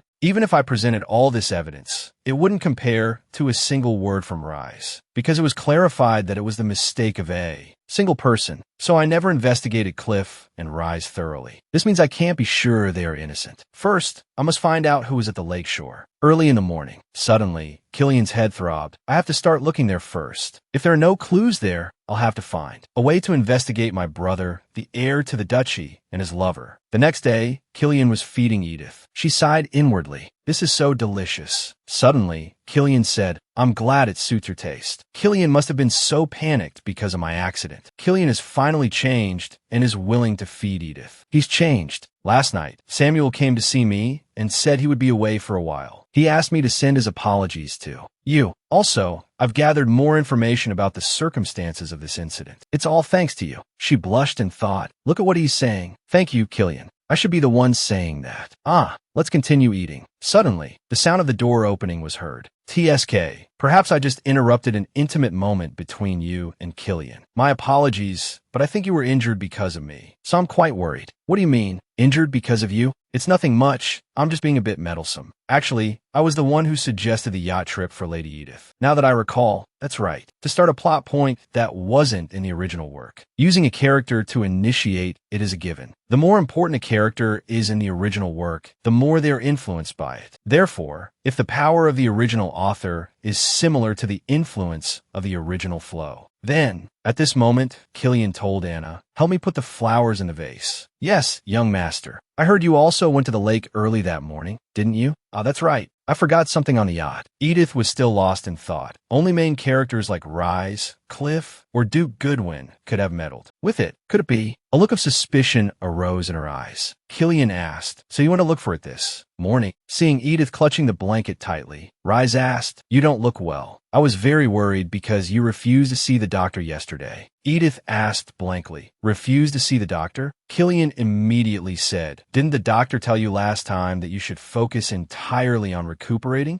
But I didn't think you were the type to refuse, so I personally canceled the appointment. Edith thought helplessly, how can I focus on recuperating when he's been bothering me from early morning until noon like this? Speaking of which, I think you should rest more. Thank you for taking the trouble to come visit me. Yes, get well soon, Edith. And so, Cliff and Rise left. Killian watched their retreating backs, lost in thought. Anna carefully arranged the flowers Cliff had brought in a vase. Edith called out to Killian. I'm really fine. What the hell do you mean you're fine? We still haven't found him yet. You're always. Edith raised her hand and gently touched Killian's face. Did you get enough sleep? You look so pale. Killian, I was thinking about this all yesterday. If this ever happens again, you shouldn't jump into the water to save me. It's very dangerous. Killian's face darkened with anger as he grabbed her hand. So you wanted to just stand there and watch you sink into the water and die? She looked down and replied, You should. Or do you want to die with me? Killian fell silent at her words. I mean that you should cherish yourself. More, Killian. You were almost in big trouble. Then, on a peaceful morning, the servants asked, Hello, young lady. Are you feeling better? The gardeners were also happy to see Edith. Good morning, young lady. Do you have any difficulty walking? Seeing this scene, Edith could only stare blankly. She asked Anna in a low voice, What's gotten into everyone all of a sudden? It must be because the young lady helped Mr. Samuel. Since he started working here, Mr. Samuel has helped many of the staff. Actually, about Sabina's disappearance before, Edith thought in surprise. Is that the Sabina that Cliff mentioned? Before she disappeared, she said a lot of bad things about the young lady. So there were quite a few nasty rumors floating around the mansion. They were afraid that the young lady had done something to Sabina. Perhaps those rumors disappeared after you saved Mr. Samuel from danger. Scene change. People were gossiping animatedly. Have you heard? Edith Riegelhoff fell into the lake and almost died. They say the yacht tilted and she fell, but they're saying it wasn't an accident here. Layla feigned a sympathetic exclamation. Oh my goodness. Someone tampered with the rope on the boat and made it get tangled in the sail. Hearing this, Layla gloated inwardly. The ducal family must be very eager to get rid of Edith, right? Maybe Killian was the one who tried to kill Edith. They continued to gossip, but Killian jumped into the lake and saved Edith. Layla's expression froze upon hearing this news, her smile vanishing completely. Jumping straight into the water without hesitation, just hearing about it sounds so cool. Layla gritted her teeth in anger. Why Killian? It can't be that bitch. They said again, wait a minute, if it wasn't an accident, then where is the culprit? It seems they don't know who the culprit is, my goodness. They didn't release the investigation results either, and the yacht manager wasn't punished. Layla wondered to herself, what does that mean? The ducal family's yacht had a problem, leading to an accident, but the yacht manager wasn't charged. Is this for real? She smirked smugly.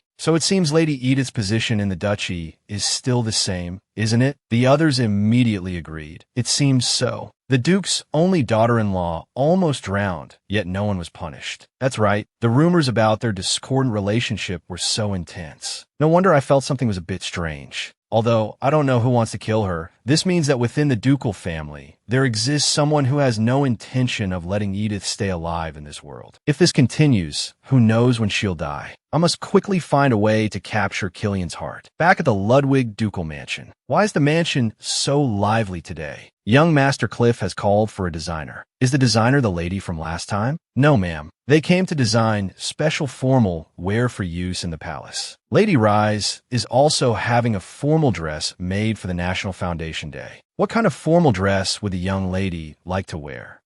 Edith thought to herself, I've been so busy with horse riding lessons lately that I haven't thought about this. The time is drawing near. It's been a week since Duke Ludwig mentioned this. Before, the Duke said, there's 1 month left until the National Foundation Day. The atmosphere around Archduke Langston is very unusual. He will probably use this festival to show off his power. Truly foolish and greedy. So be careful not to let the Emperor's faction be outdone. Killian, what do you think? Killian stammered.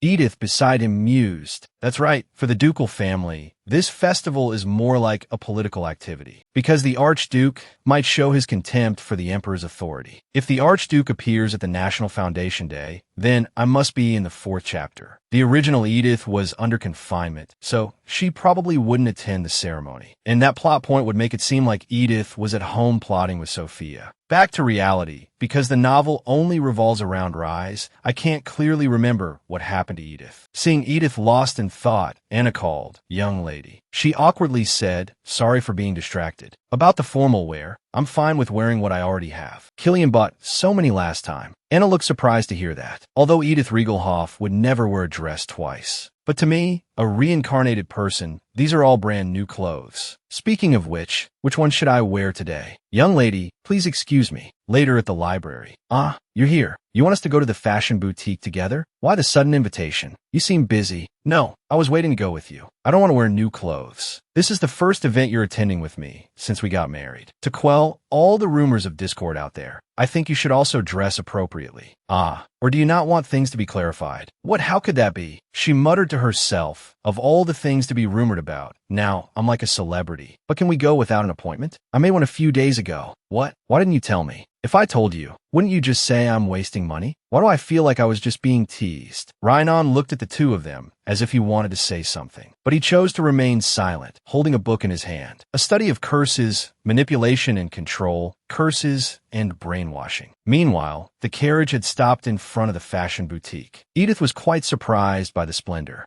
of the place. The owner approached and spoke politely. Welcome, esteemed guests. I'm Moffat Dahlia. It is an honor to have you visit my humble shop. Edith was inwardly bewildered. Since when did the definition of humble change without me knowing? He enthusiastically led the way. This way, please. Edith looked at the designs, stunned. Killian, you're not someone who likes these things. Don't you dislike this style? Don't you like to dress like this? Compared to the clothes from the old place, I feel this place is more suitable. Is this a place you're familiar with? Killian stammered this. Killian's dark history from a few months ago. I flatly rejected the royal designer in front of my mother. I even disregarded the honor of the ducal family. Hey, the clothes look splendid. Let me know where you bought them. Remembering this, Killian replied, looking bored, I heard about it from someone else. It may not look like it, but this is a very reputable place. Why don't you take a look? I think it's very suitable. Edith leaned over to look at the design in Killian's hand. She let out an "oh," and Dahlia suddenly appeared behind them.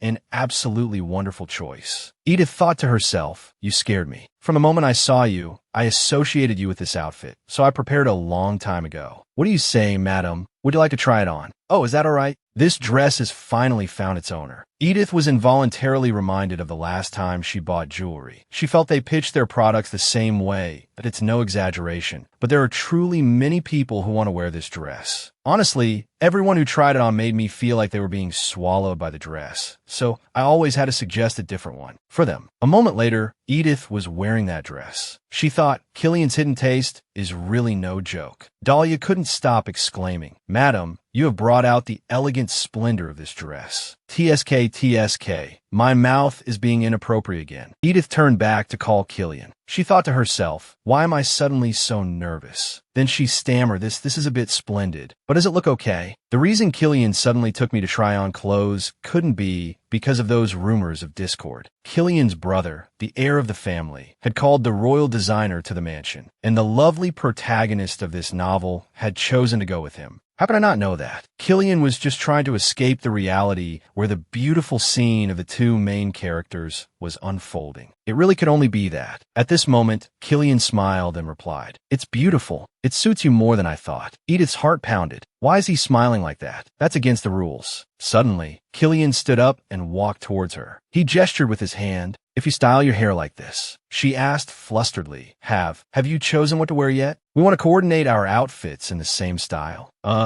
Could you recommend some other designs, Mr. Dahlia? Oh my, how romantic. If it's the same style as this dress, then please take a look over here. After that, Killian and Edith left the shop. He said, it seems we decided too quickly. It wouldn't have been bad to look at a few more outfits. No, that dress was truly perfect. I should have realized your hidden taste sooner. He blushed shyly. Well, people often praise me for having a good eye. If you're not tired, shall we go look at boots and shoes? That's a good idea. They arrived at the place very quickly. Welcome, esteemed guests. Ah, hello, young master. Last time you said, yes, I'm thinking of ordering 2 pairs of boots and 1 pair of shoes. Edith whispered to Killian, are 2 pairs of boots necessary? I already have 1 pair. Ryzen is colder and has more snow than here. You'll need winter boots that are waterproof and keep your feet warmed out. Ah, that's right. And for horse riding too. That's right. Now that I think about it, we should probably buy a pair for horse riding as well. Ack, the number's increasing again. That's not what I meant. And the shop owner began to take Edith's foot measurements. Could you please lift your foot? Yes. Edith sat in contemplation. Cold and lots of snow. So what are the culture and economy like? Ryzen wasn't mentioned in detail in the novel, so I don't really know. She turned to see Killian staring at her and asked, "Why are you looking at me like that?" Killian looked away, flustered. "Ah, it's nothing." "Nothing? Have you looked at the shoe designs yet?" Suspicious. After that, they went to a bakery together. Edith never thought she would have such a wonderful day in her life. She remembered Cliff saying, "If you want to win over Killian, do this." Then she cursed inwardly. Feelings cooled down quickly my foot. Unlike what he said, Killian is extremely kind and courteous, so he doesn't need to worry. "Last time, I saw you seemed to like strawberry black tea, so I brought you here today. Does it suit your taste?" She thought to herself, the cafe is a bit noisy, but then she replied to Killian, "I like it a lot." "That's good then." She looked at Killian and thought, what's a little noise compared to sitting across from this face? Suddenly, the sound of whispering gossip arose, about the Ludwig family. Who will Cliff Ludwig marry? Who does he want to marry that he's delaying it like this? His younger brother is already married. Isn't it because of that Sinclair bastard child? They say both brothers have lost their minds over that cunning fox. I can't believe she has both Ludwig brothers under her control like this. Although she's quite beautiful. Edith bit her lip and thought, no. It took me so much effort to make Killian this happy. The gossip didn't stop. Moreover, his younger brother is still newly married. A married man being seduced by a bastard bot with money. Ho ho ho. Seeing Killian's murderous expression, Edith exclaimed inwardly, "Oh dear, this is going to be big trouble." They continued to talk. How could she seduce both brothers? At this point, Edith couldn't hold back and shot up from her seat. Killian called out in surprise, "Edith." She slowly approached them. One lady continued to laugh nonchalantly. Thought, if the Duke were in his right mind, I wonder if he would bestow the title of Duchess upon that bastard child. The other two fell silent, startled to see Edith. What's with everyone's expressions? It's like you've just seen a ghost. As soon as she finished speaking, Edith leaned down, placing her hands on the table. The lady cried out in alarm, "Edith Riegelhoff." She said with a stern face, "It's Ludwig. You should get the name right." As Edith poured the tea, she said, "Weren't you all just gossiping so enthusiastically about my family?" "I know, because I no longer attend parties. This society has lost its center and descended into chaos. Your elegant voices are so crude that I couldn't help but overhear quite a bit of your conversation." The teacup overflowed, but Edith didn't stop pouring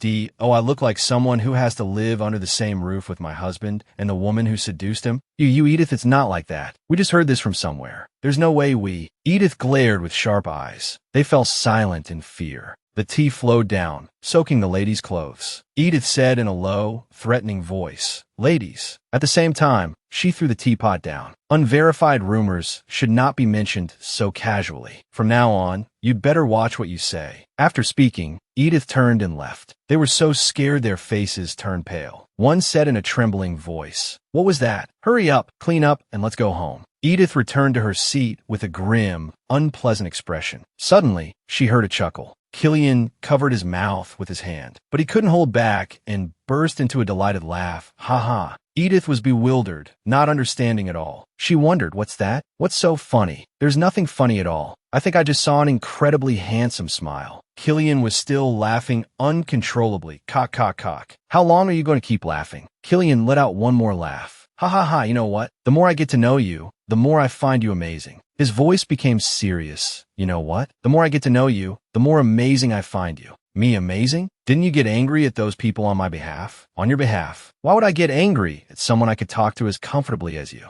Well, it's because my past actions led to those rumors. His eyes drooped. Ah, I see. Because you don't love me at all. So it means nothing to you. I'm truly sorry. You don't need to mind it. Edith was about to say something. Killian, She stopped and thought, that's not it at all. It's more like I love him so much that I tune everything else out. Calm down, Choi Suna. That man is Rise's second male lead. I know he doesn't mean it. In the end, are we just going home like this? Speaking of which, why is the mansion still so noisy? Rise must have finished trying on clothes a long time ago. She called out, Anna, Rhinon, Lady Edith. Ah, you two have returned. Sorry to interrupt when you just gotten back. But just a moment ago, the Duke and Duchess brought out the Light of Lauren. The Light of Lauren, the oldest jewel of the Ludwig ducal family. By wearing this iconic necklace, Rise seemed to have implicitly announced to the entire empire that she had now become a member of the Ludwig family. And that was the very reason this pearl necklace existed. Killian hurriedly pulled Edith's hand, snapping. Killian, calm down. Do I look like I want to be calm right now? No, so why? Killian forcefully pushed the door open and called out loudly, Father. He looked at everyone before him and thought, why did things turn out this way? Duke Ludwig frowned. Killian, how dare you behave so rudely in front of your mother? Like that? He strode in quickly. I apologize if there's a misunderstanding here, but I heard a strange story on my way here today. When Edith and I went out to buy formal wear for the upcoming festival, Lauren's light was brought out. Father, Mother, you want Edith to be the one to wear it, don't you? His question couldn't help but startle everyone, and Edith was no exception. She panicked inwardly. What, for me? No way, I can't. Anyone would think it's for Rise. So why me? Duke Ludwig stated. According to tradition, Lauren's light is worn by the daughter-in-law of the Ludwig family at the first event after a marriage. He turned to look at her gleefully while she broke out in a sweat. His eyes are so excited. He began. There hasn't been a major event for a long time, so you should wear on this occasion. Edith waved her hands. Oh no, Before she could finish, he interrupted. I even have 2 pairs of earrings to match the necklace. Do you want to see them now? Killian, wait a moment. What is it? Go on, say it. Well, Edith shouted. I don't like it because it doesn't suit me. Everyone was stunned again. Realizing the oddity, she explained, I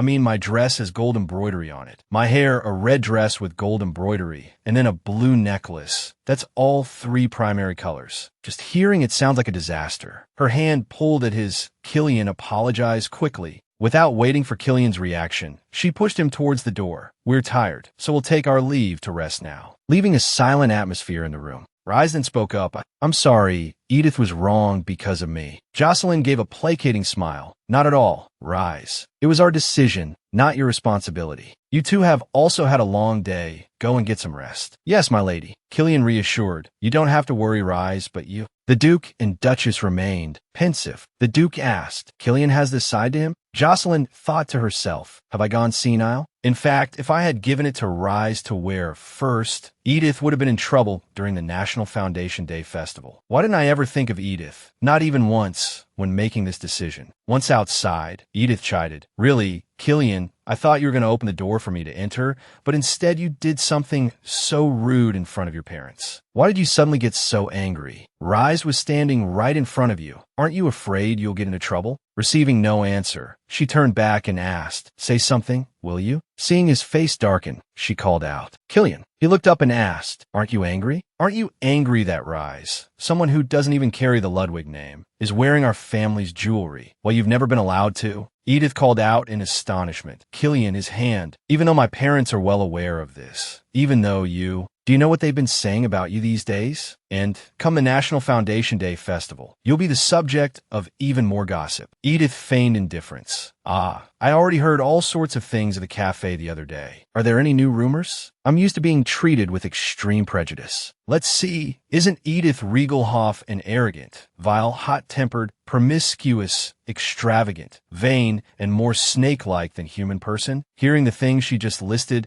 he waved his hands. No, that's not what I wanted to say. Now, the nasty rumors have taken a different direction. A different direction? What do you mean? They're saying that the relationship between us is so bad it couldn't possibly get any worse, and that it wouldn't be surprising if you and I filed for divorce from each other. They also say you treat Rise so cruelly that you even hate her maid. Oh wow, I told you, they can say whatever they want. All I need to do is quell the disturbance, just like at the cafe before. He chuckled in amusement. So you plan to cause a scene like that at the National Foundation Day Festival, huh? For what you've said, it's not like my reputation has anything left to salvage, right? Ever since, his hand reached up to caress her face. She called out, Killian. When everyone said this woman would become my wife, I thought my future would be bleak. I never expected that, thanks to her, my life would become so much more interesting. Edith silently recalled his face from before. That look in his eyes again. He spoke again. I'm getting that same feeling from that day again. Would you kiss me if I close my eyes? If I said I wouldn't be hurt, that would be a lie. Hearing those words at the National Foundation Day Festival won't be pleasant. But for you to recognize my pain and feel wronged on my behalf, then get angry and even a little worried, being immersed in your kindness makes all that suffering mean nothing to me. Finishing her train of thought, she proactively embraced him, locking lips. Their feet moved swiftly before they tumbled onto the bed. Wait a minute. You're still recovering from the cruise. You're still worried about that now? I'm better already. I even went horseback riding today. Her hand slipped deep inside his shirt. Back then, you said you wanted to. I'm still waiting for that promise. Ha, Edith, you really are. Scene change. Rise was strolling in the garden when someone called out, Rise. Rise turned her head and saw the Princess Catalina approaching on horseback. This way, Rise. Today I prepared a picnic instead of a tea party. A very good idea, Your Highness. Is that so? This is how I satisfy my hunger right after riding with Edith. Rise froze upon hearing that. Edith? What? I've been teaching her to ride these days. Although she doesn't have any special talent, she tries very hard and has improved remarkably. Chatting with her is also very fun. Edith is an incredibly humorous person. Edith also told me that your health is improving, so I'm less worried. So what have you been up to lately? Princess Catalina paused when she saw Rise's face darken. Rise, what's wrong? Yes, no, it's nothing. Nothing means something is wrong, Rise. Are you trying to make me worry? It's all right. Just tell me what it is. It's about. The spool of thread that Edith gave me was poisoned. I'm worried because the culprit hasn't been found yet. I didn't want to know who hated me enough to want to kill me, so I thought everything would end if I just said that. But a maid went around spreading rumors that Edith was the culprit, and she suddenly disappeared. Not long ago, we found her body. I don't understand what the hell is going on. As she spoke, Rise's hands trembled, tears streaming down her face. Maybe things got to this point because I turned a blind eye to the truth. If I hit guy, Rise, it's not your fault. Sit down here for a moment, okay? The long-awaited National Foundation Day festival had finally arrived. Killian held the necklace, hesitating. Will this be okay? Edith, I've decided to choose the ruby necklace I usually wear. The night before, Killian had said, besides Lauren's light, there are many other precious gems in the duchy. If you tell Mother, she'll give you anything. You know, Killian, even if I were to go out covered in gold, silver, and jewels, they would just think I'm showing off. But I'm pretty sure someone will try to pick a fight with you.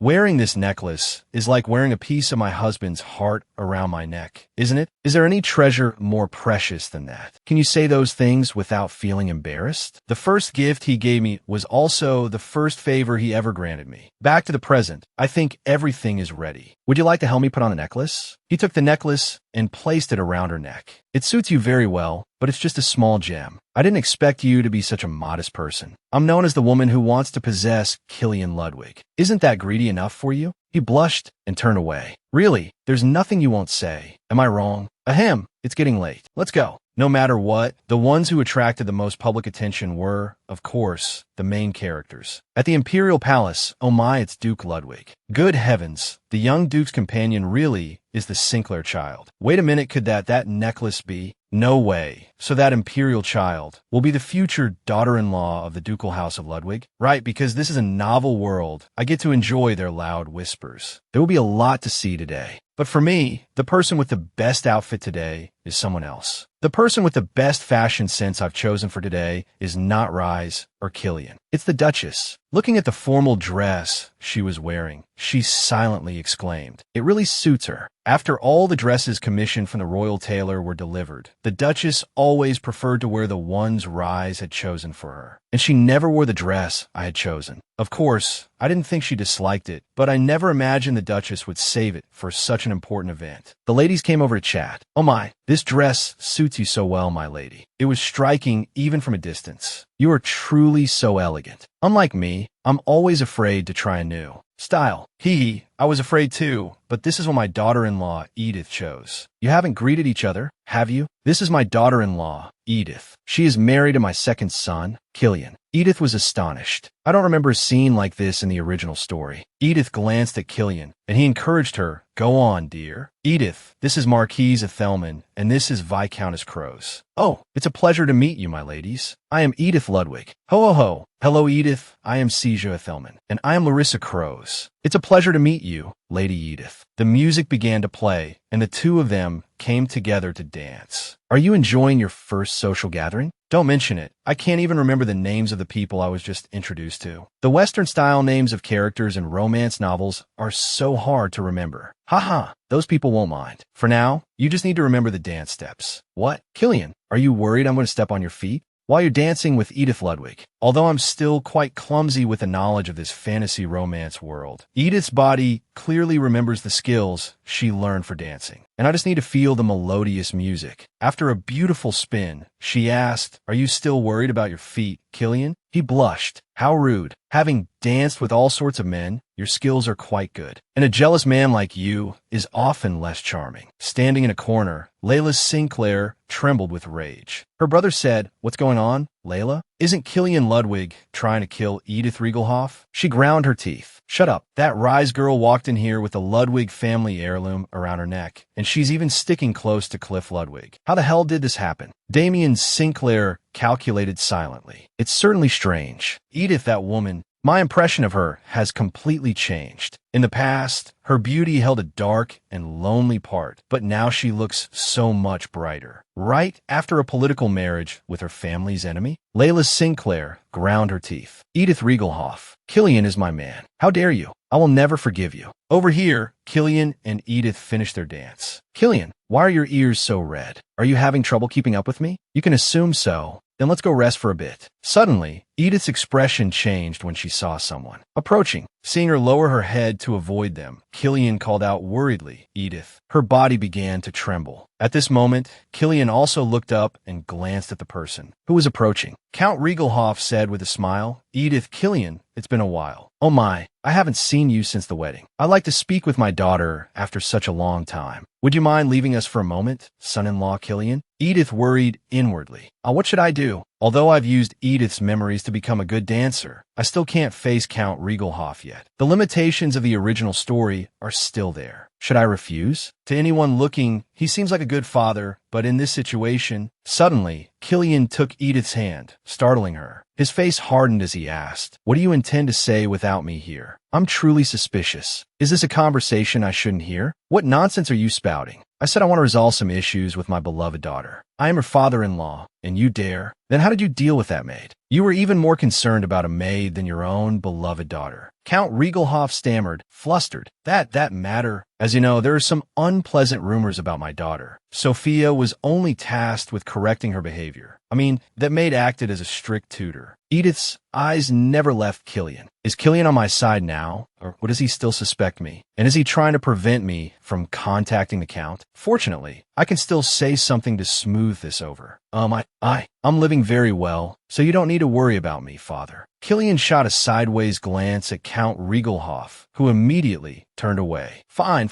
Edith. Well then, I'll see you later." He left in a foul mood. "I sacrificed my life to raise you, but you show no gratitude at all." Edith worried inwardly. Now he might ask why I was stuttering like that. Can I answer Killian's question? No, as expected, nothing is going smoothly. So what should I do? But contrary to her worries, Killian asked about a different topic. "His Majesty the Emperor will be appearing soon." "Huh, our whole family will be greeting him shortly. I'll take you to my parents now." "Why isn't he saying anything?" "Yes, of course." A moment later, "May our National Foundation Day be blessed and receive endless glory. Your Majesty the Emperor, Your Highness the Princess." "Thank you, Marquis and Marquise Ethelman. Is your son well?" "Yes, Your Majesty, thanks to your grace. He is growing up very well." Edith raised her gaze slightly in thought. "When it's my turn, that chapter will begin, won't it? When the friendship between the princess and Rise is first revealed. A shocking event will occur at the Imperial Palace. But why did I just make eye contact with the princess? The National Foundation Day Festival is when Rise is acknowledged before the nobility. In the context of Lauren's light being revealed to everyone, and the closeness between her and the princess being made public, the way the princess is looking at me. As expected, that's all there is to it. I thought we had become quite close. Suddenly, the princess spoke up. "To be able to meet the people I care about in one place is my only joy. At such a tedious event, the Duke and Duchess of Ludwig and their children. Rise is also particularly beautiful today. And also, Edith Ludwig." Edith looked dazed at being called. The princess continued, "Are you wearing a matching outfit with Killian?" In a society rife with gossip, the Ludwig family seems to maintain a good relationship among its members, don't they? After seeing you two like this today, I'm quite sure no one will dare to spread useless gossip anymore. Come to think of it, I've always invited either Edith or Rise separately when we meet, but I think from now on, I must always invite both Edith and Rise together. I am very happy that you have shown affection for my children. Your Highness. Murmurs broke out. The princess invited both of them, and she said always, too. Edith wore a dumbfounded expression as the plot changed. Rise stood to one side, her face dark. Noticing something, Cliff asked, "Are you all right, Rise?" "Ah, yes, Cliff. I'm just a little nervous having an audience with His Majesty." Over here, Killian took a glass of wine and handed it to Edith, concerned. "Are you all right?" My feet hurt a little." She was lost in thought. The more I think about it, the stranger it feels. Has the course of the National Foundation Day Festival chapter changed this much? The character Rise, who was supposed to shine and be the center of attention, has been replaced by the villainous Edith. I still don't know what Exception Condition 3 is. I wonder if it's okay for things to change like this. Suddenly, she heard someone nearby say, "In the end, bloodline is the most reliable thing." That voice. Turning, she saw Count Veron Riegelhoff talking with Grand Duke Langston. Count Veron Riegelhoff said, "Grand Duke Langston, are you not one of His Majesty the Emperor's most loyal subjects? It seems you also had a special relationship with the late Emperor, didn't you? It's not easy to build such deep affection within the royal family. I didn't expect him to openly side with Grand Duke Langston. Is he acting so brazenly because I'm not what he expected?" A few people discussed how wonderful the late Emperor's reign was, a picture of peace and prosperity. I still remember those days vividly. Praising the old reign like that means they're indirectly criticizing the current reign for not being as good. However, the nobles on His Majesty's side would also find it difficult to refute that statement as false. Grand Duke Langston reminded them, "Don't say such things on a joyous day like today. Although he is too young to hold the throne, he is trying his best to rule the empire. I have watched the Emperor and Princess grow up day by day. In my eyes, the children still look so innocent and weak. How pitiful." Princess Catalina looked annoyed upon seeing the Grand Duke, then turned and walked away. Killian noticed and called out, "Your High." "Ah, I'm sorry. If you don't mind, please wait a moment." "Of course you can go. If the Count comes and bothers you again, don't hesitate to scream. No matter what crazy thing you do, I will take responsibility." "I understand. You can go, I'll keep that in mind." "Catherine, she doesn't look too well." At that moment, Edith heard some gossip. "Did you see that? Pretending to be weak for who to see? My feet hurt a little. What an outdated method. Now what are they talking about? It seems she's trying to survive in that house by flattering them. I heard it was an arranged marriage, no different from handing over a hostage." Count Veron Riegelhoff just publicly declared he's on the Grand Duke's side. Edith suddenly became interested in their conversation. "Oh my, have they been hiding under my bed? How do they know so much? I would be so miserable if I were abandoned by my own parents like her. Wonderful, at this rate, I won't have to worry about Exception Condition 3. That's right, it doesn't matter how long they can prolong this marriage. But this has nothing to do with them. So young and already facing divorce. How pitiful, isn't it? I won't accept Duke Ludwig being mocked by these cheap mouths." With that thought, she walked towards them. "What should I do?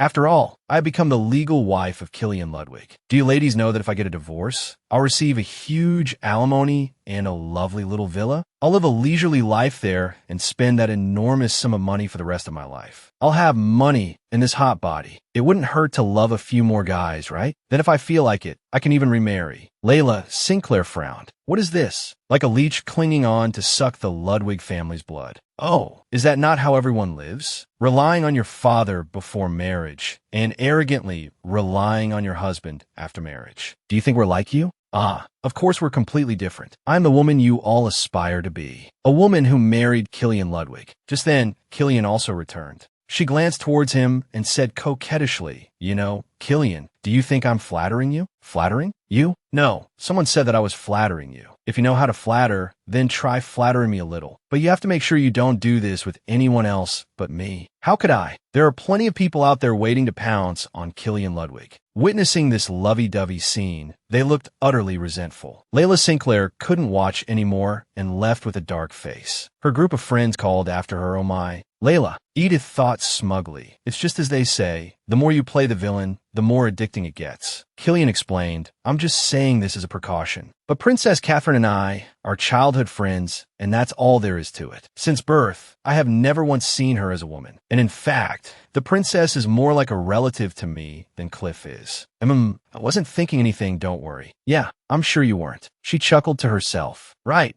Who doesn't know you were saving yourself for Rise? Who would have thought that Killian and I would have a relationship like this? I was so devastated when I learned about the exception conditions. Edith Veron Riegelhoff will not be able to reveal her hidden setting until exception condition 3 is met. I had given up all hope, preparing everything I could to run away, no matter where, as long as I'm alone, and I just wish I could live quietly as if I were dead. I know you've been through a lot. I believe in you, Edith. I don't know who played this terrible joke, but I know it wasn't you, my dear. To the people who trusted me unconditionally and comforted me with a sincere heart, it's not good for you to keep suppressing your emotions like this. If you keep it bottled up, one day it will explode. It made me more and more greedy. I just want the young lady to be happy. The people who gradually saw me as a friend and wished me well. I'm sorry. Although it's a bit embarrassing, will you accept my apology? Why can't I live in harmony with them? The people who opened their arms to welcome me. And him too, the one who is destined to kill me. Why are you looking at me like that? Don't I deserve to be happy? She let out a laugh. Would you like to dance one more time?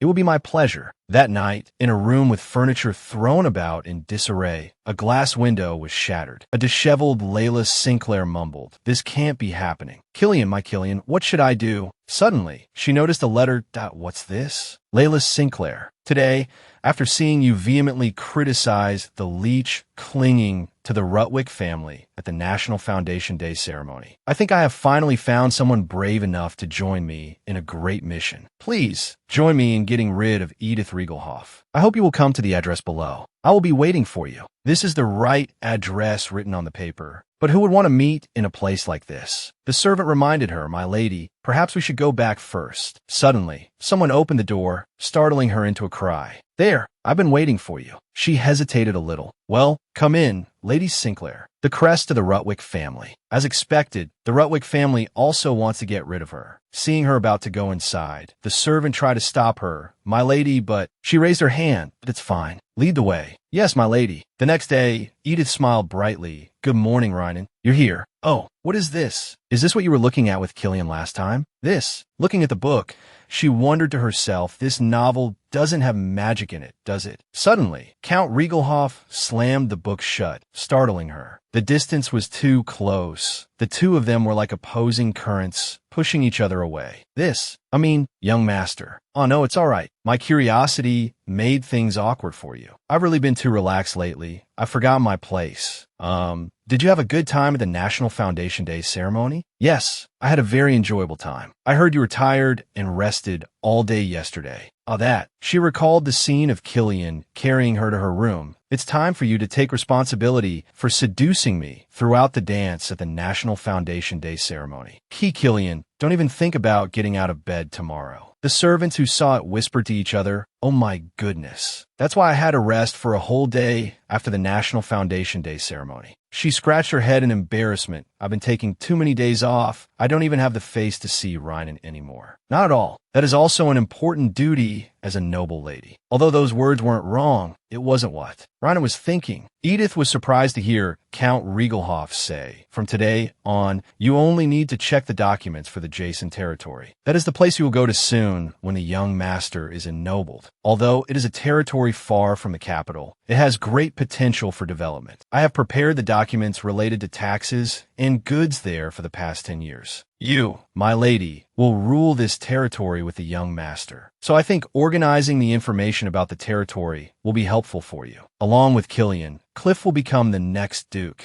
and in his place, the title of count and the Jason territory will be given to Killian. After the treason plot ends, Killian will be ennobled, leave the ducal house, and settle in the territory. For Killian in the original story, as second male lead until the end, it was a rather lonely life. But if I can get through that part safely, I can go with him, leaving behind life in the capital after being unable to defeat Cliff. Together, we'll focus on developing the territory and taking care of the lives of the people there. Even if he doesn't love me passionately, can't the Count and Countess of Jason live a happy life?" With those thoughts, Edith had a very happy day at work. Suddenly, Rynan asked, "My lady, don't you feel uncomfortable with Lady Rise Sinclair?" Not really. Although the situation has become chaotic, we have no reason to be uncomfortable with each other. Is that so? And the next day, Edith broke out in a cold sweat sitting in front of Rise. Even though I said that, I didn't mean I wanted to get closer to her. Rise suggested, I heard you're going to the territory with Killian soon. Before that, would you like to go to La Belle Marie with me? It'll be hard to buy nice things once you're in the territory. That's right, isn't it? The National Foundation Day just passed, but people have already decorated with a year-end atmosphere. Just looking around the streets would be fun, or we could go buy gifts. Why aren't you going with Cliff like usual, anyway? I've been a bit busy lately, so I don't know if I'll have time. When I think about the original story, Rise and the villainous Edith hanging out alone is clearly an unbelievable event, but it's not like I couldn't have guessed. In the original story, Rise had a bewitching charm, but throughout the course of the work, she didn't have a single friend her age. The only exception was the princess, as part of Catherine's character development plot. The only female character who spent time with Rise on Rue Belle-Marie Street. But during this National Foundation Day ceremony, I got in between the deep friendship of those two. So the suggestion that should have gone to Catherine in the original story came to me by chance. If I refuse, if you feel uncomfortable, it's because I was inconsiderate. I'm sorry. I didn't intend to. If the plot follows the original story. No, I don't want that. This time, I'll help her. Edith smiled cheerfully. Uncomfortable? Not at all. What do you want to do on Rue Belle-Marie? I mostly go to Dallas Street. This is also my first time going out with a female friend. There are really a lot of beautiful things there, so we can visit the shops. Later, Killian was surprised when he heard the news that you're going where with Rise? To Rue Belle-Marie Street. We plan to shop and look around. But even if I don't go with you, you have to go to the Royal Palace that day. There are many people out during the day. What could possibly happen? The princess said so at the National Foundation Day ceremony too. If we let others see us going out together, it would be good. She wondered, you're always so concerned about reputation. Why is he reacting so sensitively? Killian hesitated, but Rise. Her expression darkened. Could it be that he's still worried I'll harm Rise? Killian was worried, but Rise. Without evidence, what can I do? Regarding Edith's case, I tried to investigate Rise and Cliff's actions on my own, but the information I gathered was very little. Recalling a previous conversation with Rynan, the information is so scarce it's absurd. All documents related to previous investigations are in the young Duke's hands. But we would be at great risk if we were to gather new testimonies from the servants. You know very well that books about magic and curses can hardly be called documents. What will you do if the Duke and the young Duke find out you're secretly investigating behind their backs like this? You know how strongly the Duke trusts the young Duke. They might think I'm jealous of my brother and trying to frame him. It's not even that I hate Cliff. They'll think I'm bad-mouthing my brother because I love Rise. I don't know what your and the young lady's feelings and circumstances are, but if you continue like this, you'll be in trouble too. Without evidence in hand, no one will believe you. The only basis I have is the dull headache I get whenever I suspect them. Rynan advised, therefore, it's best that you give up now. Killian clenched his fist in determination.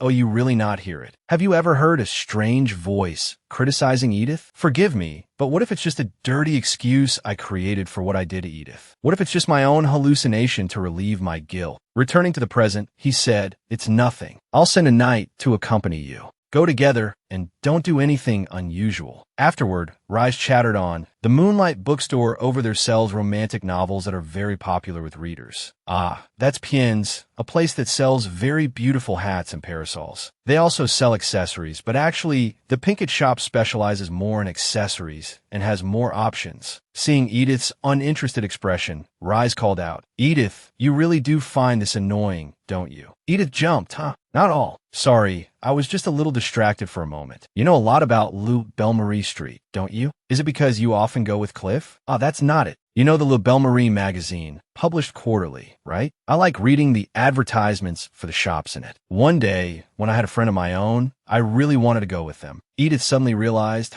now that I think about it, isn't this actually an opportunity? Like the other characters, Rise might not be doing it intentionally, but is simply unable to act freely due to the author's influence and the flow of the original story. It's a fact that the female lead is a deadly concept for the villainous. so after a few incidents, I've been mostly avoiding her. But since then, I've also satisfied the second stage exception condition. The system previously announced, second stage exception condition has been met. Exceptions have occurred, and the power of the original author is reduced. It created a close friendship for me that didn't exist in the original story, and even moved the heart of the princess, another important character in the plot. If that's the case, can I have a good relationship with Rise too? Not in the sense that she's a pitiful female lead who can't be friends with the villainess, but just as a normal, lonely person without any friends. Edith replied excitedly, "You mentioned Pien's, right? Bookstores, accessories, cafes, just say the word. Anywhere you wanted to go with your friends, let's go today. I'll treat you and have fun with you." So I don't want to avoid that loneliness either. Right after that, the two of them spent some enjoyable moments together, going shopping for accessories, choosing hats for each other. They had a lot of fun like real friends. At a bookstore, this is a new book by an author I love. If you haven't read it, I recommend it. The argument between the male and female leads is so cute, isn't it? Wow. There are even some pretty erotic scenes near the end.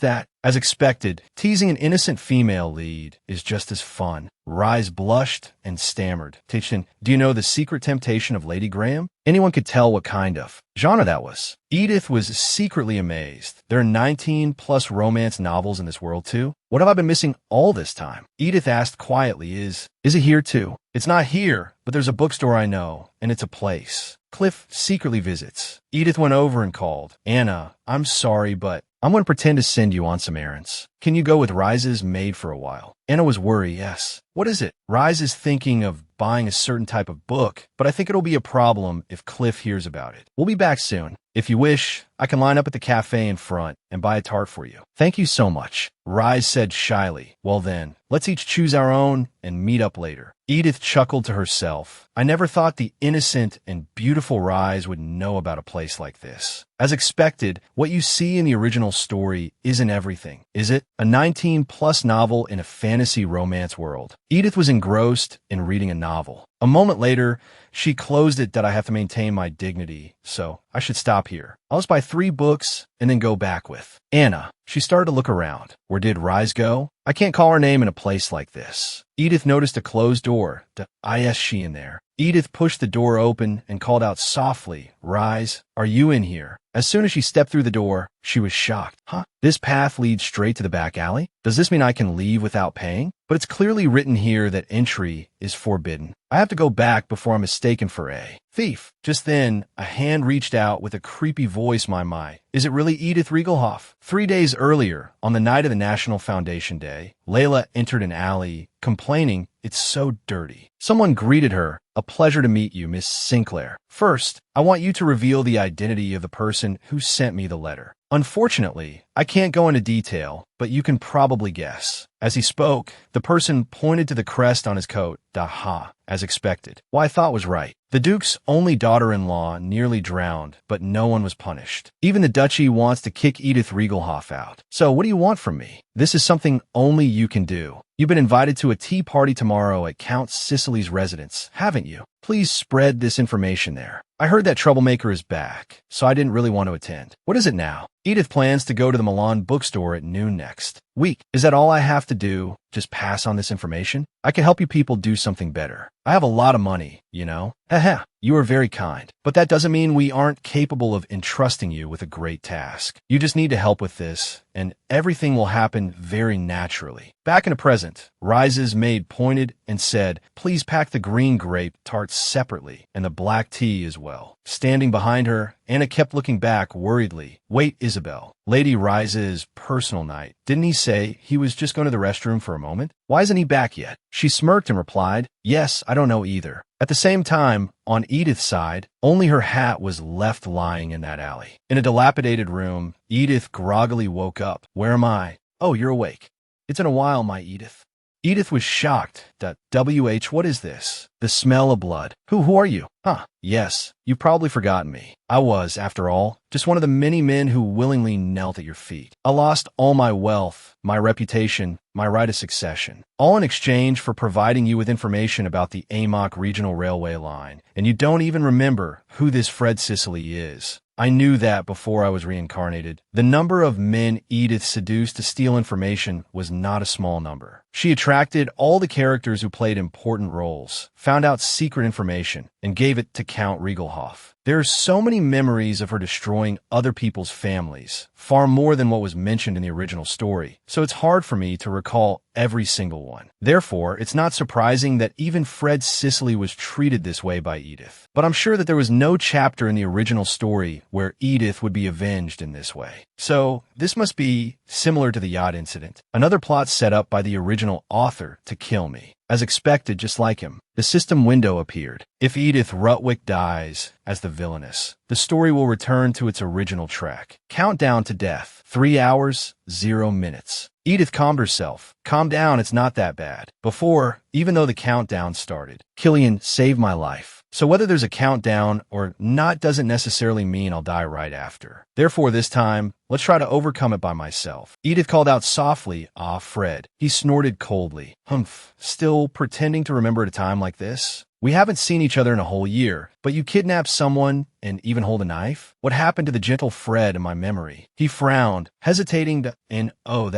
I'm sorry, my love. I didn't mean to scare you. Seeing you for real, I thought I was dreaming. While he was distracted, Edith tried to untie the ropes. Countdown, 2 hours, 48 minutes, 17 seconds. Fred continued, "After meeting you, getting to know you, I became an incredibly romantic person. I was always thinking of you back in my hometown. Edith, I nearly went crazy when I heard you got married. And to a son of Duke Rutwick, no less, someone I could never defeat, even if I died." Wait a minute, even if I died? His eyes suddenly changed. Yes, now I realize. We could just die together and start over, right? I read a book a fortune teller gave me. If two people die in the same place, they will be reborn together. How can that be? Even if it's a hoax, I have no other choice. Sleeping in eternal sleep together is romantic enough. Edith broke out in a sweat. This guy just won't listen, will he? Fred, first of all, I want to apologize to you for taking advantage of your heart. I'm truly sorry. The feeling of being looked down upon and discarded by a lover, I know it all too well. Actually, back then, what I hoped for most from him was a sincere apology. Why are you saying that? Edith, because I truly want to apologize. No, but I'm not someone who deserves this apology. Fred, you have no obligation to accept the apology, but to tell me you don't deserve an apology is a bit. The arrogant woman who always looked down on others. A tyrannical little demon. Edith Riegelhoff is apologizing to you? Huh, this is it. Edith continued, You don't know anything about me. The little demon, or the serpent flower of the Riegelhoff house. It's all just rumors. Like the men I seduced, led astray by rumors. They were all disappointed with my true self. You know what? I don't actually like parties. I've rejected all the invitations since I got married. No, that's not right. My Edith is. I only reluctantly attended the National Foundation Day ceremony because I couldn't refuse. I prefer reading quietly to being in crowded places. Think about it. You met me today at a bookstore, didn't you? Stop it. Don't say any more. Don't ruin my Edith like that. The ropes have loosened. I'm about to get free, just a little more. Fred, I'm not the woman you long for. Seeing him hesitate, she continued, dying with a fake person like me, isn't that too pointless? Don't you feel your life is pathetic? There must be the woman of your dreams living somewhere. His eyes were unfocused as he called out, Edith. The countdown showed 41 minutes, 27 seconds left. He looked at her and asked, Is there something important behind me? You keep talking while darting your eyes around. She was worried, in a way, only I can see it. It's like you're desperately hoping someone will come to the rescue, right before your lies are about to be exposed. What lies? Your acting is really top-notch. If I wasn't holding this, I probably would have been fooled. In his hand was the book, the Countess's pet dog. He threw the book down. Edith doesn't seem to trust me much, does she? But don't you worry, I will be your loyal dog. As he spoke, he advanced towards her. Time was running out as Edith hurriedly untied the ropes. He held a sharp knife in front of her.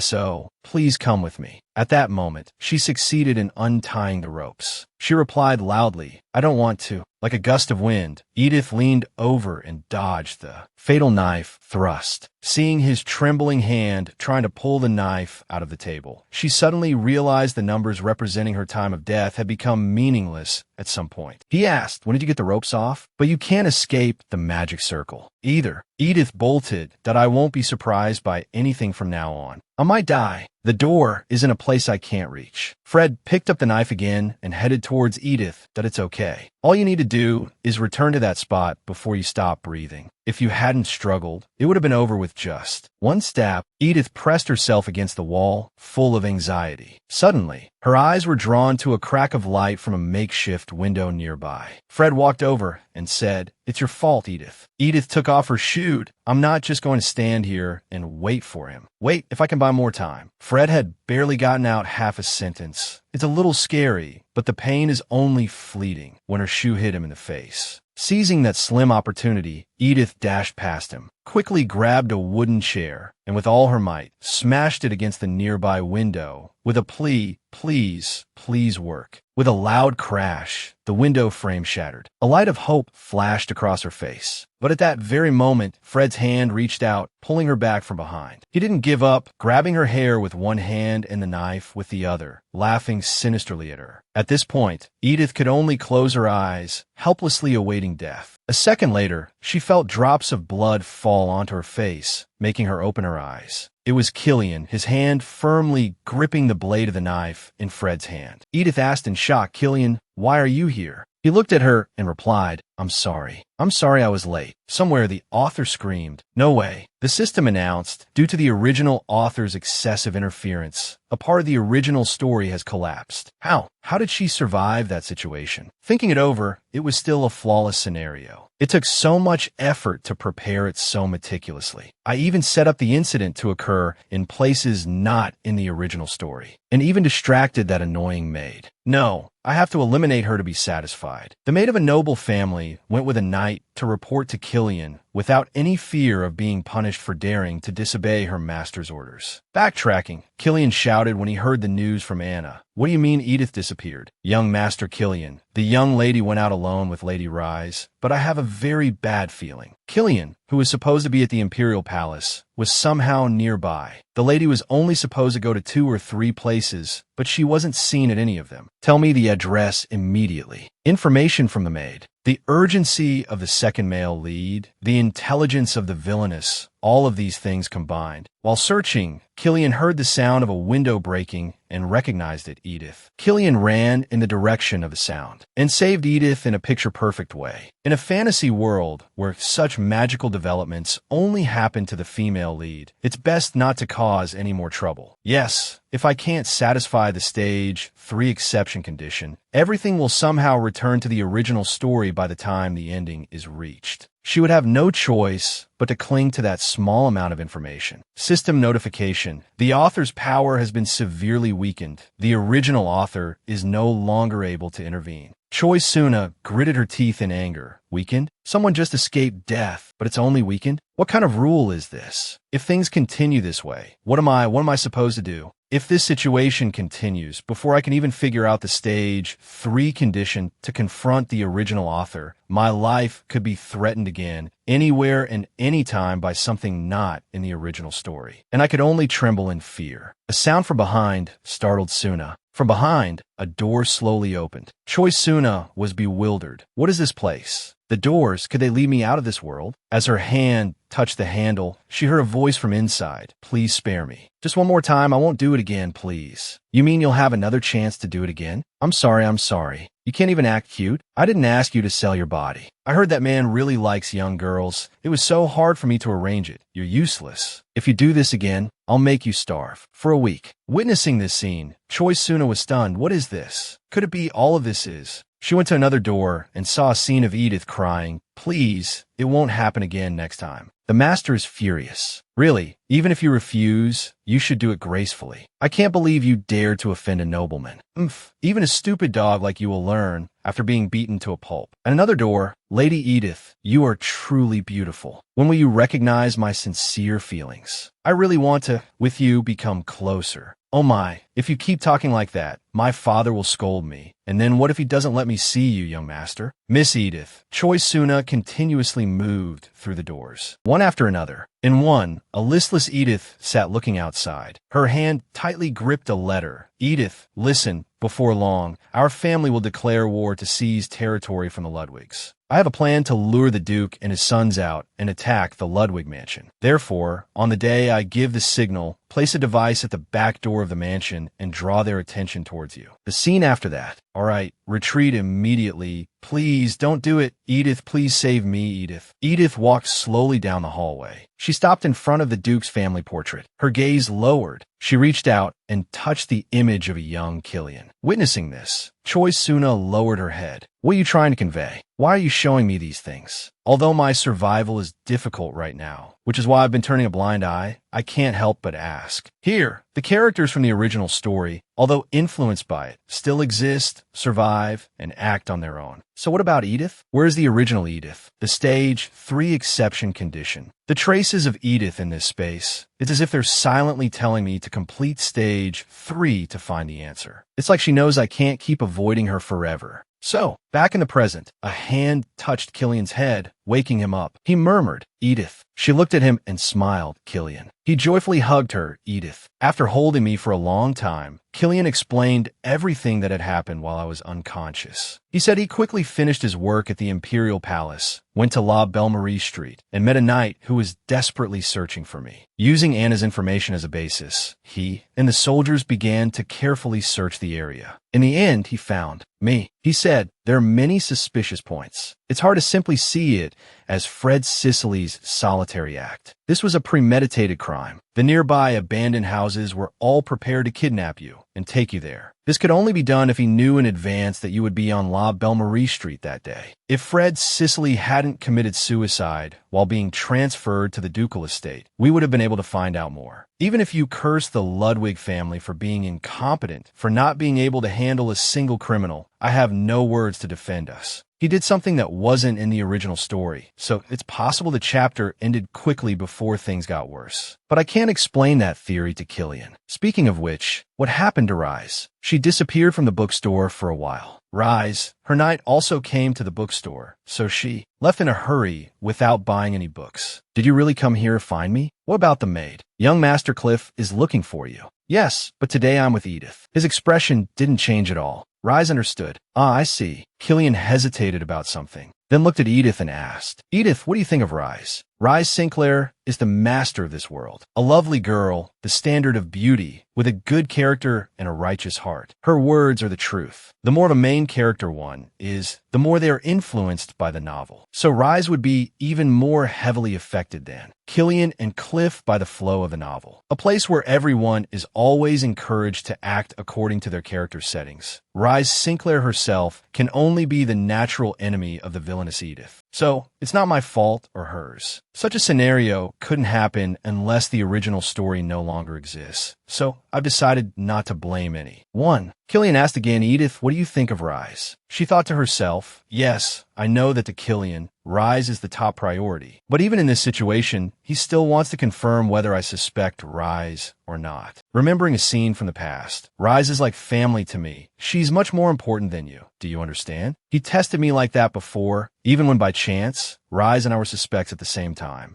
Are you confident that you won't be biased? Right now, as for me, I don't have enough confidence in myself to answer this question. She replied, you ask what I think. If we didn't trust each other, we wouldn't have gone out together in the first place. But I trust Rise. How could Rise have known what would happen to me while we were temporarily apart? It's just that things didn't go smoothly, which led to this. He lowered his head, I see. In that case, I can't not relay these words to you. What? Rise said she's worried about you and cried that what happened to you was her fault. After hearing the news, she also went on a hunger strike. I hope you can reassure Rise. I'll tell him your body isn't well right now. No need, let's go now. In front of the Duke's room. Duke, it is Edith. Come in. Edith and Killian entered from outside. Is your body feeling any better? Yes, Your Grace. Thank you for your concern. Perhaps because this is the first time I've returned to the Duke's office since the document leak incident. It feels like the positions between Rise and me have been completely reversed. Rise turned and called out, "Oh my, Edith, do you know how worried I was? You shouldn't. You're already up and walking around. Now, your face is so pale." Sob, "I'm so sorry. I really didn't think something like this would happen. If I had known that would happen, no, it's all my fault, Sob." Edith pondered. That incident was orchestrated by the author, although Rise didn't do anything wrong. But now, to me, even this hand is dangerous. It's not like that, so please don't feel too guilty. Your Grace, I heard you're investigating the case. That's right. Although I'm doing my best, the only culprit committed suicide, so it's very difficult to find clues. Yes, there are many strange points. According to Killian, this seems to have been planned in advance. It means he knew when I would appear and was lying in wait for me until the opportunity was ripe. Rise, have you ever told anyone that you and I decided to go to La Belle Marie Street? Cliff shouted. Are you suspecting Rise right now? No, how could that be? I was just... Cliff cut her off. She already feels guilty for something that wasn't her fault, even skipping meals. Not only can you not offer a word of comfort, but you say such things? Cliff, what's wrong with you? You're talking as if Rise intentionally leaked the information. Killian rushed to his wife's side. What is it? She didn't mean that. Killian, don't interfere. I have to say something about this. Did you really just say those things, Cliff? Facing the person who almost died, you don't even have a single word of comfort, but about questioning Rise. What did I question her? Fine, then as you wish, I'll question you. I heard that you took the blame for Rise leaving the bookstore in a hurry. So why is Rise trembling with guilt and not you? It's because you've been messing around with one man after another that you got your retribution. The Duke shouted, "Stop it." Cliff turned and yelled, "Father, Edith is right. My sister-in-law went through a difficult time, but I couldn't say a single proper word. It seems you don't want to cooperate with the investigation. You should go outside. From now on, Rise, you must eat properly too. Edith, if you can, could you explain the whole incident? Yes, Your Grace. The investigation failed. The case was buried. Young Master Cicely is dead, so no one knows who sent him the information. And revealing the case to the public wouldn't bring any benefits anyway. I received a formal apology and a hefty sum of compensation from Count Cicely. And because I didn't want to attract public attention again after the yacht incident, I also decided to turn a blind eye. At times like these, I understand even more the situation of Rise, who always tried to live in seclusion whenever an incident occurred. A week later, what do you think about visiting the Imperial Palace after a long time? This Friday isn't bad. This Friday, but I was told not to do any strenuous activity for about 2 weeks. She was silently frustrated because of that advice. The two of them hadn't been able to sleep together for a week. He replied, "Of course you can't ride a horse, but it's not like riding a horse is the only thing worth doing." Although the outing a long time ago was quite fun. Suddenly Edith realized something and asked, "Killian, what's going on?" A moment later, Edith asked in surprise, "This Friday, the Sinklers are coming? Why so suddenly? Was there a scene like this in the original story?" Killian rubbed his forehead. "I don't know the details either, but it's not like there's no reason. Last time, someone came to our family saying they wanted to take over the iron or distribution rights from the Regalhoffs. I wonder if they want to negotiate the progress of this matter? If it's the iron or distribution rights, then that was the reason for my arranged marriage. If the Sinklers' plan succeeds, my position will be considerably damaged. But we can't know for sure. Maybe they're coming because Rise got attention during the National Foundation Day. That's true. She appeared before the public with the light of Lauren. So don't worry too much and just spend time with Catherine. If I think about it that way, it fits perfectly with the flow of the original story. Because the original setting was that after hearing Rise would solve their debt, the Sinklers quickly handed her over to the ducal family. And after realizing they had missed the chance to become in-laws with the ducal family, they regretted it and clung to the Duke and Duchess Ludwig relentlessly. But suddenly, I have a bad feeling. On Friday, it's been a while, Duke Ludwig. Due to health reasons, I only sent my children to attend the National Foundation Day. The children said they were very impressed with the Duke and Duchess for your prominence. The Duke frowned. I wasn't informed that the young lady would be accompanying you. I begged my father to let me come. It's been a long time since I've seen Rise, and I wanted to say hello. Rise went out today and isn't here. Please come inside first. Layla gritted her teeth and muttered, "What? Is there a more cliché excuse?" Layla's words are quite something to look forward to. After all, she was contacted by someone from the Ludwig family. So what you're trying to say now is you believe a letter from someone you don't even know and did what they said? It was that Ludwig husband.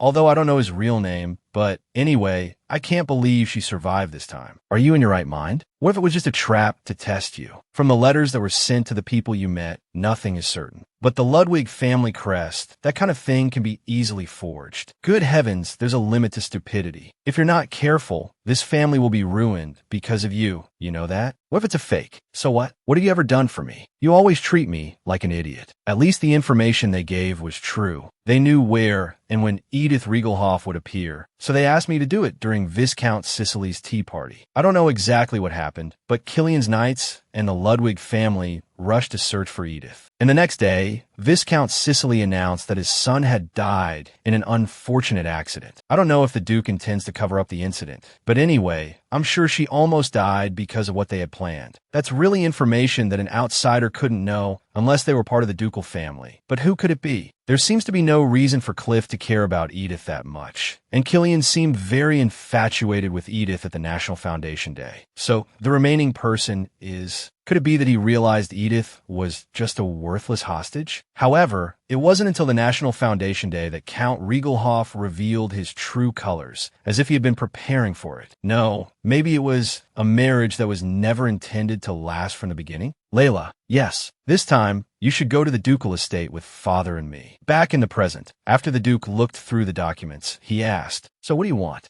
As you know, my sister still doesn't have a partner. Now, could it be you want Cliff? Good heavens, that's impossible. I saw with my own eyes the necklace that was given to Rise at the festival. Then what do you mean? Your Grace, Count Riegelhoff can no longer be called part of the Emperor's faction. This is like forming a marriage alliance and then betraying the other party very quickly. Layla said that Edith Riegelhoff sees the Duke as her wallet. Even if she divorces her husband, she will receive a mansion and an enormous amount of alimony for emotional distress. This caused a huge debate at the National Foundation Day, with her arrogant appearance and actions just like her biological father. Does the ducal family intend to continue watching her run rampant like this? Elsewhere, Edith suddenly felt a shiver. Is someone talking about me? I'm getting goosebumps. The Duchess asked, "Edith, are you cold?" "I'm fine, Mother. If you're cold, just say so and go inside." Yes, I was really worried, so I stayed at the mansion and watched Layla act cute with the Duchess. The Duke advised, "Then you should at least go get shawl." Layla said with a bright smile, "Miss Edith, I'm sorry, but I'd also like to wash my hands. For a bit. This way, please." After walking a short distance, Layla said, "I thought it was impossible, but you've really become quite a virtuous and well-mannered lady living here." Does the Duchess know what Miss Edith here has been saying outside? I've thought about this before, but Miss Layla should take a look at herself before talking about others. What are you rambling about now? Edith retorted sarcastically, "Miss Edith, I'm so sorry, but I want to wash my hands." Then she turned her head away in frustration. Can't even manage a single comeback. How annoying. How long do you think you can live with that arrogant attitude? You're in a situation where you don't even know if you'll be kicked out of the house tomorrow. Do you know what has happened to your family's iron or distribution rights? Yes, that was the very reason you were able to marry Killian. It has been passed on to our family to take over. Right now, my father and brother are talking to the Duke. To make your position mine, I know full well that Killian has already gone to the palace.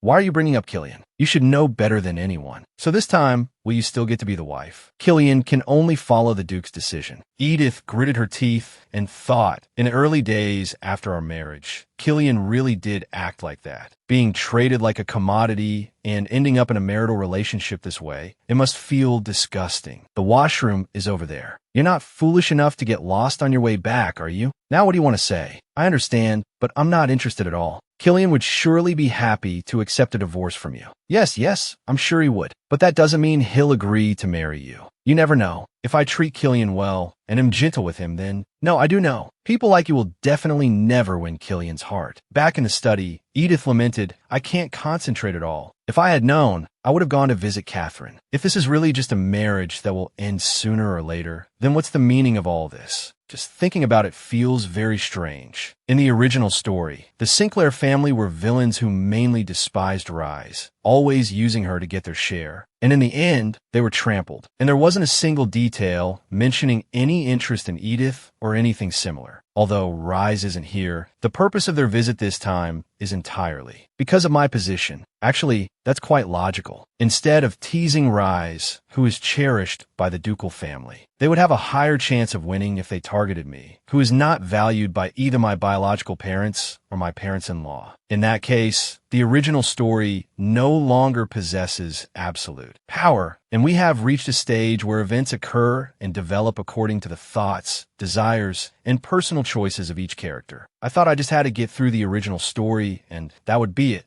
If so, While Edith was thinking, Sophia came over. Are you all right, my lady? You look so pale. You've also just been entertaining guests. If you're tired, please go and rest first. She pondered, if there's no influence from the flow of the original story, then there will be people who like me, and naturally, there will be people who genuinely dislike me. Therefore, I don't need to be too afraid because I've always wanted to live as a human being with the ability to think freely rather than living as a character in a story. She replied, it's fine. I can look at more. The document you're holding is wrinkled.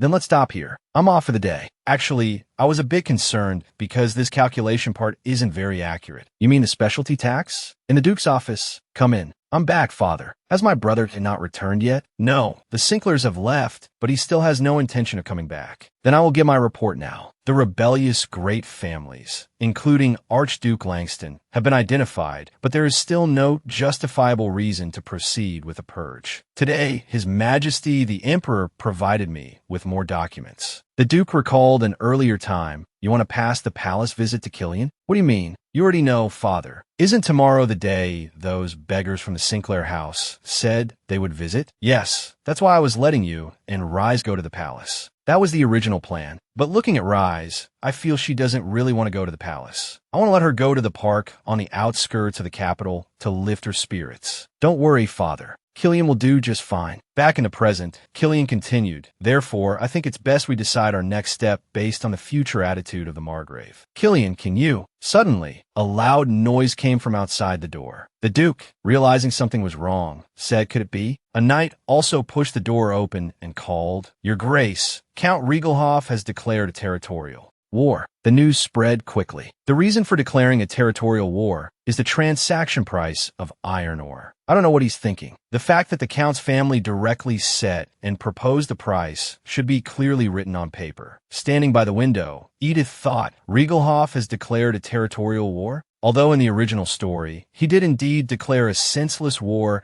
and led his family down the path of destruction. It's still autumn, so it's still very early. Could it be because I didn't act as the original story dictated? If I skip the plot detail, where he planned to infiltrate the ducal residence with shoddy methods, and jump straight to the territorial war detail, what will happen to me, the daughter of House Riegelhoff? In the original story, Edith was confined when the territorial war began, so she didn't have to take any action. But this time, as she was thinking, Killian opened the door and came in, his face full of worry as he looked at her. Edith lowered her face. I've heard the news. What should I say? I can't. My father, Anno, what can I even say? What should I do to avoid going against my character's settings? She stammered continuously, so I really have no. He walked over and took her hand caringly. Are you all right? Yes. According to the outcome of the battle, Count Riegelhoff, she thought to herself, I want to say that it's a matter of course that I must die, but I can't because of my character's settings. I know. Acting according to the law is naturally the right thing to do. So, has my father started a rebellion? For now, it seems so. We could see it as a spontaneous, arbitrary act, but objectively speaking, there's no way he can win. And the reasons for this territorial war are so absurd that it's hard to believe Grand Duke Langston isn't the mastermind. Then again, the Grand Duke himself denies this, saying it has nothing to do with him. But it all fits together when you think that he's aiming for the throne, while Duke Ludwig's attention is diverted to the territorial war. To prepare for that possibility, Cliff will lead a group of elite knights and hide near the palace to monitor the Grand Duke's movements. Meanwhile, the Duke and I plan to settle the battle before returning to join him. I even considered suggesting that Cliff and I switch places. He is far superior to me in martial arts, command skills, and even battlefield experience. Killian, can you please stop comparing my handsome husband to others? My husband is so wonderful. Don't get hurt and come back safely, understand? Are you worried about me now? Of course I am. I don't want to become a widow at this age. Yes, I've heard that a young widow attracts a lot of flies. I don't want to see that sight either. So you have to take care of your life. Why aren't you answering? He gently stroked her hair. As I said, I'll take this opportunity to show you just how wonderful your husband is. After saying that, they wrapped their arms around each other and shared a sweet kiss. Scene change. The Duke looked at the map, calculating, this is strange. It's like I'm missing something important. Have you finished checking the armory, Killian? This just came in. Turning, he saw Cliff entering through the door. I heard the news on my way here. Are the Riegelhoffs acting very hastily? Although it's quite troublesome, it's best we take this opportunity to sort some things out. What about Edith? It's difficult to keep the enemy's daughter in our house, and her status is still ambiguous. If we were more cautious. The Duke interrupted. Is that all you have to say? The atmosphere turned grim. Cliff rose. I apologize, Father. My mind was wandering while I was on a walk with Rise. The Duke interrupted irritably. All right, I intend to observe Edith to see how she reacts. From what Killian said, she seems completely unaware of the Count's situation. Because of this incident, I feel that the ties between her and her family have been completely severed. Recently, the Riegelhoff family has shown no concern for that child at all. And at the beginning, they only made a fuss because of that maid. Declaring war on a family that is holding his daughter hostage, without saying a word, it's not unreasonable for us to think this way. But it could also be a trap. They make us think that way, and while we let our guard down. Do you think I haven't considered that? I will handle the child. For now, just do your part well. While Killian and I leave the capital to deal with the territorial war, you must lead the elite knights and prepare to respond to the Grand Duke's rebellion. Don't disappoint me. In Killian's office, he looked over the documents Edith had prepared and exclaimed in admiration. She must have checked this very thoroughly. The more I look, the more I see how refined her organization has become. As expected, Edith's expression isn't very good. A family that sent a maid to assault Edith to the point of bruising her entire body. A family that declared a territorial war without any concern for the safety of their own daughter, who is now no different from a hostage. But she will surely feel sentimental. If she were in a situation where her own father and her father-in-law were pointing swords at each other, and yet she's incredibly kind and always considerate of my feelings. Once this issue is resolved, I must go to the territory as soon as possible, leaving behind a broken family and things like war and politics. Go far away to a place where we can't hear what the outside society is gossiping about. Just me and her. At that moment, a knock came from the door. He immediately thought it was Edith and quickly went to open the door. Edith, I told you to wait in the room. Why are you? But the person at the door was Rise. Killian's expression changed instantly. Why would Rise come to my office at this hour? Is something urgent, Rise? I saw the light was still on, so I came to check just in case.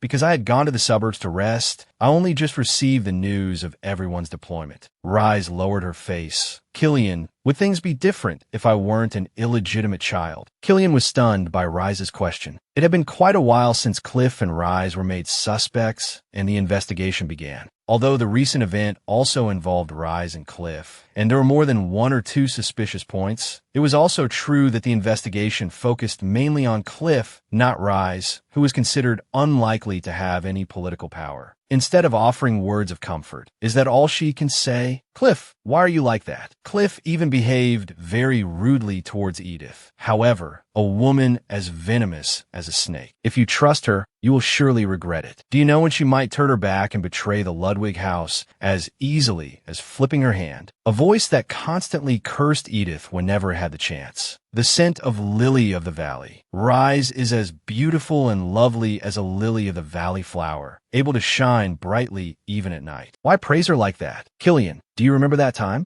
No, rather, the first time I came to the mansion, my hair got caught in a tree branch in the garden. When did I start hearing this voice? Just by looking into your eyes, I could tell what a kind person you are. Although I know it's futile to say these things now, I really can't bear it when I hear you're deploying for the territorial war. I'm afraid of losing you just like that. Killian stood frozen, wondering the lovely feeling I saw in her, the affection I had for her over the 5 years I've known her. Are they really mine? Who is that person? Really? Calm down. After composing himself, he said, Rise, both you and Edith are very worried when it comes to the war. Don't worry too much. The difference in military strength between Riegelhoff and us is so great that any comparison is pointless. Now you should go to sleep. I'll walk you to your room. After that, he returned to his room and found Edith with her head down on the desk. As he approached, she woke up. Why weren't you sleeping in bed? Because I wanted to welcome you when you came back, but I fell asleep. What time is it? You must be very tired, right? He leaned down, blew out the candle, and then picked her up. It's late. You should go to bed and sleep.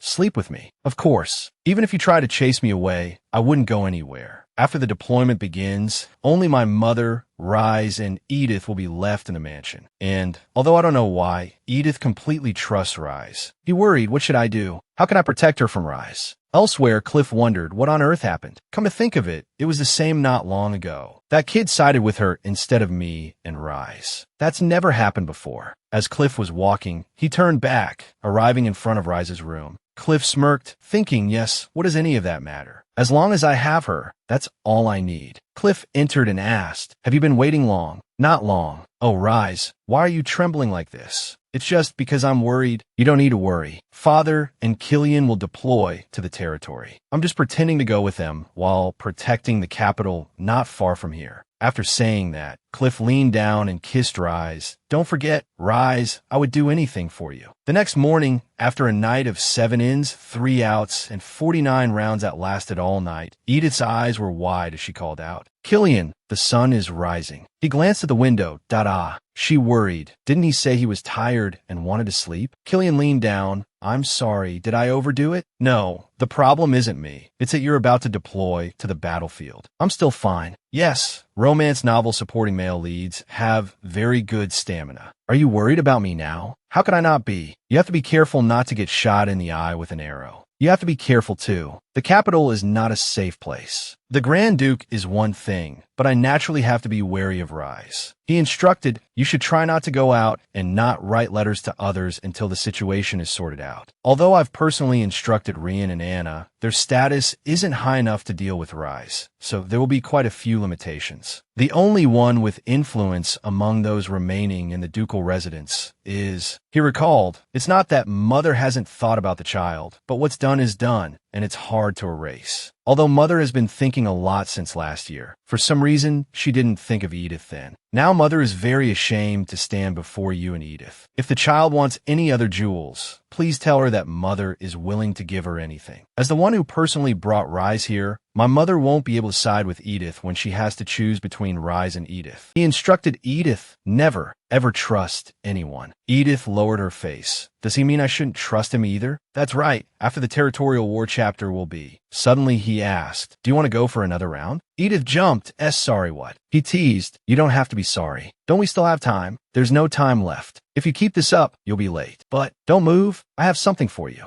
He sat up straight for me. Edith brought out a scarf. I heard it's much colder in the territory than in the capital. What is this? Did you embroider this yourself? It's the sleeve. It looks a bit clumsy, doesn't it? If it gets dirty after you use it, you can just throw it away. The material is very good, so it will definitely be very warm. I thought about this after seeing the embroidered handkerchiefs at the charity bazaar, but your craftsmanship really isn't that good, is it? Right? That's why I was wondering who bought them.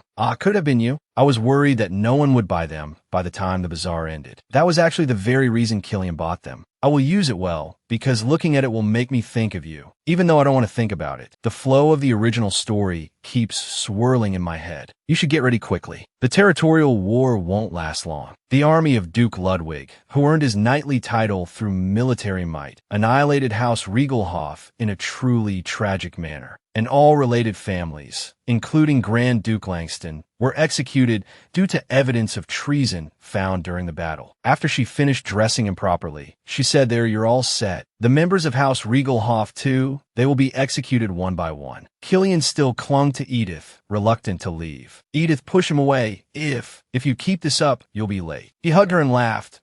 But what should I do if my feet won't move? Edith hugged him tightly, thinking, really, will it be like that? Really, after the territorial war ends. Will he come back and kill me? Outside, the Duke was giving instructions. Jocelyn, the full authority of the Ludwig family will be entrusted to you while I am away. Rian, help Jocelyn protect the duchy. Yes, Lord Gordon. The protection of this ducal residence depends on you. I will guard it carefully. Philip, Lady Louise, while Jocelyn is focusing on her work in the duchy as the butler and headmaid, you are required to ensure the security of this ducal residence. Yes, master. And, he said, his eyes shifting towards Edith. And Rise. He said, Rise, take care of Jocelyn. Now let's depart. Killian stood behind, surprised by his instruction. And with that, he led the way out. The Duchess watched the Duke, calling out, Axelmai. Edith interrupted, it's all right, Mother. Father's feelings must be very complicated, leaving the daughter of House Riegelhof in the ducal residence to go to war. I don't mind much either. Edith reassured Killian, Killian, you, too. Killian's face darkened as he asked unpleasantly, "You, what is your name?" "Yes?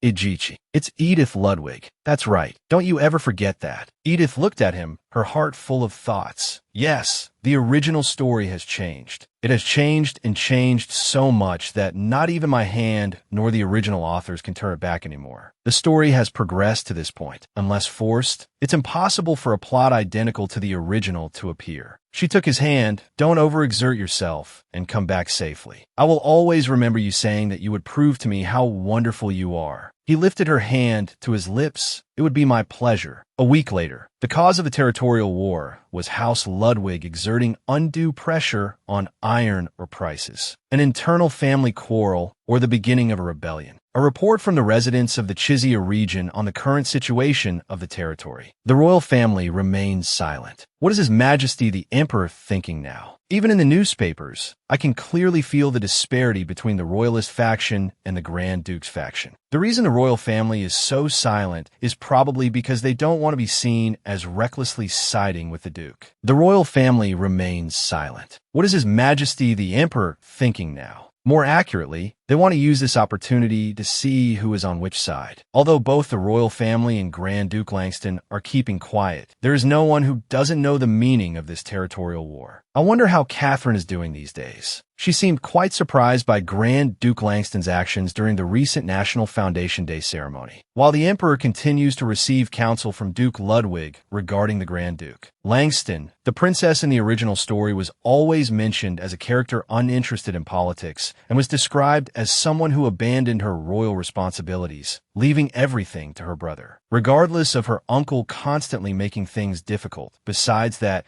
the plot gives absolutely no reason at all. It must be a situation so difficult that even a foolish princess would find it hard to ignore. Looking at her reaction during the ceremony, it didn't seem like mere indifference at all. Since the royal family is still maintaining a facade of neutrality on the outside, I can't meet her now. Edith noticed something in her teacup and coughed twice. Cuckoo. Anna, standing nearby, was startled and turned around, calling out, "My lady, are you all right?" "Yes, I might just choke. I'm sorry, but could you pour me some water?" I feel incredibly relieved to see that my reputation with the servants has improved significantly after the incident with Mr. Samuel. My position became more precarious when my father declared war and used the iron ore, which was a condition of our marriage, as the reason. I've only been married for a short time. My servants must be very worried seeing me awkwardly caught between two families and are considering how to properly treat me. Who do I side with? And is it really right to keep me in this house? Of course, there are always those who trust me unconditionally. The Duchess and Rian work day and night while the Duke is away. And for some reason, Anna has taken on all the work of the lower-ranking servants. Edith recalled an earlier time, "Anna, why are you changing the bedsheets yourself?" "Because I don't want anyone to touch anything that has come into contact with my lady's body. I don't want to bother them, since I can still endure petty pranks like putting coffee grounds in this cup." Later, Rian said, "Today we just need to look over the documents for the Vrazen territory a little. Thanks to your hard work, there isn't much of a backlog anymore. I will help the Duchess with her work like yesterday, so if you need me, you don't look very well." "I'm fine. There's no need to worry." "You're holding the pen with your left hand." Edith looked down, startled. Rian complained, "Even when I tell you that this isn't urgent and it's fine for you to take a day off, you never listen to me." "Haha, actually, I've been having a little trouble sleeping lately, but it doesn't affect my work much." Rian pulled up a chair and sat at the table. "How do you want to develop Vrazen? Don't you just need to give me the documents and leave?" "Mother will. It's not so urgent that we can't talk for a bit."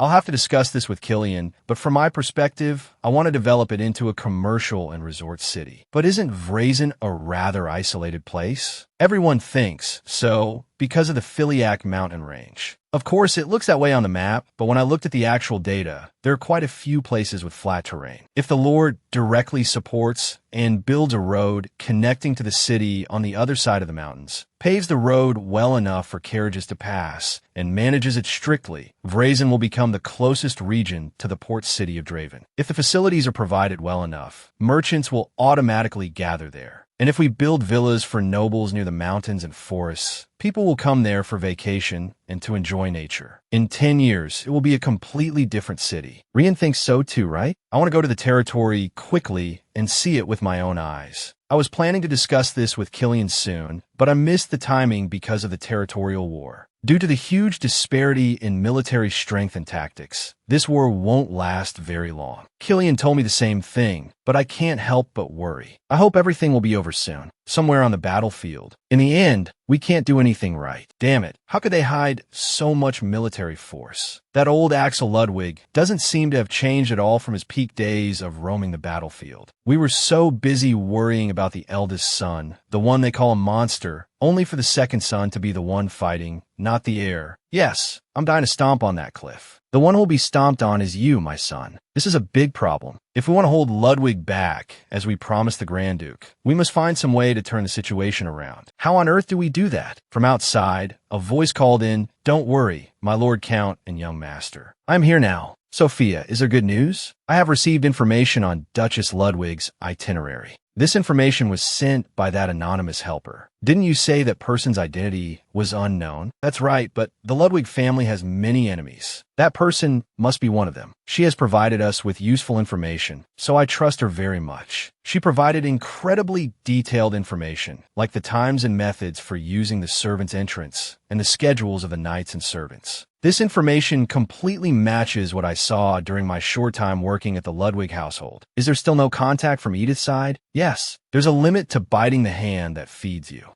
The Grand Duke has placed great expectations on me, but there's no progress in the territorial war here. If this continues, the plan could be disrupted. The only way is to trust that person. Shane and Sophia, you two go to the capital and carry out that plan. But if so, what will you do here alone, Father? As long as the plan succeeds, the outcome of victory or defeat will be clear. What is there to worry about? If his family falls into our hands, Axel Ludwig will be forced to kneel before me, and I am very much looking forward to seeing his distorted face. At the Ludwig ducal residence, Rosalind said sadly, "I never expected that my first trip abroad in a long time would be for a reason like this. Count Sinclair's family will surely attend, so rise, don't leave my side today. And Edith, are you really all right?" The news about the territorial war is different in every newspaper, but one thing is certain. The ducal house of Ludwig has the upper hand in this war. However, the direction of public opinion is a completely different matter. There is news that the neutral nobles are leaning towards the Grand Duke's faction, the faction that is going all out to incite. So the Duchess and Rise have decided to take some time out of their busy schedules to attend today's party. And there's also me, Edith Ludwig. Edith replied, "The more you hide, the more people will talk about you as they please." Born as a daughter of the Jerahop family and becoming a daughter-in-law of the Ludwig family, you must face and resolve this. Scene change, Lady Rosalind said with a smile. "Although this was a sudden invitation, I am very grateful for your warmth, Countess Wintham. It is a great honor to meet you, Your Grace the Duchess." The host of the party, Countess Wintham, was a representative figure of the neutral faction, the family of Count Wintham having amassed a huge fortune from their trading business. And they had a wide network of relationships that included the neutral faction, the Emperor's faction, and the extremist pro-Grand Duke faction. It could be said that this was a perfect space suitable for the Duchess's purpose of dealing with public opinion. You must be very worried about your husband and sons. They're not going off to a great war or anything. This is just an opportunity for the boys to train and maintain their form. Edith stood behind, thinking to herself, "Mother is truly a woman of steel." That's right. To be honest, just by the Duchess appearing in places like this, everyone will automatically bow before her majesty and power. The problem isn't Mother. Suddenly, someone came to strike up a conversation with Edith.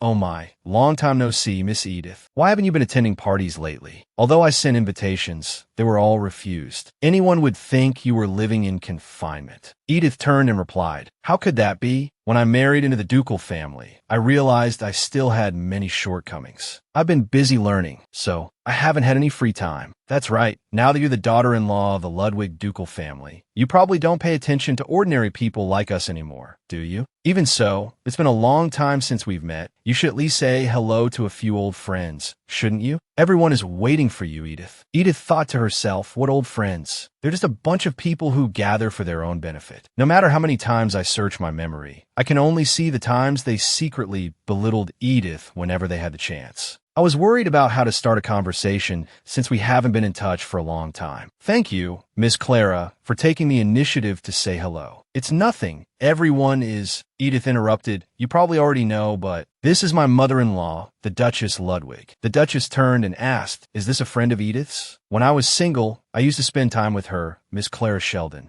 Ah, now that you mention it, the Sheldon territory is right next to Viscount Krause's territory, isn't it? Viscountess Krause is also here today. Clara froze. No, Edith called out, Viscountess Krause. This is the first time we've met since the National Foundation Day. I trust you've been well, Viscountess. This is my old friend, Miss Clara. Since you two are neighbors, you probably know each other. I feel a little guilty for getting such a good husband, so I want to show her more care. Could I possibly ask you, Viscountess, to introduce Clara to the other ladies? Clara was quickly led away by Viscountess Krause. I'm fine. No need to be so formal, Miss Clara. Since Miss Edith has asked, I will personally introduce you to ladies of truly high standing. Edith smiled to herself. Viscountess Krause and her friends are representatives of the Emperor's faction. If Clara appears next to them, the situation will be very awkward. Serve her right. Suddenly, someone appeared behind Edith, startling her. He grabbed Edith's hand and called out, Miss Edith, it's been so long since I've seen you in a place like this. You must have had a very hard time, haven't you? You've gotten so thin in just 1 year. Edith realized this was the man who often did business with Count Jerahop. She quickly pulled her hand back. Thank you for your concern, but you can't hold a married woman's hand like that, Viscount Batlet. Oh, come now, Edith. It seems you're wary of Duchess Ludwig's eyes, but you and I have known each other for a very long time. The Duchess surely knows that the affection I have for you is like that for a younger sister. As he spoke, his hand snaked around, trying to embrace Edith's waist. Edith quickly pushed that filthy hand away. Viscount, he yelled, why are you acting so rudely, Edith? I should be the one saying that. I've already expressed my displeasure once. You should know how to restrain yourself, shouldn't you? How dare you casually lay your hands on the daughter-in-law of the ducal family? Lay my hands on you? Not at all. Our relationship is like family. Can't I be concerned for you? Even my own brother doesn't touch me like that anymore. She thought to herself, I must refuse him clearly without causing a scene here. If the Duchess misunderstands. Just then, the Duchess appeared and called out, Viscount Batlet. He was startled at Duchess. It's just a misunderstanding. A misunderstanding? What is there to misunderstand? Batlet defended himself. Ah, that's right. Ever since she was young, Edith's mind has been a bit unstable, so she sometimes causes a scene for no reason like this. Viscount Batlet, do you think I'm the kind of person who is easily fooled by your ridiculous excuses? Even the Duchess is like this? I know that Viscount Batlet is a vassal of Marquis Boris. I wonder how Marquis Boris will react if Duke Ludwig withdraws all his investments because you, the Viscount, dared to insult the ducal family. Batlet's face darkened. Why would I dare do such a thing? He scrambled away on all fours. That I'm truly sorry. As Edith was staring after him in a daze, she was startled by the Duchess's voice. I'm sorry, Edith. I should have paid more attention, but I was delayed in intervening because I had to greet the ladies. Now, let's go and have an audience with the princess. Yes, mother. After two people had been humiliated and retreated, the Grand Duke Langston's faction here had been more or less dealt with. But the people from the Emperor's faction were a completely different matter. The three of them were walking in when they ran into Layla. We meet again, Your Grace the Duchess. Rise, long time no see. I haven't seen you since my visit to the duchy, and I was so happy to hear you would be coming here. Though it's late now, I still want to beg for your forgiveness. I treated you terribly, and I know it. Edith thought to herself, who doesn't know she's doing this on purpose? Layla continued, actually, I was afraid of having my father's love stolen from me, so I acted that way. I was too young then to understand. I don't need you to forgive me right away. Just slowly is fine. I want to become good sisters with you again. to say such words in broad daylight. And even if the listener wasn't Rise, a girl with a saintly heart, it was a cheap but extremely clever and effective measure. It would be difficult to refuse such a request. Seeing that Rise didn't say anything, she beamed, "That I'm so happy." "Thank you, Rise. Actually, I was so worried I couldn't sleep when I heard you almost died because of Miss Edith." The Duchess raised her voice. "What are you saying, Miss Layla? Where did you hear that rumor?"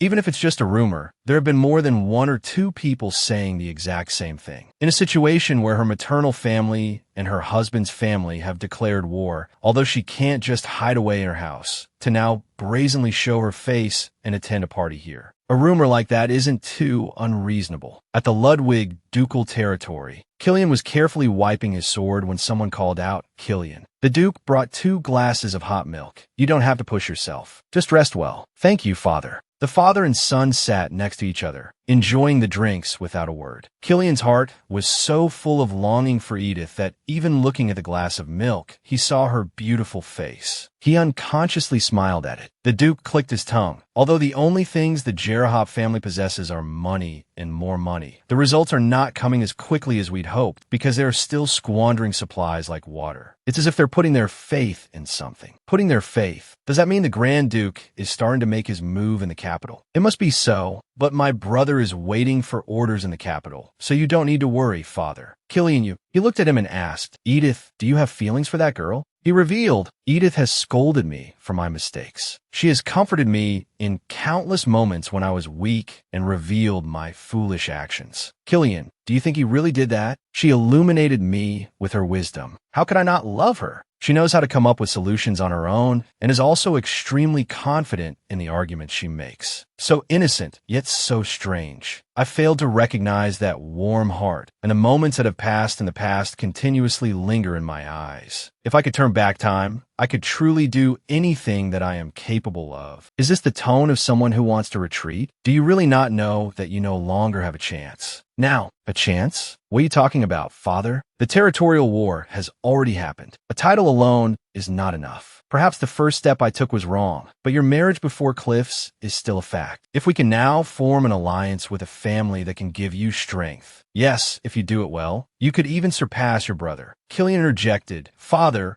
I gave up on that long ago. Remembering his childhood, in this situation, how should I move? In my opinion, it's, Father, brother, may I come in? Can't you see your brother is studying?" "It's all right, Father. Wasn't the first time you learned to play chess at Killian's age? It might be helpful if I play against Killian. I'll try what you've taught me. If you really want to come and watch, Killian." The chess game ended. Killian thought to himself, "Even though I lost, I still feel very happy. Father, I also want to learn chess like my brother." Before he could finish his sentence, Killian received a look of disdain from the Duke. I wonder if Cliff was this bad at that age. Back in the present, the Duke said that, "No, even if your brother is outstanding, as long as you practice diligently and cultivate yourself. There was a time when I believed that one day you would notice me, but now I have found a better. Happiness. When the territorial war ends, I plan to move to Jay's Inn with Edith." "What do you mean? Why so suddenly?" "Edith is surely having a hard time in the capital. I believe you will understand, Father. If, in any case, I become obsessed with power again, then there will be only one reason, and that is for Edith's benefit. Well then, I will go and inspect the next battlefield now. Your Grace, the Duke Ludwig." The Duke could only freeze upon hearing Killian's decision. Back to Edith's side, I know, since it's a rumor, it might be exaggerated to some extent, but surely there must be a reason for the story to spread so strongly, right? To be honest, Miss Edith's usual behavior. Layla was rambling on when Princess Catalina interjected, "Behavior? You yourself are a bully, spouting meaningless things as if they were true, and now even judging others' conduct. Are you that eager to show off your own foolishness?" Layla whipped around. Your Highness the Princess. "Oh, so you're still smart enough to recognize the princess's face? Oh no, of course Or are you just pretending to be a fool? And also pretending to talk nonsense to insult the Duchess?" "No, that's not it. Both greedily coveting something you can't handle and whining about that very thing. Yawn, I didn't appear in public just to hear this kind of noise. The princess once again took my side. I can handle it all. Rise's face is so dark, yet he didn't even bother to ask about her once. Hey, are you blind? That Killian fellow. He's already head over heels for Edith. I never thought that in my lifetime I would witness that kid having such eyes. Edith was bewildered. Huh? What kind of eyes? The princess continued to ramble. Couldn't you give up even after seeing the two of them at the National Foundation Day festival? The puppy was practically wagging his tail throughout the entire dance. Edith, why are you so quiet? Say a few words. The person involved should speak up directly, shouldn't she? Edith was embarrassed at ha ha ha. Ha ha ha, my self-esteem isn't so low that I have to speak up about these things. Hearing this, Catalina burst out laughing. Ha ha ha, hack hack hack. Edith held her head. What's with asking for it? And then laughing yourself, lady. From behind, Damien approached and spoke. Please forgive me for interrupting while everyone is having fun. But as someone from the faction supporting His Majesty the Emperor, the story just now is a bit concerning, Your Highness the Princess. While the ducal family should be the most solid strength for His Majesty the Emperor, the second son is being swayed by the daughter of the Jerahop family. Catalina ground her teeth. That's not what I meant. Count Jerahop has turned his back on the royal family and started a sudden territorial war. Isn't it an unstable move in anyone's eyes? If the Duke is truly an ally of the royal family, shouldn't he draw a clear line with the Count's daughter? Edith interjected, Mr. Damien Sinclair. Before I point out your rudeness, I have a question for you. What is my name? I have been Edith Ludwig for several months now. Do you still think I am a person of the Jerahop family? Ah, you mean the Ludwig surname? The small house and the huge compensation. Are you talking about the surname you obtained after marriage and even brag at the National Foundation Day that you would exchange for those things? Is this also a baseless rumor? Edith thought to herself, I was wondering what he used to sweet-talk Duke Ludwig. So this is it. Some of the attendees today also participated in the National Foundation Day. I don't know where you heard that conversation. I didn't expect anyone to take those words as truth. Because your sister was talking so absurdly, I just said it back to match her level. You so easily uttered words that convert family into such values, and now you say it's not true? Of course. Of course, if it were you people, you probably couldn't help but misunderstand. Looking down on and mistreating a family member just because you think she has no value. Then when you get a chance, you sell your family member off, so you probably would think those words are true. Until now, you didn't know how much Rise has struggled, and yet you force her to reconcile in a public place like this? Ah, that's right. You people are like this not just with Rise. Now your sister is even greedily desiring someone else's husband. Instead of stopping her before you lose face, you try to instigate things in the hope of gaining some benefit. Truly, wanting someone else's husband. You want him, don't you? But you know what? Your Grace the Duke. Damien interrupted Layla. It seems my sister has had a bit too much to drink. I'll be waiting to see how long you can speak so arrogantly. Before you worry about other people's business like this, you should take better care of your other sister. I'll keep that in mind. With that, he led Layla away. Edith watched their backs and thought to herself, even though I said that, I'm envious that she has a brother like that. There are people whose family remains the same, no matter how many times they are reborn. Suddenly, Jocelyn placed a hand on Edith's shoulder. She looked at her with an affectionate gaze. As expected of the one Killian is so smitten with. Edith blushed beet red. Duchess, why? It was a demeaning argument, but you still handled it appropriately. So it's only natural that Killian can't take his eyes off you. Suddenly, Edith froze. But where did the princess go? She quickly went outside to look for her. She didn't ride off on a horse, did she? The Duchess and Rise had gone to the resting room. It seemed she realized something. A moment later, Edith saw the princess sitting thoughtfully on a tree. At this moment, the princess also saw her and spoke up. What are you doing, Edith? Edith sat leaning against the tree trunk and replied, because climbing a tree in this dress is a bit too much, so I hope the princess will understand. Well then, that dress will get dirty. Is that okay? There's no other way. Even so, it's better than climbing the tree and tearing it. The princess's gaze drifted into the distance as she asked, You don't care that your father might die, do you? Edith pondered to herself. How should I answer this without being restricted? She replied, If I say that a traitor must be punished accordingly, would that sound too immoral? I guess the princess is now expressing her own feelings about her situation. It was clear at the National Foundation Day festival. Although he was too young to hold the position of monarch, wasn't he still trying to maintain the position of a holy ruler? I always feel sorry for His Majesty the Emperor and Her Highness the Princess, because I have watched both of you since you were young. So in my eyes, you two are always pure and fragile." At this, the princess asked gloomily, "How can you say that so easily? I don't know anymore. Politics, the throne, are those things really that important? Can we go back to how it was before? Back then, it was clear that my brother, my uncle, everyone was very happy." So this was the princess's story that wasn't mentioned in the original novel. Although I don't want her to change in the same way as in the original, the truth is the princess still has a chance to mature. Though I don't remember, it's not important. Anyway, I don't care about that. I'm going to play with Rise, whom I invited, so talk about complicated things with my brother. Catherine herself realized her own weakness was that she was still lacking and was very conscious of it. If so, thinking this, Edith called out, "Princess, you love His Majesty the Emperor, don't you?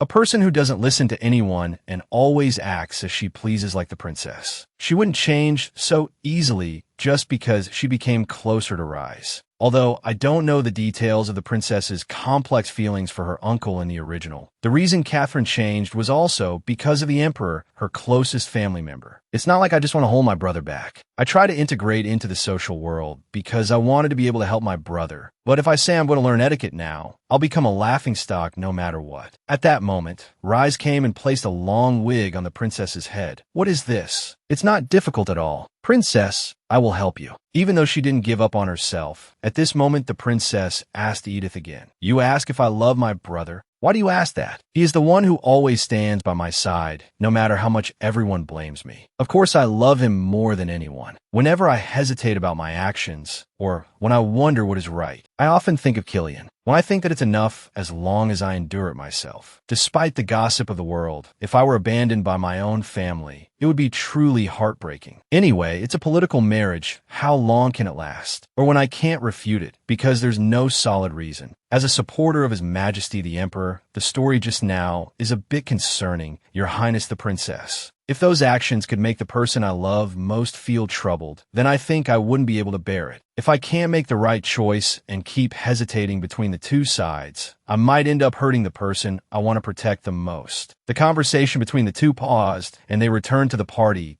"Oh my, princess, the party is about to end, and you still haven't returned. I was so worried." Seeing the leaves on the two of them, Jocelyn asked suspiciously, "You two didn't get into a fight, did you?" The princess immediately said, "No way." Edith replied with a forced smile, "This is just because I fell." The princess also chimed in, "That's right. I was, helping Edith up." Suddenly the princess shouted, "What are you all looking at?" "Nothing to see here, princess." Edith asked with concern, "Rise, are you all right?" Meanwhile, the princess told the Duchess, "Come here for a moment." Edith overheard the words of the princess and Jocelyn, "I want to lend you some of my knights." The princess's knights. I know the royal family must remain neutral in the territorial war, but since Cliff is on patrol at the palace, the ducal residence is left empty. My knights don't have anything to do anyway. Thank you for your kindness, princess, but we are fine. Edith was secretly surprised. Did this happen in the original story too? But if the security personnel increase the kidnapping incident, the princess spoke again. "If you are worried about being discovered, I will have them disguised as mercenaries." Suddenly, a stream of blood trickled from Rise's nose. Edith asked in alarm, "Rise, are you okay?" The Duchess said, "I'm sorry, but we must take our leave." "I understand. I'm sorry for keeping you all." After that, Rise was taken to rest. The Duchess was quite sad and worried. Edith reassured her, "Mother, don't worry too much. The doctor said she's fine. She just needs to rest." She berated herself. Have I already become so muddled? What's wrong with me? The princess's offer just now. I don't know why I answered like that. Anyway, Cliff is hard to contact, so I'm also worried. If we had the help of the knightly order, even just a little, I could be more at ease. Edith thought to herself, "No, this isn't the Duchess's fault. It's surely the power of the original story, forcing the kidnapping to happen." The Duchess continued, "It was the same when we talked about Lauren's light. Why have I been so out of it lately? I'm not that old yet." Edith hesitated. "If this isn't the limit of the original story, can I tell the truth? That because you're a character in some story, you are just being manipulated by the flow of the story." She said, "You must be tired too, Mother. You should rest early today. I haven't even changed my clothes yet." Scene changed to the royal palace. The floor was covered in bloodstains and overturned furniture. A foot stepped on someone's arm. How disappointing. With a disorderly bunch like this, you dare to think of rebellion? Cliff said, How boring. Where's the Grand Duke? You better not test my patience. The man let out a defiant laugh. Ha ha. The Emperor thought with suspicion, as I thought, something is strange. It's strange that the formation is so loose, and above all, a frontal attack isn't my uncle's style. If it were him, he would probably, as expected, just as the Archduke predicted. Cliff frowned and asked, What do you mean? That brilliant Ruthwick army is useless now. It's over, because they succeeded in getting past you and into the ducal mansion. Meanwhile, Rise looked up at the clock and spoke. Calling, Isabel. Young lady, are you awake? It's almost time for the appointment, but you still have a fever. Rise said, It's all right. Proceed with the plan. Yes, young lady. Meanwhile, Edith was looking at some documents, lost in thought. Is Killian still doing well? He's the second male lead. After all, no. Even so, the original story has already gone off track. What if he gets hurt somewhere? Suddenly, Edith was startled by a frantic call. Edith. Looking at Jocelyn's face, she thought to herself, Don't tell me. They say the Imperial Palace has been attacked. What? It can't be what? The princess sent a messenger. We must leave now, hurry. Edith quickly replied, Yes, mother. The file thus fell to the ground. Suppose if I had been a little more careful. If anyone sees this, it will be chaotic, so let's take the mountain road. Renat, I'm counting on you to look after the mansion. Yes, Duchess. If only I had chosen a safer path or traveled with the remaining knights. Rise ran over, calling Duchess. Rise, why aren't you resting more?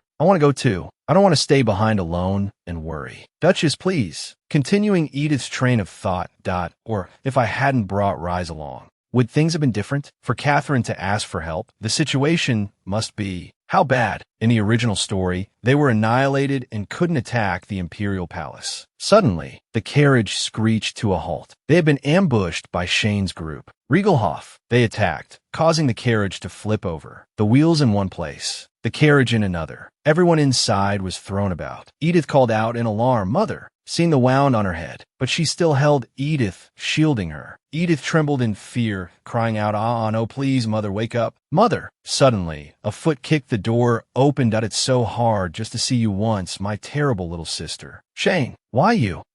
The case of the attack on the mansion. In this way she screamed, No, Mother, let me go. You'll all go to hell. Do you have no honor? Daring to do this to my mother. At this moment, the Duchess also regained consciousness. Sophia said, It's so ridiculous I'm speechless. What, Mother? As soon as you got married, you abandoned your own father, and now you're calling someone else mother so? Affectionately. That's right. This is the real family I chose. Damn it. After that, only a scream and a call could be heard. Edith, the scene changes to Killian. Langston, promised to commemorate the merits of the Riegelhoff family. If I successfully seize the throne. Killian looked down at the traitor and thought. Evidence of his treason was discovered after he lost the territorial war. But he could still smile, so leisurely. The Duke approached and called, Killian. Father, have you found the young Count? It seems he fled a few days ago. This place is also too weak to be called a main base. It's best we return quickly. That's right, back to the Imperial Palace. Suddenly, he burst out laughing. Ha ha, you fools. The Duke asked in surprise, What? You think you've won? Not a chance. You're going to lose everything. Elsewhere, Cliff was rushing back. He thought to himself, whether it's the family in the capital, or His Majesty the Emperor, to whom you are so loyal. Elsewhere, the Emperor was pensive.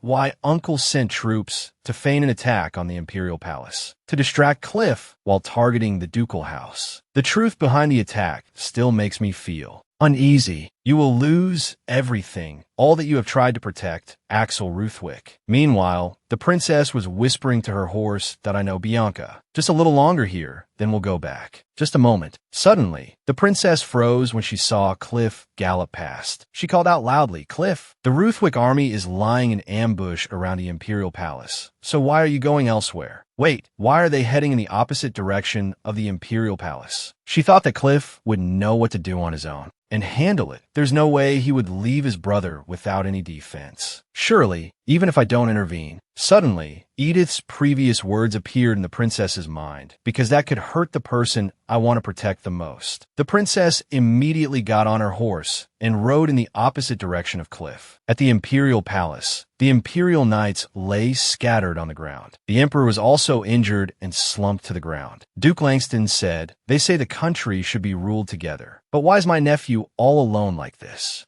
That foolish brat from the Ruthwick house fell for Riegelhoff's trick, so he abandoned you and left. Even the little sister you've always protected isn't here. But if she escapes and survives, she might think about avenging you." The emperor smirked and said, "Impossible. She's wiser than an uncle who's gone mad with power and wants to kill his own nephew. Still won't shut your mouth, even at the very end? Huh? I'll grant your wish." Duke Langston raised his sword high, about to strike the emperor, when at that exact moment, a crashing sound was heard. The princess burst in forcefully, causing Duke Langston's eyes to widen in astonishment. A squelching sound was heard, and blood splattered across the room. The emperor called out in surprise, "Catherine, why are you?" The princess smiled and replied, "I've already ordered the reconnaissance troops in the capital to be summoned, so you just need to hold on a little longer. Come on, brother." The princess remembered Edith. "Just as you said, your faith saved my family." Edith had said, "If it's the princess who always thinks carefully, she will surely make the right choice. You saved me." The scene changes. Edith is sitting huddled up, her face showing helplessness. Shane asked, "Is Rise still not awake?" The Duchess and Rise are still not.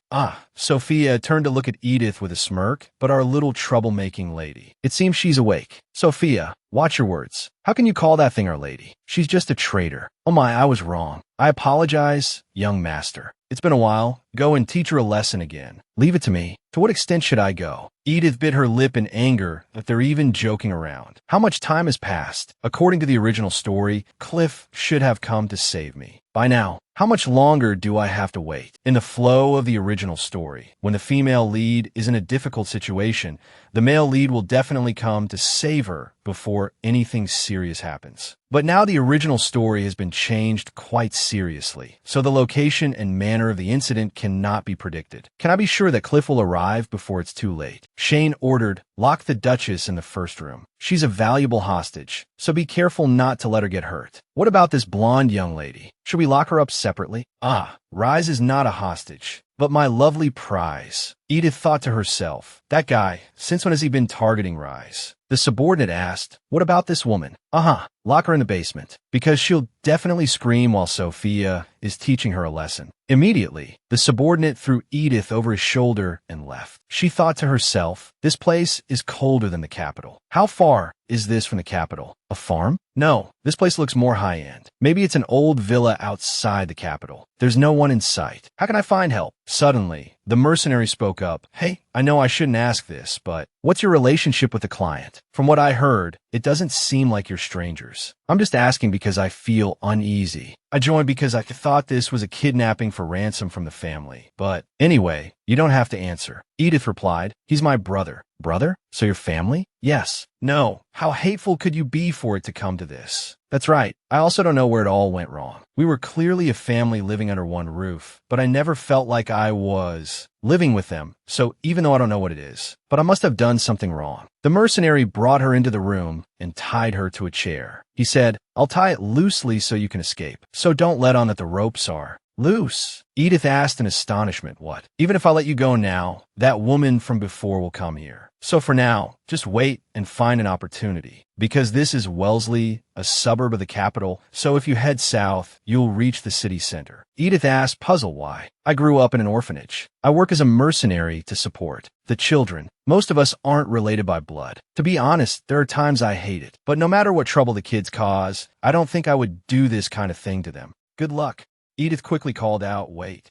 Sorry, but I've done my best. I've only received the advance payment. You should run now. The ducal army is on its way here." "What are you talking about? There have been few people here since the ambush, and no one is in pursuit. How is that possible? Just trust me." The scene shifts to the Ludwig ducal mansion. The servants and Viscount Renat appeared quite flustered. Suddenly, Isabel and Anna turned to look at someone. It was Cliff returning with the knights. Cliff asked in a cold voice, "Where is Rise?" Back to Edith.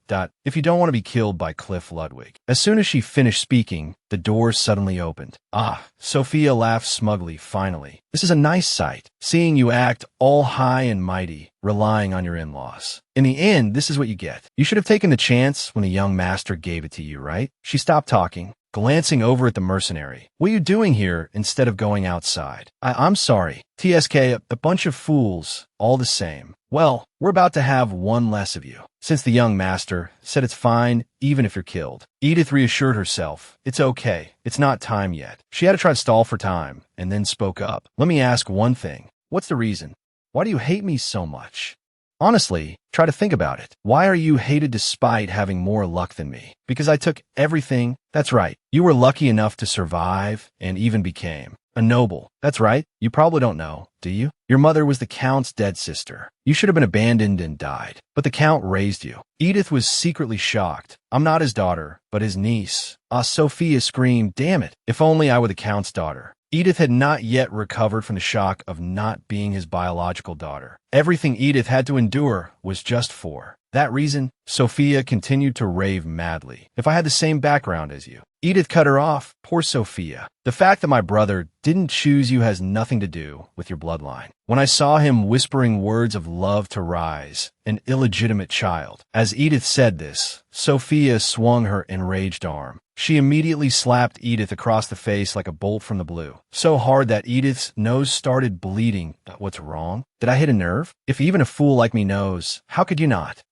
Sophia trembled with rage. Immediately, the room was filled with a commotion. She brutally vented her anger on Edith. Her anger went to her head. She was about to go crazy, her hand gripping her sword, about to draw it. Then the mercenary suddenly opened the door and shouted, there's trouble. It's an attack from the ducal house. The ducal house is attacking? What's going on? Didn't we erase all our tracks? I don't know either. We've been patrolling properly. Damn it, what about Sir Shane? He said not to disturb him under any circumstances. Lead the way. She didn't forget to turn back and threaten. Don't get your hopes up. I'll deal with this quickly and come back to kill you. At this moment, Edith struggled with her tied hands. Outside the Count's mansion, corpses lay strewn across the white snow. Cliff entered with his sword stained red. Suddenly, Shane's voice was heard. You are so lovely, Rise. From the first time I met you, I couldn't forget you. This is the first time I've met someone so beautiful. Cliff looked through the crack in the door and heard him continue. And now you're right in front of me. Rise stammered, I don't know who you are. Oh, you can get to know me slowly. Cliff remembered Rise's earlier words. Anything. Will you really do anything for me? Of course, if that's what you want.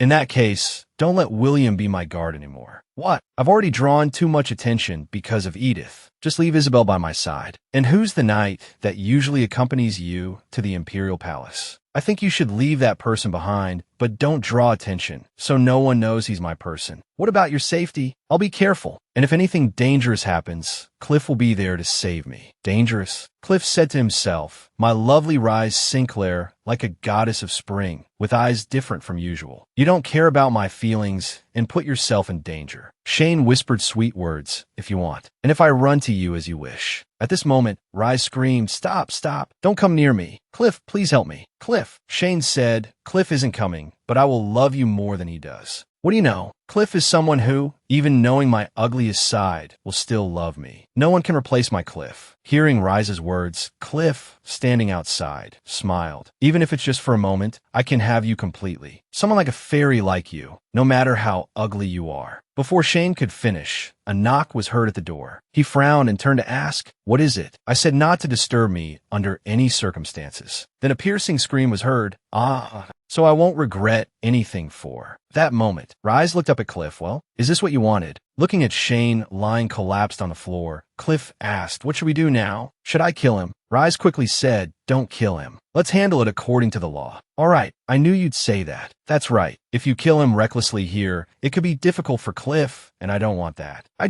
You don't have to try to pretend. You said it yourself. Even if you're ugly, I'll still love you. That's right. The only one I want is you. Your trust, your love. So tell me what you want. I will do anything. Meanwhile, Edith had finished untying the ropes. Even though the ropes were loosened, it took a while because my hands had no strength. My throat hurts too much to scream. Suddenly, a voice called from outside, young master. Edith trembled, hearing the chaos outside. Mother must be. All right, I just need to get out. She reached out to open the door when someone outside spoke again. It's a good thing I took the young lady away separately. So that woman was an accomplice, after all, wasn't she? Edith froze. She wondered in shock what Sophia excitedly said loudly. That's right. How else would we have known the location to ambush them? It was all thanks to the young lady's cooperation. So Edith was the one who told you the location? That's not all. Even the news that the Imperial Palace was summoning them was a lie. It was all part of our clever young lady's plan. Edith thought to herself, no, it can't be. But can I refute it? No, if they see the wounds Sophia gave me, I have to get out and tell them everything. But at this moment, Rise spoke up, saying, actually, when the carriage was ambushed, only Edith wasn't surprised. Edith froze again in utter shock. She continued, before I lost consciousness, I saw it. Edith was smiling while looking into my eyes. Edith was stunned, unable to believe her ears. What is she saying? Rise. Images of Rise appeared in her mind. The time Rise smiled cheerfully, chatting together so intimately. Along with that bright, innocent smile, Edith realized with a cry,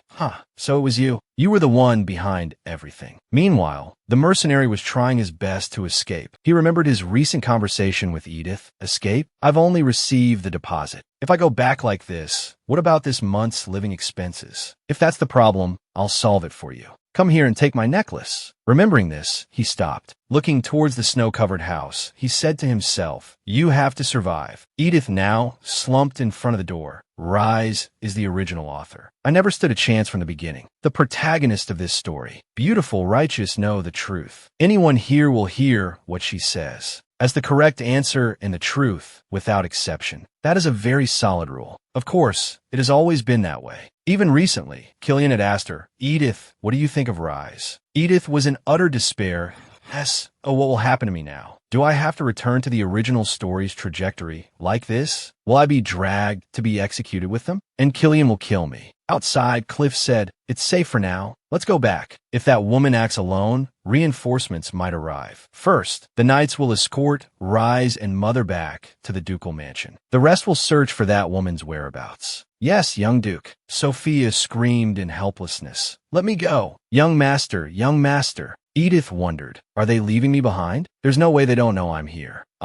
Perhaps the original author isn't in a comfortable situation either. Although I don't know what it is, she might be feeling threatened because she's being restricted. The original author's ability to dominate is being severely weakened. For now, let's just hope so. I have to go. She opened the door. There wasn't a single person outside. She walked away wearily, her footsteps marking the cold snow. She told herself, first, I have to get out of here. Her legs seemed to have given out, as if there was no hope left. But luckily, a carriage was passing by at that moment. Edith immediately rushed forward, startling the driver, who cried out, Ugh! The person in the carriage asked, what's going on? I'm sorry, some beggar. Edith pleaded, please help me. I was kidnapped by robbers and just managed to escape. Oh my, please get in the carriage. Sitting in the carriage, Edith couldn't stop thinking. The sun-like gentleness she showed me from our first meeting. I believe in the warmth I felt from our small talks. I felt so sorry seeing her worry. For me, because I couldn't say it wasn't her fault, feeling heartbroken over those tears. It was just like my own foolishness. Seeing Edith tremble, the lady spoke. Agu, I heard there have been many kidnappings for ransom lately. Hearing this, Edith slowly looked up. The lady told her, have some water. She smiled and replied, thank you. She told herself, don't think about it anymore. The scene changes to the Imperial Palace. Killian asked, how is the situation in the main hall? The remnants have been dealt with, but there are too many injured. I must go there. Just then, the Duke and the Princess arrive, calling out, Killian, leave the rest to me. You should return to the ducal mansion. Killian hesitated and replied, but aren't you worried? That child.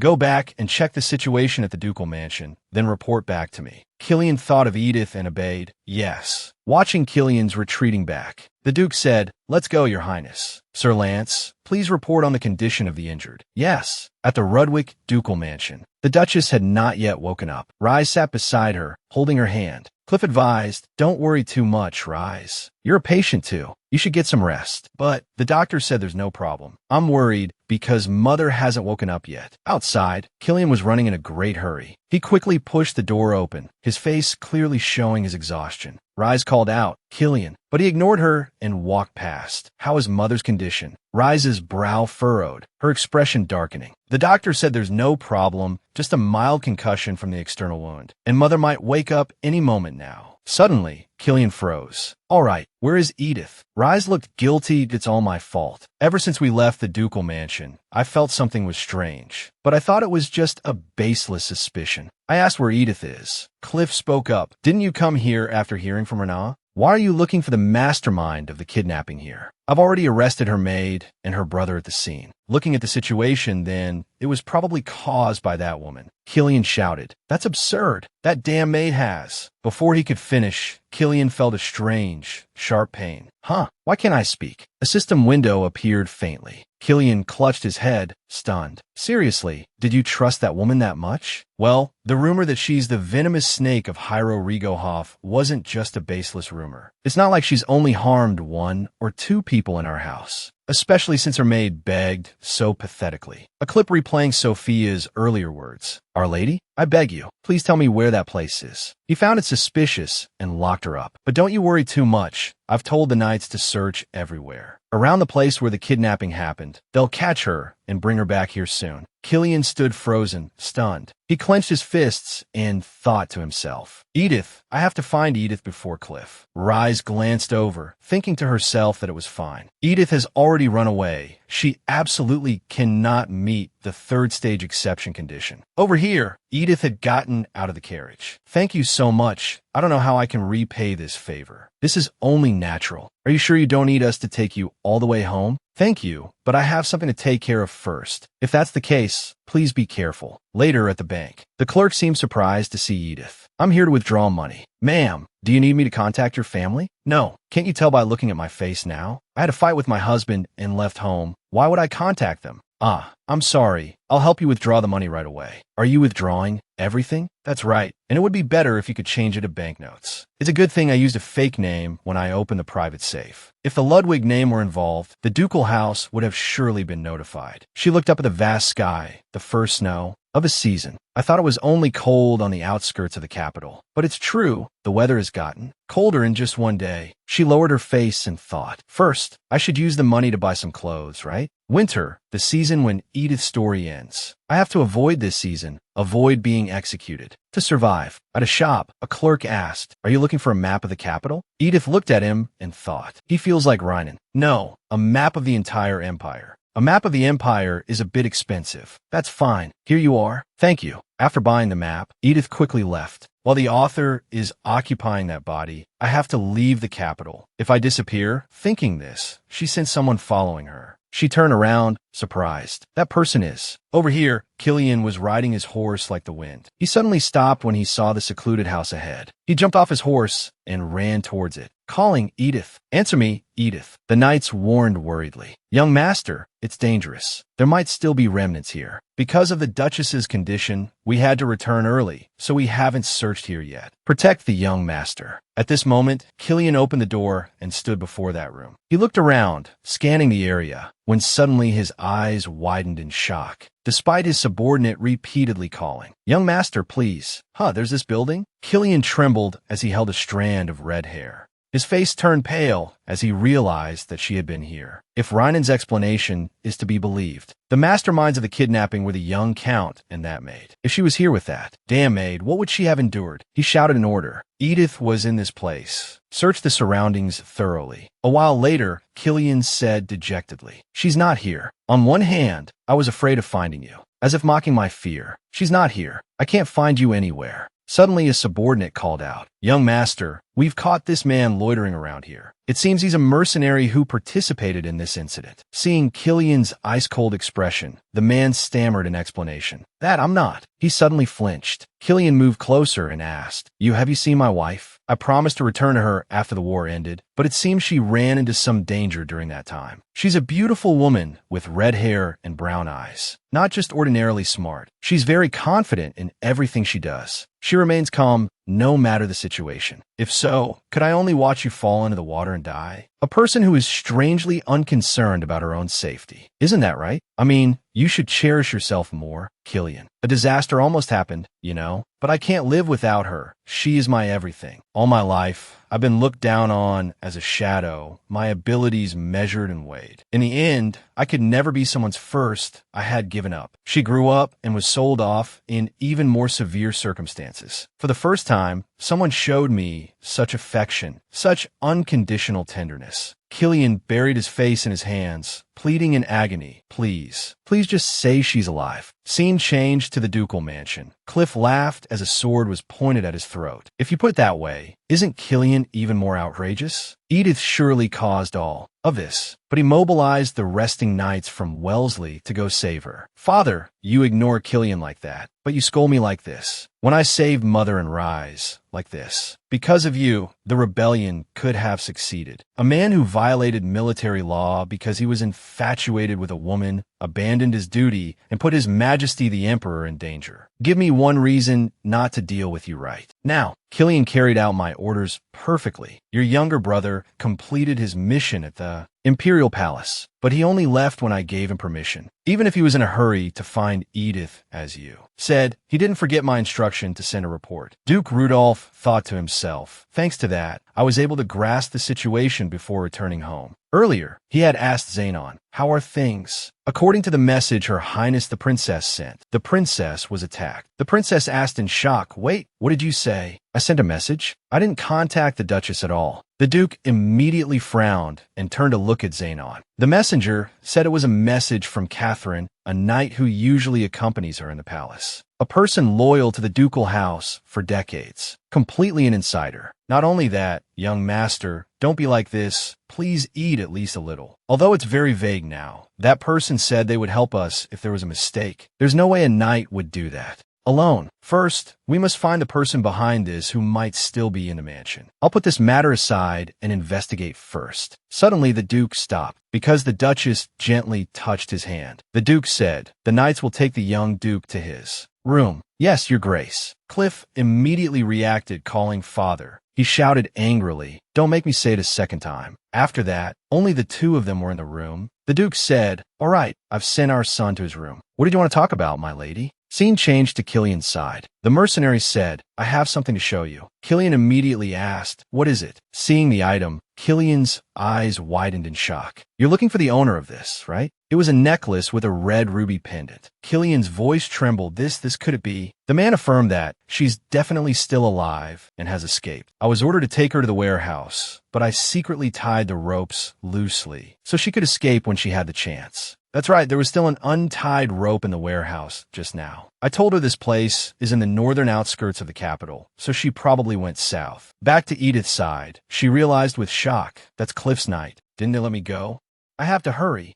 The chance is only now. At this moment, someone announced the Draven train is about to depart. The train to Aventus is at platform 12. Edith looked at the map, thinking, both Draven and Aventus are port cities. Draven is in the north, not far from Ryzen. Aventus is the opposite, at the southern end of the capital. If I go to the port, I can get on a ship and escape to a farther place. Thanks to Killian, I have enough money. I just need to get out of the area where people might recognize me. Even if I buy a small shop in a quiet village and find a small house with a private garden. If I spend frugally, the money will be enough for several years. She thought, should I buy a seat in the passenger car? Since I have to travel quite far, sitting would be more comfortable, but it's also safer to blend in with the crowd in the luggage compartment. She recalled Anna once briefly mentioning the situation on trains. Many people share one space, so it's very crowded and shaky. As she thought this, the announcement rang out again. The train to Aventus is about to depart. Edith told herself, I just need to do what I thought of then. And so the train started rolling. Afterwards, Edith was still standing at the train station. She looked up and wondered, if I leave like this, then what was the point of me living until now? Her eyes drooped with a sad look. Then she suddenly let out a hollow laugh. Haha, I think I'm too tired. First, I need to eat something and rest for a bit. The scene shifts to a snow-covered forest, the call of Edith echoing everywhere. Killian tirelessly searched for her without giving up. At this moment, someone announced, Young Master, she's not on this side. Are you sure? I've checked everywhere, but found no trace. I know, you've worked hard too, that's fine. But can we really trust that person? Isn't he a bit suspicious? He's clearly a mercenary who took money for the kidnapping, but he refused compensation and has been helping us search until now. Killian said no. If it was Edith, she surely won him over with sincerity, because she's always like that. Killian remembered Vernon's assessment of Edith. Her concentration, comprehension, and judgment are all excellent. More importantly, she is very persistent. And the cruise ship manager Samuel also said, the person who wants to harm the young lady is still lurking out there. What if I keep my mouth shut just to protect myself, just with that warmth, and also the maid Anna? I beg you, please tell me where that place is. Killian said, anyway, there's no need to worry about him betraying us. You must be tired too. Please go back. Ask my father for more reinforcements. After speaking, Killian immediately rode off to continue the search. Young master, we rested at the mansion before leaving, but haven't you come straight from the battlefield without any rest? Searching like this, is it possible she's still alive? Watch your mouth. But it's true.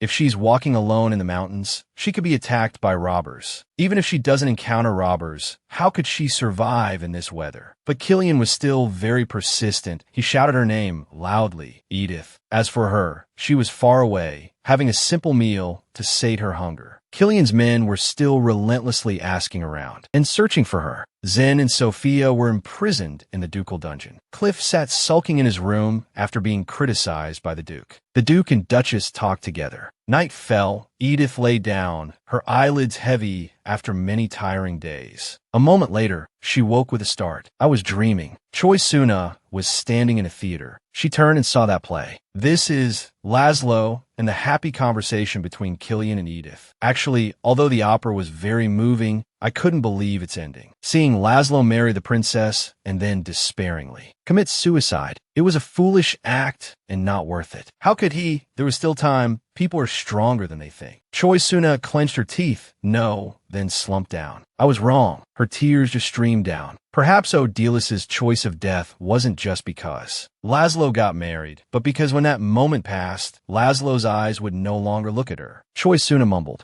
no, it's still in another scene. The young lady with red hair, like Edith, shouted, I already said that has nothing to do with me. Although not exactly the same, she does have curly hair. First, just come with us. Suddenly, the blonde knight stopped. Wait a minute. At this moment, Edith slowly approached the two of them. Scene changed to Killian. The call of Edith still echoed. Killian relentlessly searched and called her name. Young master, please, I beg you to get some sleep. You'll collapse at this rate. Suddenly, he heard a voice by his ear. Killian. He immediately turned and asked, did anyone hear that? Everyone looked bewildered. What, sir? What is it? I just heard Edith's voice. Young master, please come to your senses. The sun is about to rise. I'm sorry, but the chance of surviving a night alone in the snowy forest. Killian's face turned pale. He thought to himself, is it over? Was your smile back than the last one? Ending after being treated like that by my father. Her life threatened, abused by the maid sent from her maternal home, falsely accused by her in-laws, by her husband. Was it your final year? Did you just leave like that without receiving an apology after going through such a married life? The butler called out worriedly, young master, do something, quickly help the young master. Just then, the group of knights returned to report. Young master, we found her. We found the young lady in the capital. Earlier, the two knights stood dumbfounded, watching Edith slowly approach. She smiled gently and said, please let that person go. She thought to herself, it was a lonely, solitary life. I try to live for Edith and also thought about that child. But if breaking up with you and returning to a lonely life is the only way for me to survive, then I don't want that anymore. She stumbled towards the knight. I'm sorry, but could you help me walk for a bit? I can't walk.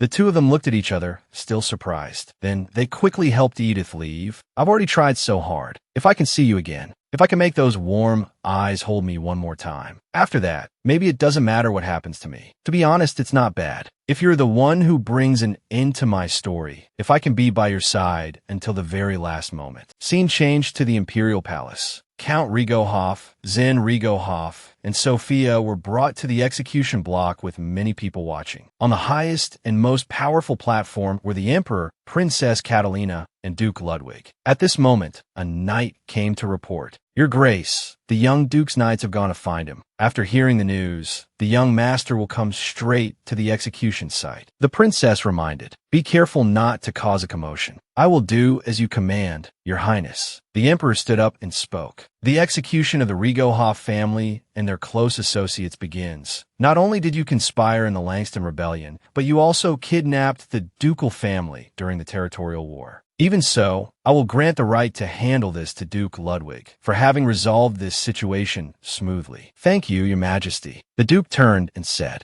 "Rigohoff, I knew you felt inferior to me, but I never expected you to go this far, trampling on the honor of the nobility and harming innocent people. The name that has been sullied must be dealt with here." At this moment, Killian was stopped by the guards. Only Edith was brought in. Duke Ludwig declared loudly, "All those who bear the Rigohoff name will be beheaded. They must be beheaded and their heads hung on the city walls with the other traitors." Edith looked around. "Where's Killian?" The Duke continued, "Their bodies will be thrown to the beasts." "Ah, so he's over there." Killian approached the princess, said something, then looked down below. Edith was also standing on the execution block. She looked at him and thought, "You know, Killian, I'm so happy to be by your side. Although this isn't a normal transmigration story. In the end, it still has to end according to the destined." Conclusion. Edith raised her hand to brush back her hair and slowly knelt down. Sophia sneered, "You talk about being a real family, acting all high and mighty, but in the end, you'll die at the hands of your in-laws." Suddenly, the Duke's voice rang out. "Wait, before carrying out the sentence, there is something I do not understand. This is the execution of the Rigohoff gang, those who participated in the rebellion. What is Edith Ludwig doing there?" One day before, the Duke asked in shock,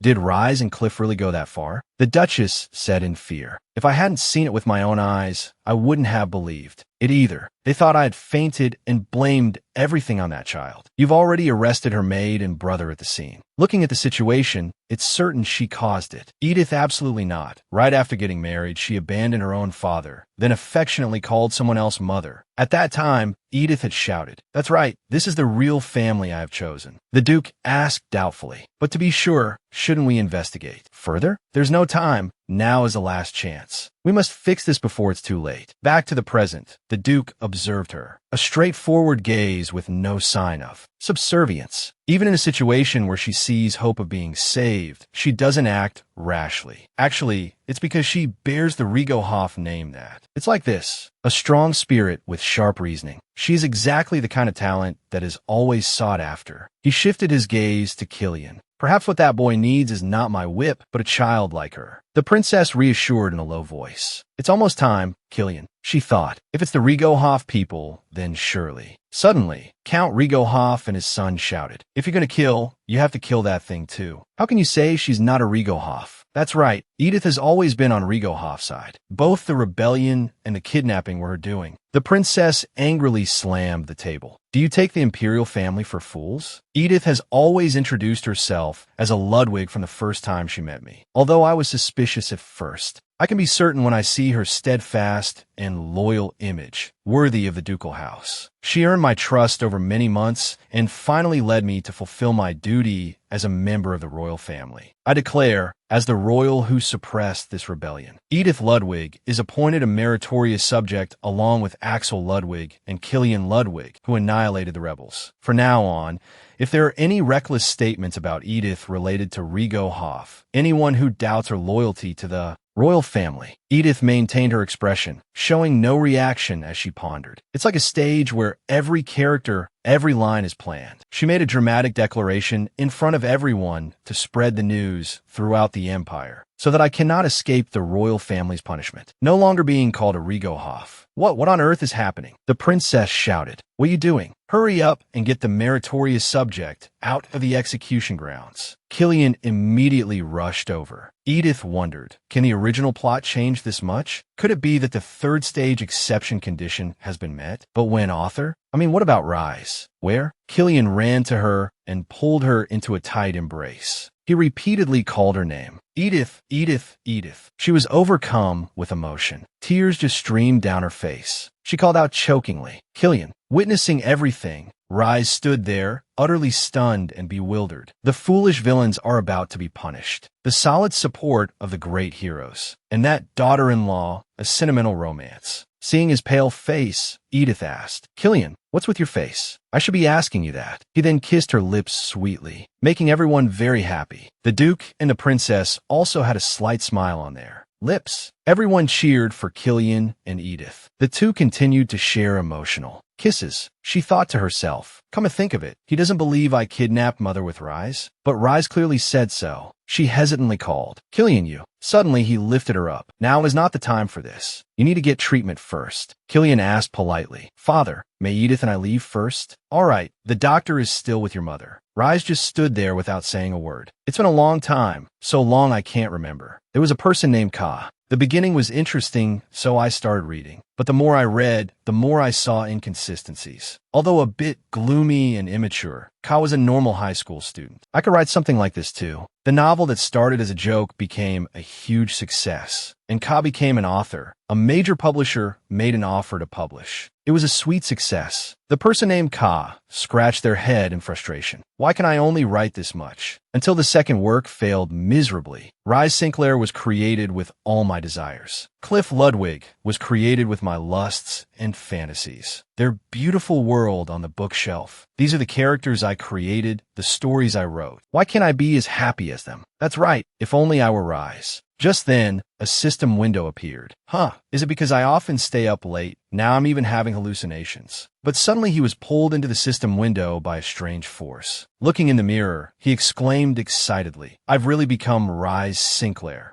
Those were dreamlike days. Today, congratulations to the two of you for creating a happy and warm family. In the arms of the Creator, until everything returns to the beginning right after the end of the wedding ceremony. What? Suppressing my anxiety, I went through another year. But the result was still the same. The story had a predetermined beginning and end. There must be another way, because I thought that to change the story, I had to change the ending. So I chose Killian as the male lead. But Killian, I'm sorry, Rise. It seems my feelings aren't like that. I only love you like a real sister. Even so, you are still the person I cherish the most. That will never change. And Killian hastily went down to his territory after saying those last words. Not long after, he returned to the capital as a cold corpse. Don't be too sad. Rise, Killian wouldn't want you to be sad. That's right, this was Killian's mistake, for daring to reject the lovely Rise. Cliff, you love me, right? And Cliff, who was always obsessed with Rise, never changed. Forever the perfect and fated love that Ka desired. Ka brainwashed herself like that and lived the same story many times. What's this, a computer? Until a variable arose. The first Edith has transmigrated into the real world, set the first exception condition. Although I used the computer all night in that space, there were no special results. The system window is only for setting exception conditions. The first Edith has transmigrated into the real world, set the first exception condition. But it's not like there was no new information. Besides me, there was another transmigrator. If we joined forces, we might be able to find a way to escape this place. It wasn't hard to call the first Edith out to talk separately.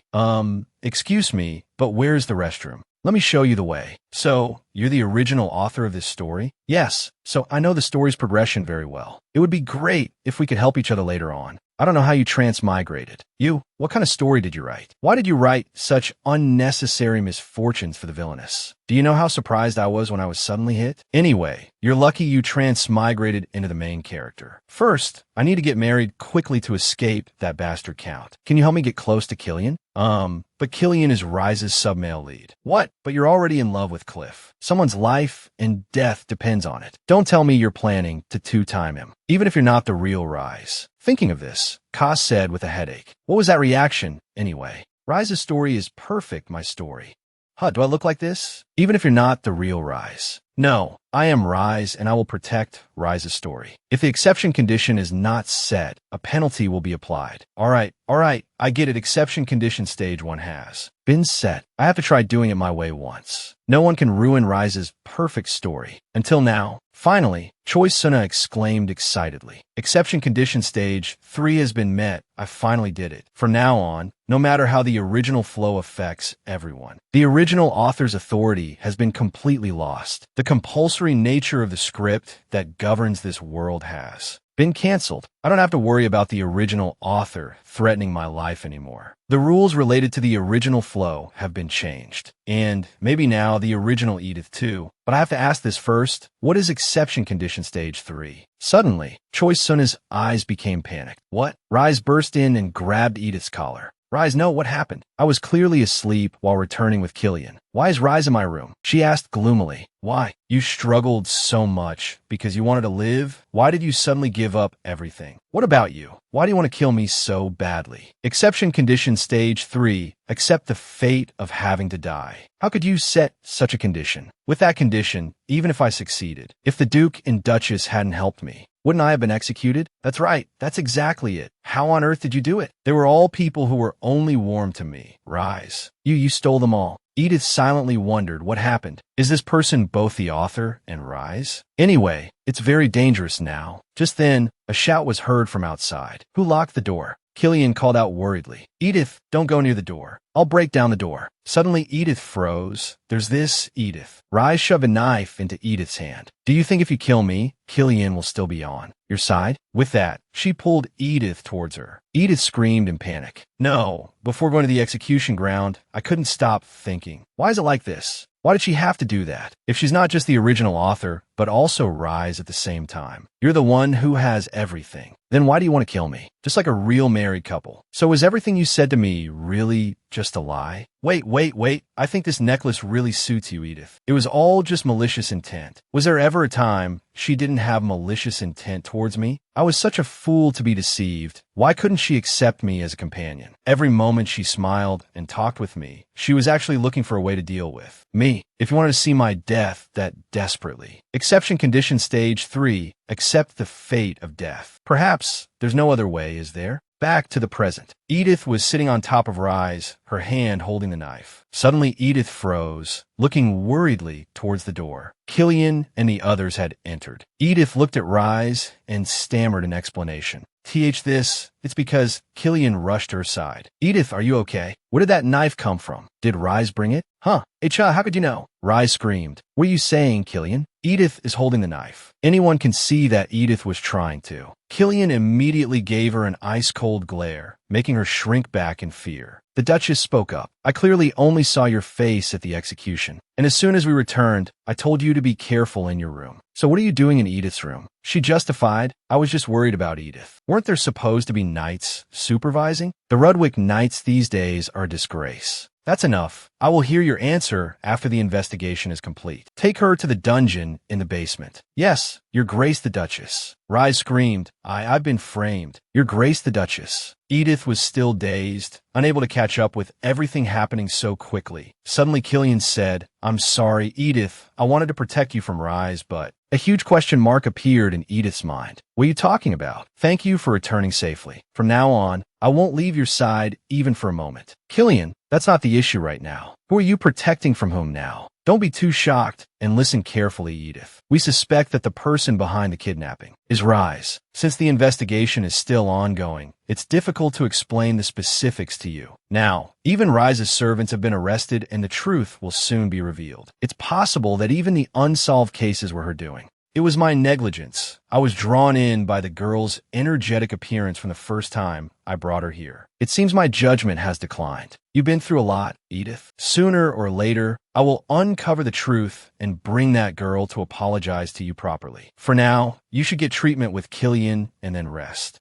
Afterwards, only the two of them were left in the room. Edith leaned her head on Killian and thought. Both Reigelhoff and his daughter Sophia have been executed. If she's investigated now that the power of the original story has disappeared, no matter what Rise does, she won't be able to escape like before. So it's true that everything is resolved now. She called Killian. What's wrong? It's nothing. It's just because I couldn't do anything. Because I couldn't find you in time, you were taken to the execution ground. The ones who saved you were Catherine and my father. Before, I used to hope that you would rely on me more. But on second thought, the only one I need is you. I was always criticizing and hurting you, and always getting lost. I thought maybe you didn't need me at all. On second thought, only I needed you who didn't need me, that's what I thought. What are you talking about, Killian? You went looking for me. How is that nothing? Even in that situation just now, you believed me, helped me, and even called a doctor. You escaped with the help of that mercenary. If you were determined, you could have run away. If you left for a place where no one would recognize you, with your abilities, you could live, well, anywhere. But you didn't. You gave up your life without any regrets, as if it was natural for no one to believe you. And the person who made that natural was your husband. That there was a time I thought that some supernatural force was controlling my thoughts, making me judge you based only on rumors and appearances. The venomous woman. If you trust her, you'll surely regret it. Who knows when she'll betray the Rudwick family at the drop of a hat. Rise is as lovely as a violet flower. It was as if I heard a voice that made me unconditionally favor Rise, the shining goddess of spring, both righteous and gentle, sorcery, brainwashing, a curse. I dragged Rana into that unbelievable matter and rummaged through all sorts of books. At this rate, even you will be in a difficult position. So let's stop now. You really can't hear it? A strange voice, as if criticizing Edith. A voice? There's no such compulsion. It seems to be a thought from within. Edith placed her hand on his and called out. Killian, he continued. What's disgusting is that I don't think I could have thought any differently. Even so, I am still your husband. She raised her hand and gently touched his face. Killian, it's not like that. You're going to let it go like this again, aren't you? I'd rather you hit me. It's okay to get angry at me sometimes, please. Do you remember what I said before? There are things in this world that cannot be said. I'll tell you everything now. Transmigration? Yes, it's when another soul enters a body. It's a bit hard to believe, isn't it? I don't know why this happened either. I had died, but when I opened my eyes, I was here. You just need to know this before I became Edith. I lived a lonely life in another world with a different name. Even after becoming Edith, I still went through many difficult things. But being with you, I learned what happiness is. It's not that I didn't think about running away. Oh no, actually, I was preparing to run away from the very beginning because I knew Edith's ending. So I saved up money. I even researched how to travel and prepared everything. So after escaping from the kidnapping, I went to get the money I had prepared, and I went to the train station. But when I thought about leaving you, my feet wouldn't move. Anyway, even if it's hard to believe, that voice was real. Don't blame yourself as if it's your fault. I believe you, and I'm sorry. You have nothing to be sorry for. Why? I'm sorry for not being able to tell you sooner. Sorry for not being able to come to my senses sooner. And thank you for coming to my world. Thank you for believing me and telling me your story. Thank you for bravely enduring until now. Until the restrictions are lifted, I won't let you be lonely anymore. Edith was moved to tears. The two of them embraced tightly. I won't let anyone trample on you anymore. Over here, a blood-stained sword was being wiped clean. Duke Rudwick looked very gloomy. He looked up and said, "You're here?" The person who entered was Cliff. I heard you locked Rise in the dungeon. She repaid kindness with malice. I can't even guess how many things she has hidden. She slandered Edith and Killian. Do you really trust those two? Rise did not betray us. The Duke interrupted. No, I'm talking about you, Cliff. He asked in astonishment. What? Your mother is directly investigating that child's actions. There are plenty of witnesses and evidence, so the truth will be revealed soon. Jocelyn's sense of betrayal is considerable, but I'm not surprised by an ungrateful outsider. However, Cliff, it's not acceptable if you're like this. You have neglected your duties as the young Duke. I don't know when you started putting your responsibilities second. Remembering a previous conversation, you said to have Killian come to the palace tomorrow. What do you mean? Rise doesn't seem to want to go to the palace. I'm planning to go to a park in the capital's outskirts to lift her spirits. Don't worry, Father, Killian will know what to do and do it well. Is that position so easy? Your younger brother, who has never shown ambition for the position of heir, has greatly valued the family name even though he won't inherit it. But what about you? Can you call a family that you don't protect yourself yours? It was my carelessness. Because of my experience before becoming the Duke, I thought that ability and ambition were the most important things for a successor. It was foolish of me. Cliff was shocked to hear those words. He asked with a forced smile, Father, surely that's not it, right?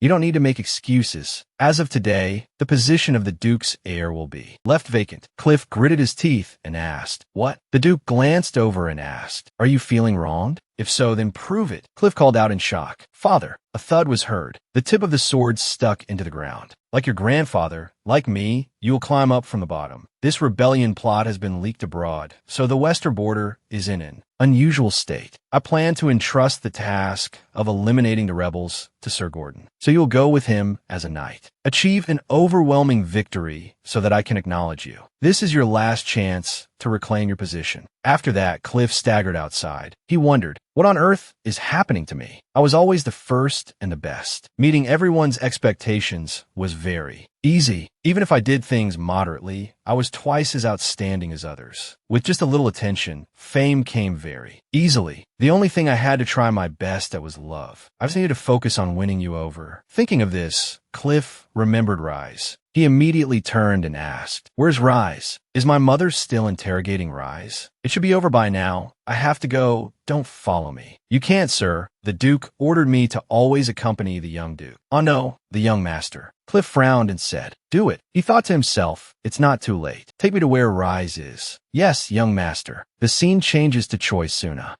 I think I fell asleep again. I cried ugly tears in Killian's arms because he treated me so affectionately. While thinking, Choi Suna froze when she saw the crack in the door ahead. She wondered to herself that, and then curiously walked over. A bright space shone on her face, seeing the person sitting in front. Suna called out in surprise, "Edith." Edith sipped her tea and turned to say, "You're here. Come and sit." Suna sat at the table, thinking confusedly. "Where should I start?" And then she began. "How have you been living all this time? Do you know why I ended up like this?" Edith stated, "You are a soul who just died and was summoned to this world, and you are the 13th soul to possess my body. The 14th guest this world has summoned." Suna thought to herself, if I'm the 14th guest, but the 13th Edith, then the original author too, so the original author wasn't Rise from the beginning, but a transmigrator. Why were we summoned to this place? Was the author's life also being threatened like mine? A threat? This place was created by someone's imagination. This world repeats itself according to a set story that has been determined. It's a structure where no one can escape their destined fate. So the author was summoned. She was both the creator of this story and the only one who could help us be free. I had hoped that if she directly saw and experienced the unfortunate people in this story, the story might change for the better. But as you know, she is not a merciful person. If we could have talked, things might have been different, but the characters that appear cannot be changed. I had to borrow the power of someone else who also came from a free world like the author. So I bought new souls and lent them my body after 12 failures. You finally did it. You mean you summoned me here? Did you summon the author too? That's right. At first, I didn't intend to summon so many people, but I had no choice because the author took over this world and destroyed many things. I was worried about escaping the story that was gradually going off track in a world without freedom. A character can only escape after the world is liberated. Even that wasn't possible. Suna asked, "What about now? Now that you've found the freedom you wanted, do you want me to return Edith to you?"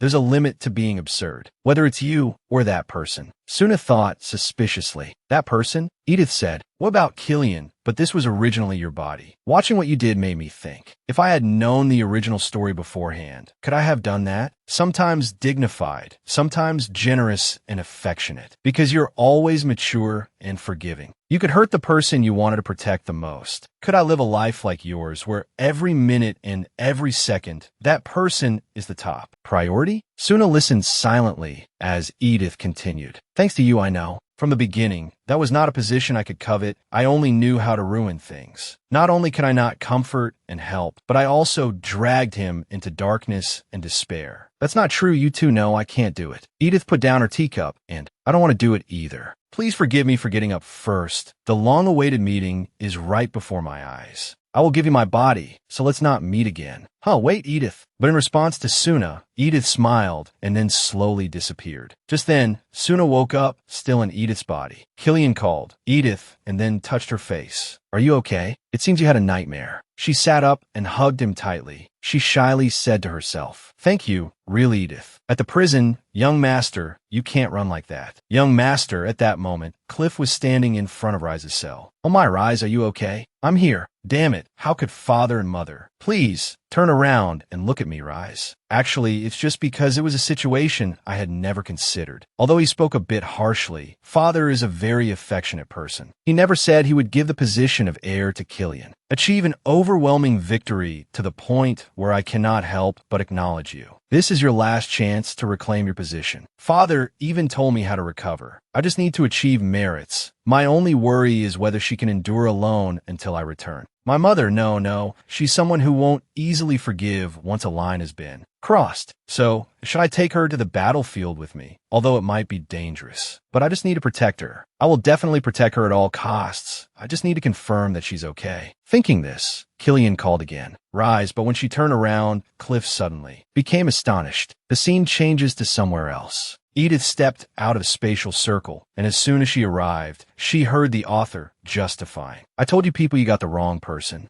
I don't know who you are. I'm sure.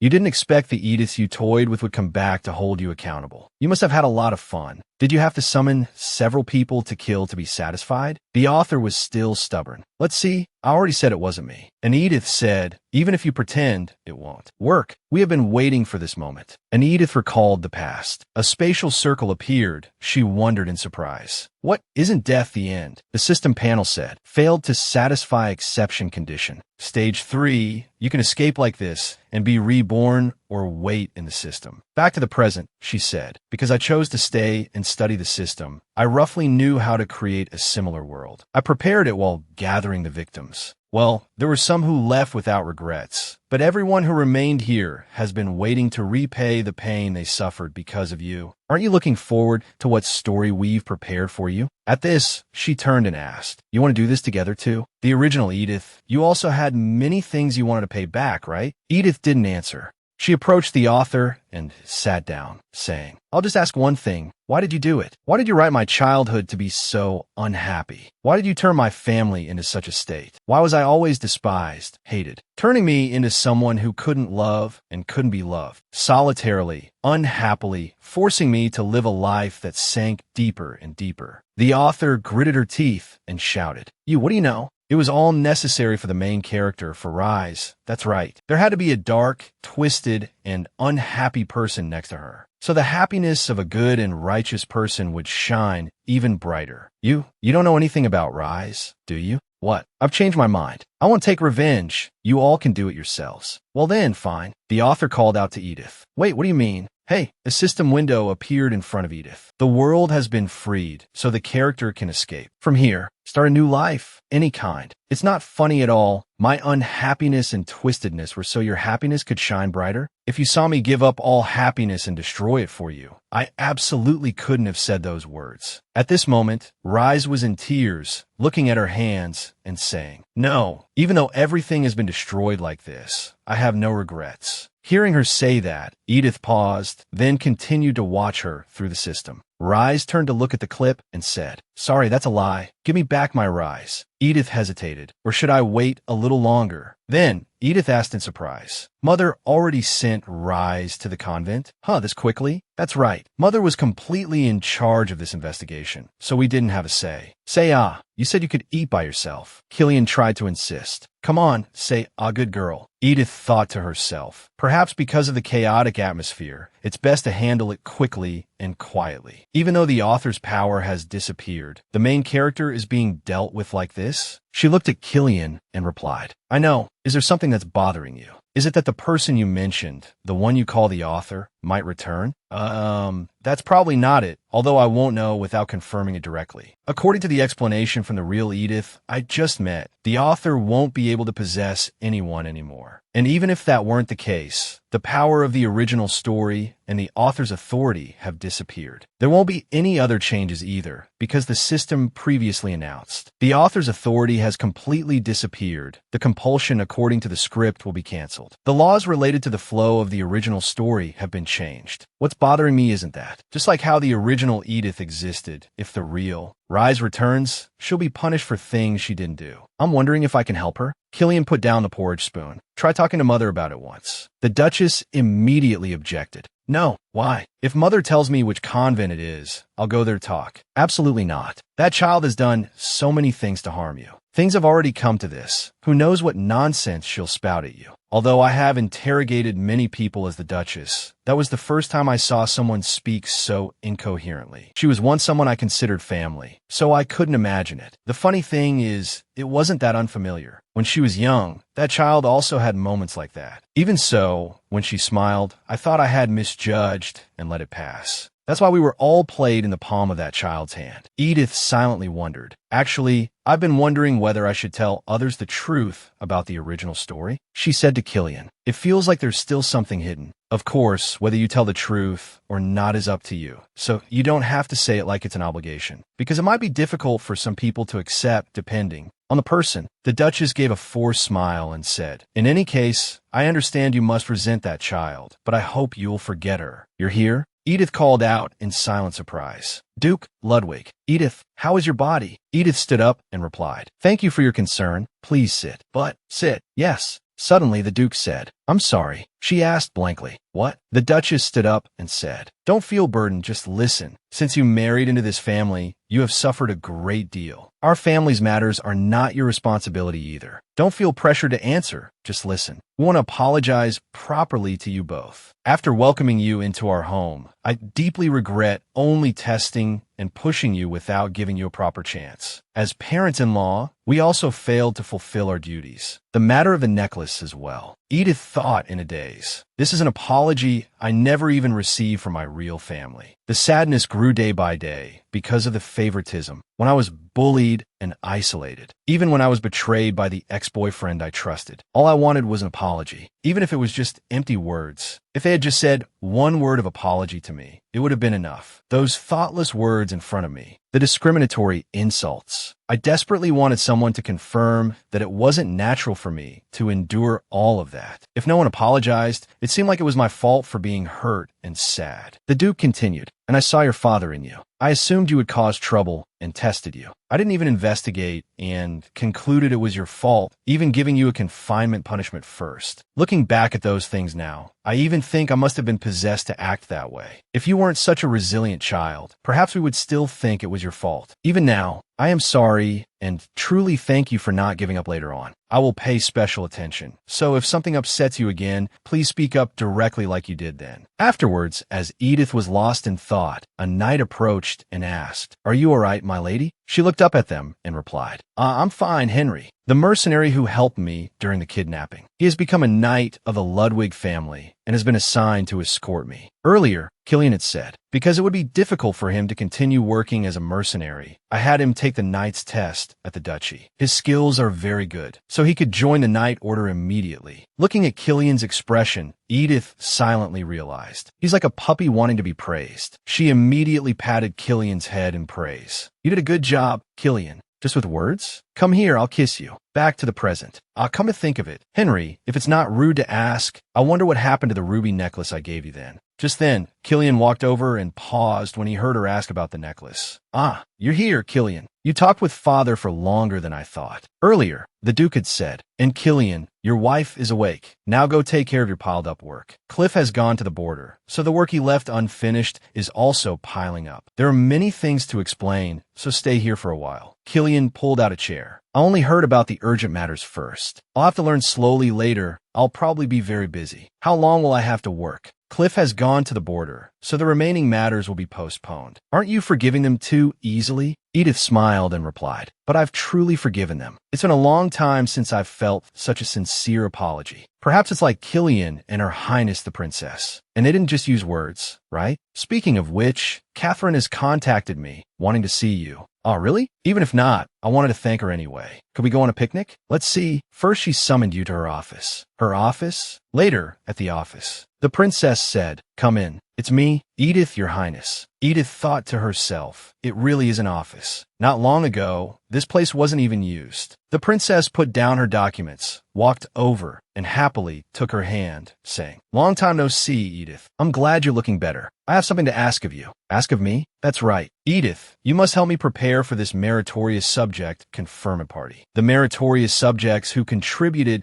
to suppressing the rebellion this time. Duke Ludwig and Killian, and you, wasn't the speech at the last execution. enough? I have studied with my brother and the Duke about what comes next. All those involved in the treason were executed or appropriately punished. But it's also true that the treason almost succeeded. A neighboring country has taken advantage of this gap to target the border region. So we need to show the authority and stability of the royal family, both at home and abroad. Moreover, during the execution ceremony, the Duke and I already declared you a meritorious subject. But those nobles turn their backs and gossip behind our backs. Holding a meritorious subject conferment party to mark your position with everyone will be more beneficial for you. So I decided to hold the party, but I have no experience preparing a party like this. Wait, I've never met him before, have I? Ah, this is Henry. Greetings, Your Highness the Princess. He helped me during the kidnapping incident. He is a trustworthy person, if Edith says so. Anyway, I hope you will help me prepare for the party this time. It's rare for me to take on such an important task, so I still have many shortcomings. That's why I want to borrow your intelligence to win over high society. Edith thought to herself, there's no reason to refuse. Of course, Your Highness the Princess. I told you to just call me Catherine. It's a long story, so let's talk over tea. Yes, Your High. Catherine, at the Sinclair,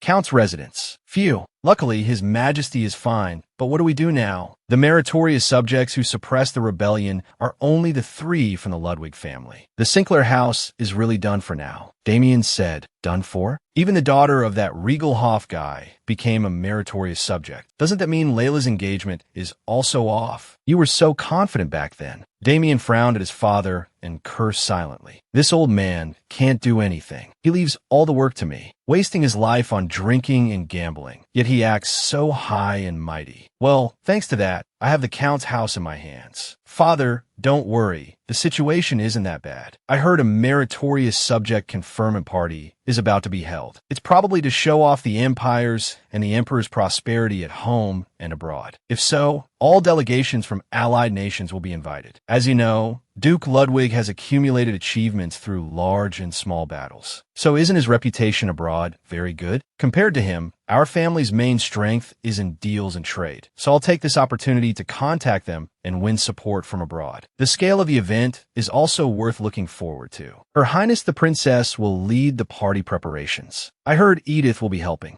Layla immediately shouted, Edith, that woman dares to organize a royal party. If so, Damien immediately asked, if so, then what? My brother won't help me, because he always does what benefits himself first. Layla replied with a forced smile. If I want to appear more dazzling than Edith, shouldn't I order a new, trendy dress? That's right, do as you wish, whatever. Thank you, brother. No matter what I offer, there's no contact. If the one who made that request was Duke Ludwig, then maybe there's no need to drive Edith out anymore. If so, do I have to give up? Let those 2 become the couple of the century like this? That won't do. I must destroy them. Scene change. Scheduled to hold a meritorious subject conferment party for suppressing the rebellion. Killian said, your name is here. But Edith and her maid were extremely busy. Anna, could you bring me what I was looking at on the table yesterday? I know. The carriage is waiting outside. Here's your coat. I already prepared a coat for you, my lady. This one matches my lady's dress better, but this one is warmer. Either one is fine. I've brought it, my lady. Ah, thank you. Then I'll be head. Edith stopped mid-sentence. Because she saw Killian's tense expression, she quickly went over and placed a sweet kiss on his lips. Then she smiled brightly and said, I'm off, Killian. Her action left him flustered and speechless. Afterwards, he said pensively, something seems off. It feels like there's a distance. Rhinon asked, is it because my lady is too busy? It's a little different. It's true, she's very focused on the work Catherine is handling. Even so, she's not neglecting me. She always comes home in time for dinner, and we talk quite a lot for how busy she is. But all of that, how should I put it? It feels like she's trying her best to be a good partner.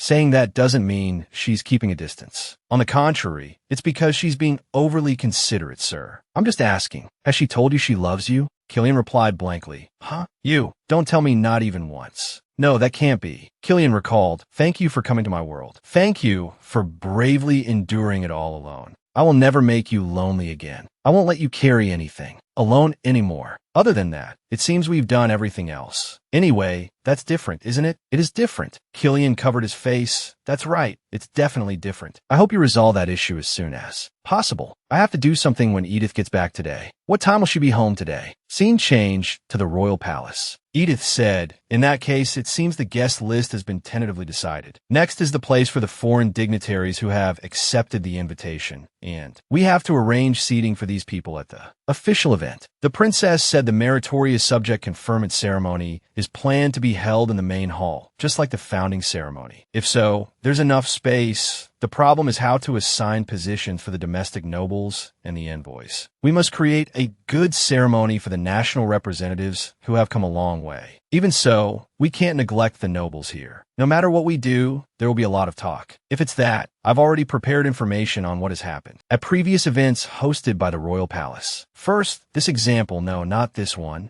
It's this one. The seating arrangement drawing for dignitaries at the emperor's coronation. Seeing Edith so tense, the princess said, let's go horseback riding together to clear our minds. What now? Yes, now, but I'm not prepared at all today. You fit into my riding clothes anyway. She really hasn't changed. Our stubborn princess. Yes, then I'll go change and come back. Henry spoke up. If so, then I. The princess immediately said, you stay here, but your highness, if you want protection. This is the royal palace. The master is going to change clothes. Why would you follow? I've already assigned 2 female knights to follow her, so there's nothing to worry about.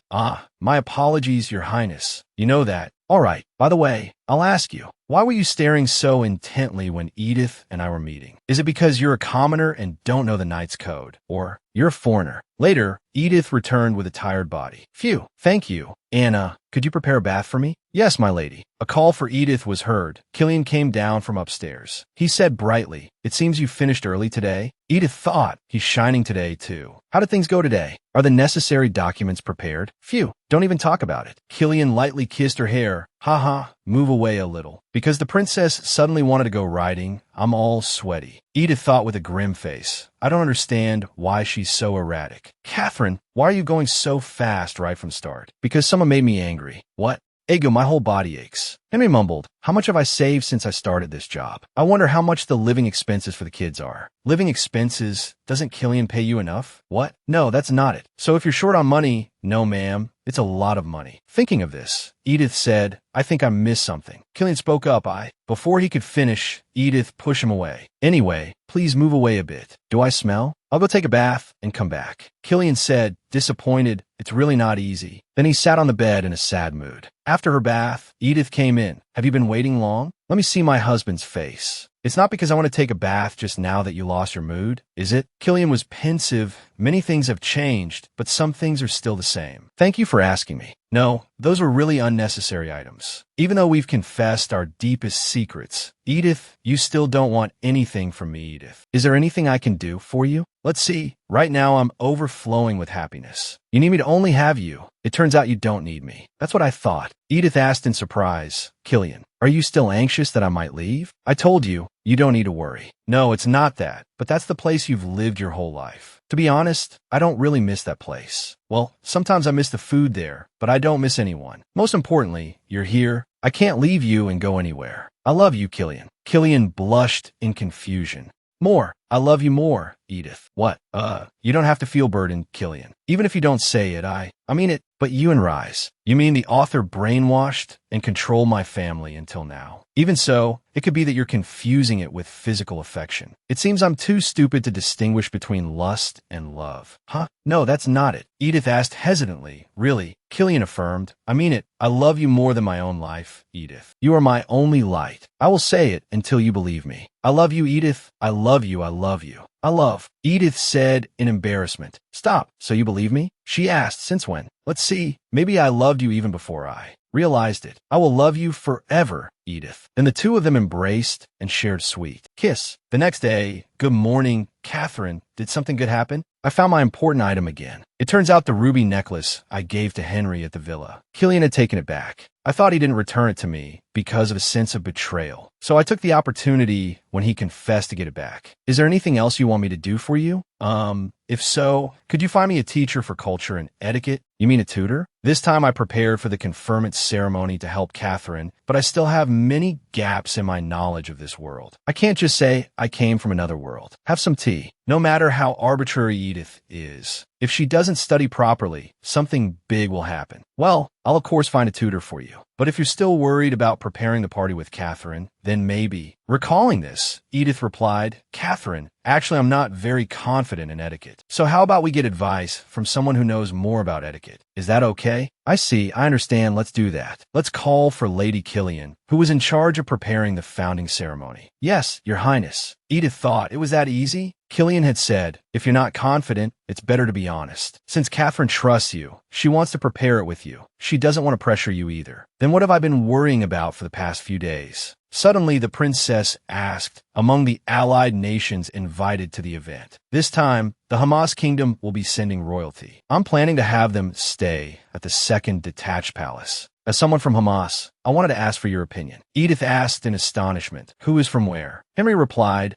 yes. The princess asked, don't tell me you didn't know. Edith looked at Henry and replied, not at all. It seems you don't have a very sharp eye either, do you? Recalling their previous conversation. Because Your Highness is too cool. After that, the atmosphere became awkward. I apologize, Your Highness. I'll pretend I didn't hear that. Henry recounted, I lost my parents at the age of 12 and came to this empire. So it's hard to say I know much about that culture. But the people of Hamas place great importance on the direction of windows. Since the windows of the palace the princess mentioned face west, it would be better if we could arrange a space that faces south or east. South or east. Then what about the third detached palace? Although the ceiling is lower than the second detached palace, it gets sunlight. Henry replied, that seems fine. Your Highness the Princess, Lady Killian has arrived. Let her in. And then, the day of the meritorious subject conferment ceremony arrived. People from all over began to arrive. Damien looked around and said, not too flashy and not lacking in dignity. I can't believe that Edith prepared this ceremony. Layla, you come and see too. She walked in with a rather gloomy face. I'm just saying this as a precaution. Layla, don't do anything foolish. If you act rashly today, you'll be in big trouble. Don't overthink it. Just enjoy your time with your friends. Just wait and another chance will come. Layla said to herself, no, if I miss this chance, there won't be another. I have to find a way before she secures her position as a meritorious subject recognized by all. Meanwhile, Edith was sitting at her vanity. Killian came in and said, I feel possessive and don't want to let others see you. What should I do? You're just too beautiful, Edith. I feel a little embarrassed because I'm so dolled up, even though this is an event where we're being honored as meritorious subjects. I'm worried if Miss Dahlia might be overworking herself. You don't need to worry. Father, you and I are the main characters today. After all, you just need to show up and shine, just like you've always done. You and me together, of course. Then she happily took Killian's arm, and they headed to the party. A large crowd had already gathered. The princess said, I heard more than half of the people on the guest list have already arrived. We should be able to start the event on time, right? Yes, Your Highness. Suddenly, a voice came from behind. Your Highness, you've worked hard. Perhaps I should have come earlier to help. It's all right. The main characters should be enjoying themselves. But where is Killian? Oh, that. As soon as he arrived, his father took him away, saying, there are many people you need to meet, so follow me. Killian hesitated, but we need to get this out of the way so you can join the event with your wife. Hearing that, Killian replied, yes, father. The princess pouted upon hearing this. Duke Ludwig, really? Still, it's not bad, is it? Everything from the palace entrance to the event hall is wonderful. So the guests, down below, Damien and Layla were talking to someone. Damien said, so recently we've been using the specialty products of Hammett, but the person didn't seem to be listening. Damien called out loudly, Your Highness. I apologize. It's quite all right. I've been talking too much about myself. I was just excited that you came to the Empire in person. Layla keenly noticed. Wait, is that person looking at Edith? She smirked sinisterly. This is it. Pardon me, Your Highness. May I interrupt? Because I saw you seem to be looking at Lady Edith earlier. He replied flusteredly. That's... Layla continued. Would you like to speak with her privately?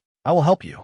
Later in the garden, Edith walked along lost in thought. As expected, she's not here. When I heard my mother-in-law called me out to the garden, it felt suspicious anyway, so I had Henry secretly follow me. Even though it's outside the event hall, it's still within the Imperial Palace. But just in case, I had Michael call for Killian. It's not like I've only been harmed once or twice. Just then, she saw someone's figure. That person it's the royal from Hammett who's attending this event. Did he impersonate my mother-in-law to call me out here alone? Could it be some political motive? This is awkward. I should leave here first. As she was about to back away, her foot stepped on a dry branch, making a cracking sound. Oh, you really came? I'm sorry for this being our first meeting, but there's something I must ask you in private. I wonder what. Meanwhile, Michael came to call. Young Master Killian, you were escorting Edith. Why are you here alone? I have something urgent to tell you. As for Layla, she was gloating. She fell right into the trap, just as I expected. She coaxed the other ladies. Shall we get some fresh air? I heard the garden around the fountain is also specially decorated. Oh my, that sounds lovely. She thought to herself, I'll make you fall apart in front of everyone. Very quickly, Michael led Killian to the garden. Layla and the ladies were also on their way. Layla said with a smile, braziers have been placed all over the garden. It's winter, so it would be quite cold otherwise. The fountain is nearby. At that moment, the man knelt before Edith, pleading, Please, I'm begging you.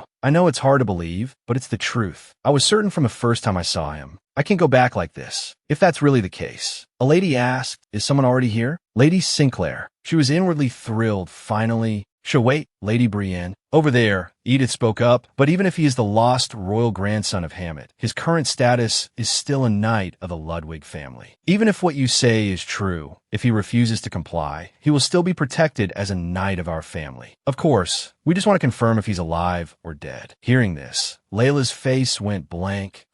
The conversation isn't about a secret rendezvous. What's happening? Edith turned and called out, Henry, you heard that, right? I'm sorry, but could you come out for a moment? It would be better to resolve this before the event begins. Really? Is he really my brother? Henry clenched his fists and said, selling a 12-year-old child to a pirate ship wasn't enough. Are you now trying to find me to eliminate a competitor for the succession? What? Sold? What is that about? Now that I have the status of a knight in a great noble family, I cannot be dealt with so easily. I will renounce my claim to the throne and live quietly. So can you pretend you don't know me and let it go? That's not true at all. We lost you during the Christmas event. Hearing this, the other ladies were surprised and began to whisper. As for Layla, her face darkened. What on earth is happening? Even though I don't understand what they're saying, looking at the situation, it seems that person wasn't interested in Edith. The Prince of Hammett pleaded continuously, Please, give me a chance to explain. And every Christmas, our aunt still calls your name and cries all night. Edith thought Killian should be here soon. She turned and froze. Oh, Lady Layla Sinclair. The prince asked, startled, Are there other people? Oh, you're that lady, aren't you? The one who helped me meet privately with Lady Edith Ludwig. She remembered Damien's warning, Don't do anything foolish. If you rashly do something today. Looking at Edith, she thought to herself, It's over, it's all over. It's so unfair. I also tried so hard. Why isn't it working? Why? Edith was bewildered, not understanding what was happening. Then Layla lunged forward, grinding her teeth and thinking, Why can't it be me? Just then, Killian appeared and pulled Edith back, causing her to miss and lunge forward. Everyone asked in alarm. What's going on? Lady Layla Sinclair. The moment I thought I would lose everything, an opportunity unexpectedly came. I acted bravely to seize that opportunity. But that woman always came back alive no matter the threat, and trampled all over me. She recalled Edith's words. Of course, someone like you couldn't help but misunderstand. Because for someone who looks down on, mistreats, and then coldly sells off a person they deem worthless when the opportunity arises, those words would naturally sound sincere. No, I know a person like you absolutely. At this point, Killian spoke up. It seems this matter involves Edith's night, doesn't it? I didn't intervene and just watched, but were you trying to set a trap for Edith? She stammered, Killian, I knew you weren't a good person, but I never imagined you would plot something like this at an investiture ceremony for meritorious subjects. It's beyond my imagination. The situation was quickly resolved with Catherine's appearance. What is all this commotion? You're embarrassing me in front of our esteemed guests from a neighboring country. Layla was arrested for investigation. Henry, no. Prince Hydra's, seeing the situation was resolved. If you don't want to be in prison with her, then stop, Count Sinclair. Honestly, the event hasn't even started yet. Did you relay the message to my brother? What did he say? Henry stared at the princess and asked, would you two mind if I return to Hammett with this person? Edith smiled and said, of course not. But have you really found your family? For now, yes. The prince was so happy he started to cry, calling out, brother. Henry grumbled, get off me, I still have a lot of questions. Suddenly, an attendant came to call, Your Highness.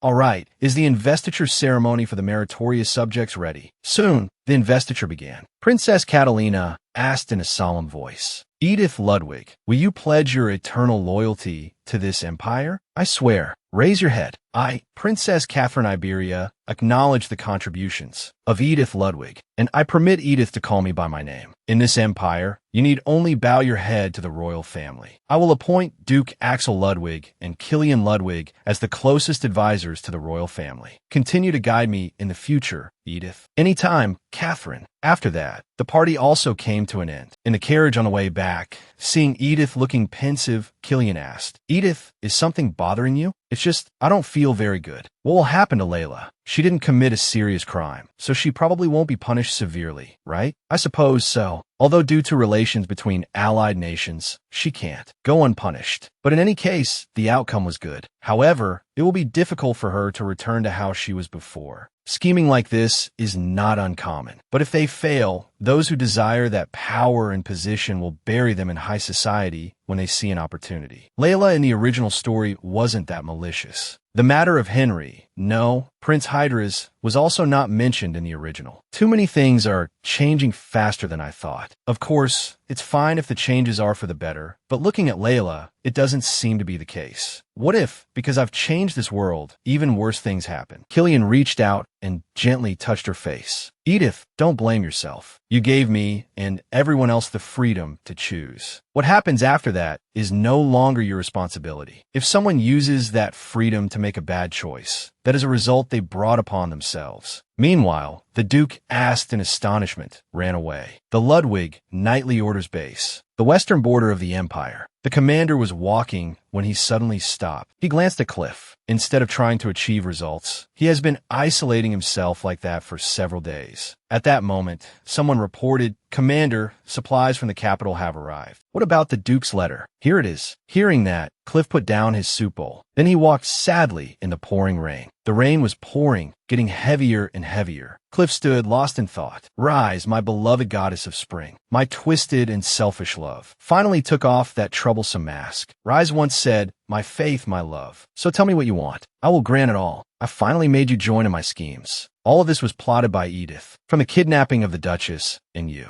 Immediately after, you slipped from my grasp and disappeared without a trace. I'm sorry, Cliff. The Rise you knew can never return to this place. A clap of thunder brought Cliff back to reality. Tears mixed with the rain. It can't be, Rise, you're gone. I can't see you again. And even if there was danger, Cliff would save you. Cliff screamed, Suddenly, Cliff froze. A system window appeared before his eyes. The world has been freed, allowing characters to leave the world. Cliff stammered, I will. Even if I have to go to the ends of hell, I must chase after you and find you again. And I won't let you slip away again. Scene changed to the ducal mansion. Kilian entered and asked, Father, you called for me? You must have heard the news. Yes, my brother has disappeared at the western border.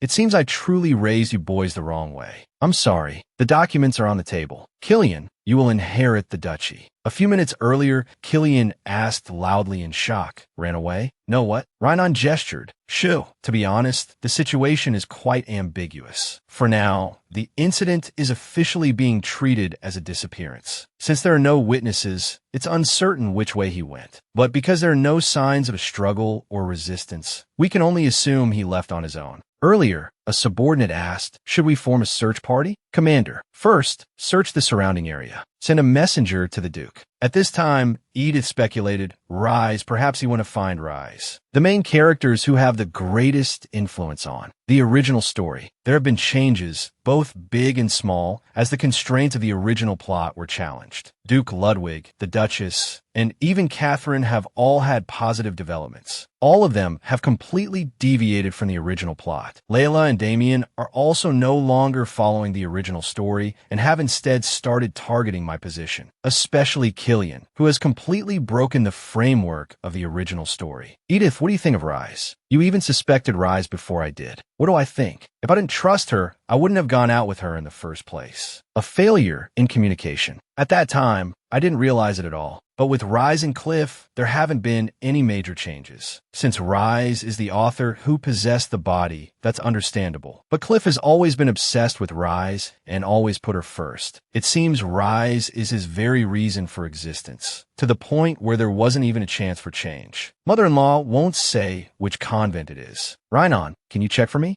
Although it's not certain, it's better to have a plan in place. Of course, I'll check right away. But Killian, the Duke said you should go to his office as soon as you get back. Back to the present. Although Cliff was destined to be the heir, I always attended succession classes with my brother. So, Duke Langston is fourth in line to the throne. Any other questions? No, sir. I'll go ask her later. I constantly strived to keep up with the curriculum, even though it was far beyond my abilities. Yet my brother was always one step ahead. And looking at it objectively, I had absolutely no chance of winning. So why? Why did they make me, someone with no talent, participate in his classes? Did they want me to realize the difference between me and my brother and give up? Sometimes I had such doubts. Perhaps the value of my efforts was only ever worth this much. No, that's not it. If I try hard, surely Father will look my way too. Moments of effort are not easily forgotten. I was satisfied. So perhaps even in the moments I acted like I had given up. I gave up a long time ago. At this moment, the Duke said, "What do you think was the reason I had you participate in the succession lessons together? It's just that your brother is exceptionally brilliant, but you are also talented enough. I used to think your softness was a weakness, but perhaps that was just my mistake. You still have little practical experience. But since you studied and grew up with your brother, there's no reason you can't keep up." I had always been waiting for a moment like this. Killian clenched his fists and told himself, "Get a grip." Then he asked the Duke, "So this time, my opinion doesn't matter either? Your opinion? Are you planning to refuse?" Once the situation stabilizes, I plan to go down to Vaison immediately. All this time, Edith has been reviewing documents about the territory. She's very much looking forward to developing Vaison. And now you're telling me to inherit the duchy. We don't have that ambition, but for Edith's sake. You know Edith's reputation. But among all the women I've met, she is the most down-to-earth. I'm sure she would prefer a peaceful life in Vaison over the ruthless high society of the capital. Suddenly the Duke said, "No." "What? So you think your mother and I built up this duchy because we enjoy socializing? All right, I understand what you're thinking. Your mother and I once shared the same dream. Ours was not a political marriage. In fact, the second son of a border count and the esteemed daughter of a prestigious marquis family were not of the same class. But because of your mother's stubbornness, we persisted in our desires, dreaming of a simple life, just the two of us. Do you remember? The Ludwig County back then was just a rural area near the border. We hadn't even had a chance to enjoy our honeymoon before we were repeatedly dispatched due to various conflicts, big and small, on the border. Despite dedicating ourselves to the country, the nobles in the capital just looked down on us. Your mother, who came from a wealthy marquis family, had to endure the constraints of her elders, who were always trying to belittle her. To avoid being seen as a spendthrift daughter-in-law, your mother even had to be careful about how she dressed. Fortunately, at that time, she was a longtime close friend of the Empress, so she managed to maintain her status by frequently bringing you children to the capital. The Duke slowly recounted, "I returned 2 days earlier than expected. Where's Rosaline?" "Sob, sob. Killian, stop cry, it's not like that. They only say those things because they don't know." "But mother," Sinraho Hop said it to everyone, "Ludwig can't bring back a victory. Just scraping by on some border taxes. Thanks to that, we have the Ludwig Duchy of today." The Duke lowered his head and continued, "I don't intend to force you,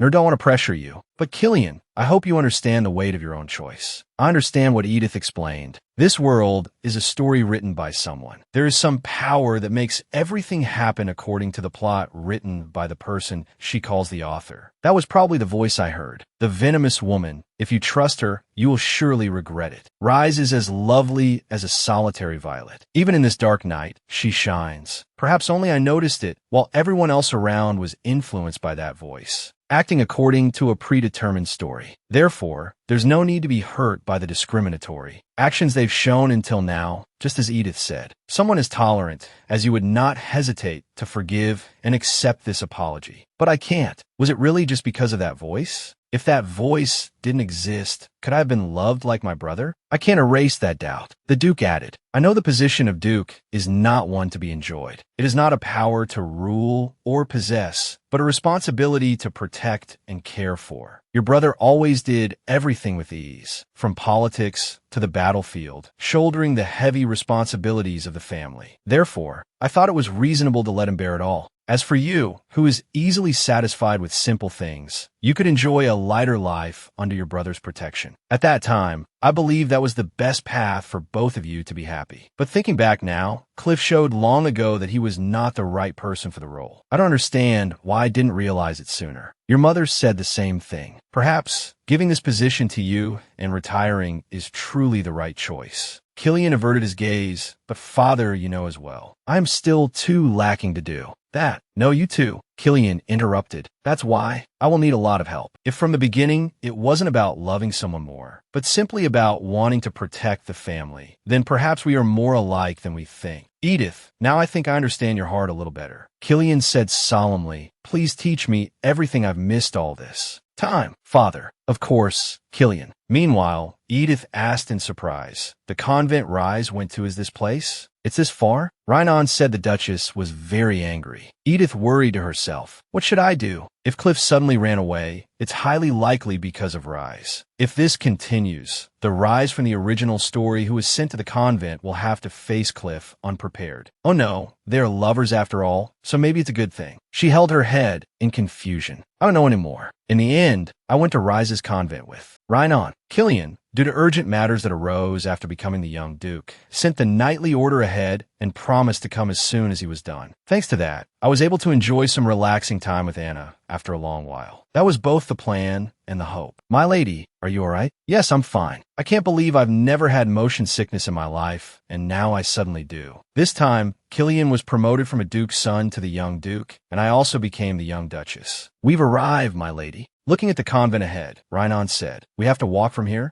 It would be better if I carried you. Please, I said I'm fine. Michael replied worriedly, but the young Duke gave me strict orders. Anna, seeing Edith's expression with suspicion, turned to Michael and said, send someone to find a nearby obstetrician. Immediately, and make sure no one finds out. Yes, ma'am. The truth behind the sudden motion sickness was revealed a little later. Edith and Michael slowly entered. Rhinon went to speak with the abbess. Excuse me, but could we speak privately for a moment? Oh, of course. At that moment, Edith cried out in surprise. Ah, she saw a nun kneeling ahead. Actually, on the way here, I was a little worried. Because I remembered the author, I was afraid to see Rise's face. It was a needless worry. Rise turned around and spoke. Ah, I knew you would come, Edith. Afterwards, they sat at a table. Rise graciously poured tea for her guest. Edith lifted the teacup and said, thank you. It smells like violets. Would you like some sugar? No, it's fine. Outside, Michael carefully observed. At this moment, Rise put down her teacup. You must have heard the general situation from Edith. As expected, you're curious about my story, aren't you? A long time ago, so long I can't remember clearly, there was a person named Rise Sinclair. Bright, innocent, and beautiful like the goddess of spring, the illegitimate daughter of Count Rise Sinclair. She had an unhappy childhood and was oppressed by her family because of her birth. She caught the eye of the Duke and Duchess of Ludwig, so she moved to the ducal house and received love from everyone. You met her, that person was. Just then, Clip came over and asked, what's wrong, Rice? No, it's nothing. Does Killian want me to wear this to the wedding? Yes, Lady Rice. But this is almost white. Perhaps it's because the bride's sisters or close relatives often wear white dresses together. Because nobles often do that. Oh, is that so? Because the bride will become your sister anyway, my lady. I see. Thank you for letting me know, as I wasn't properly taught the culture of the nobility. Sisters? It didn't take me long to realize. It was a misunderstanding. What are you trying to do, wearing a white dress to someone else's wedding? Get lost. Rice went out sulking, then ran to find Killian. Why did you tell me to wear a white dress today? It's only the first day of her marriage, and Edith is already so sad. Sad? Huh. Just think about the dress she was wearing. How could she overreact just because of my dress? Her dress was so extravagant and gaudy. That's right, so cheap. Cheap? How can you call your own wife cheap? How could you say that? Rice, you're so cruel. Do you have any idea what kind of mood I was in today? In that moment, Rice Sinclair realized something was terribly wrong, even though she had tried every way to mend the relationship. But it was all in vain.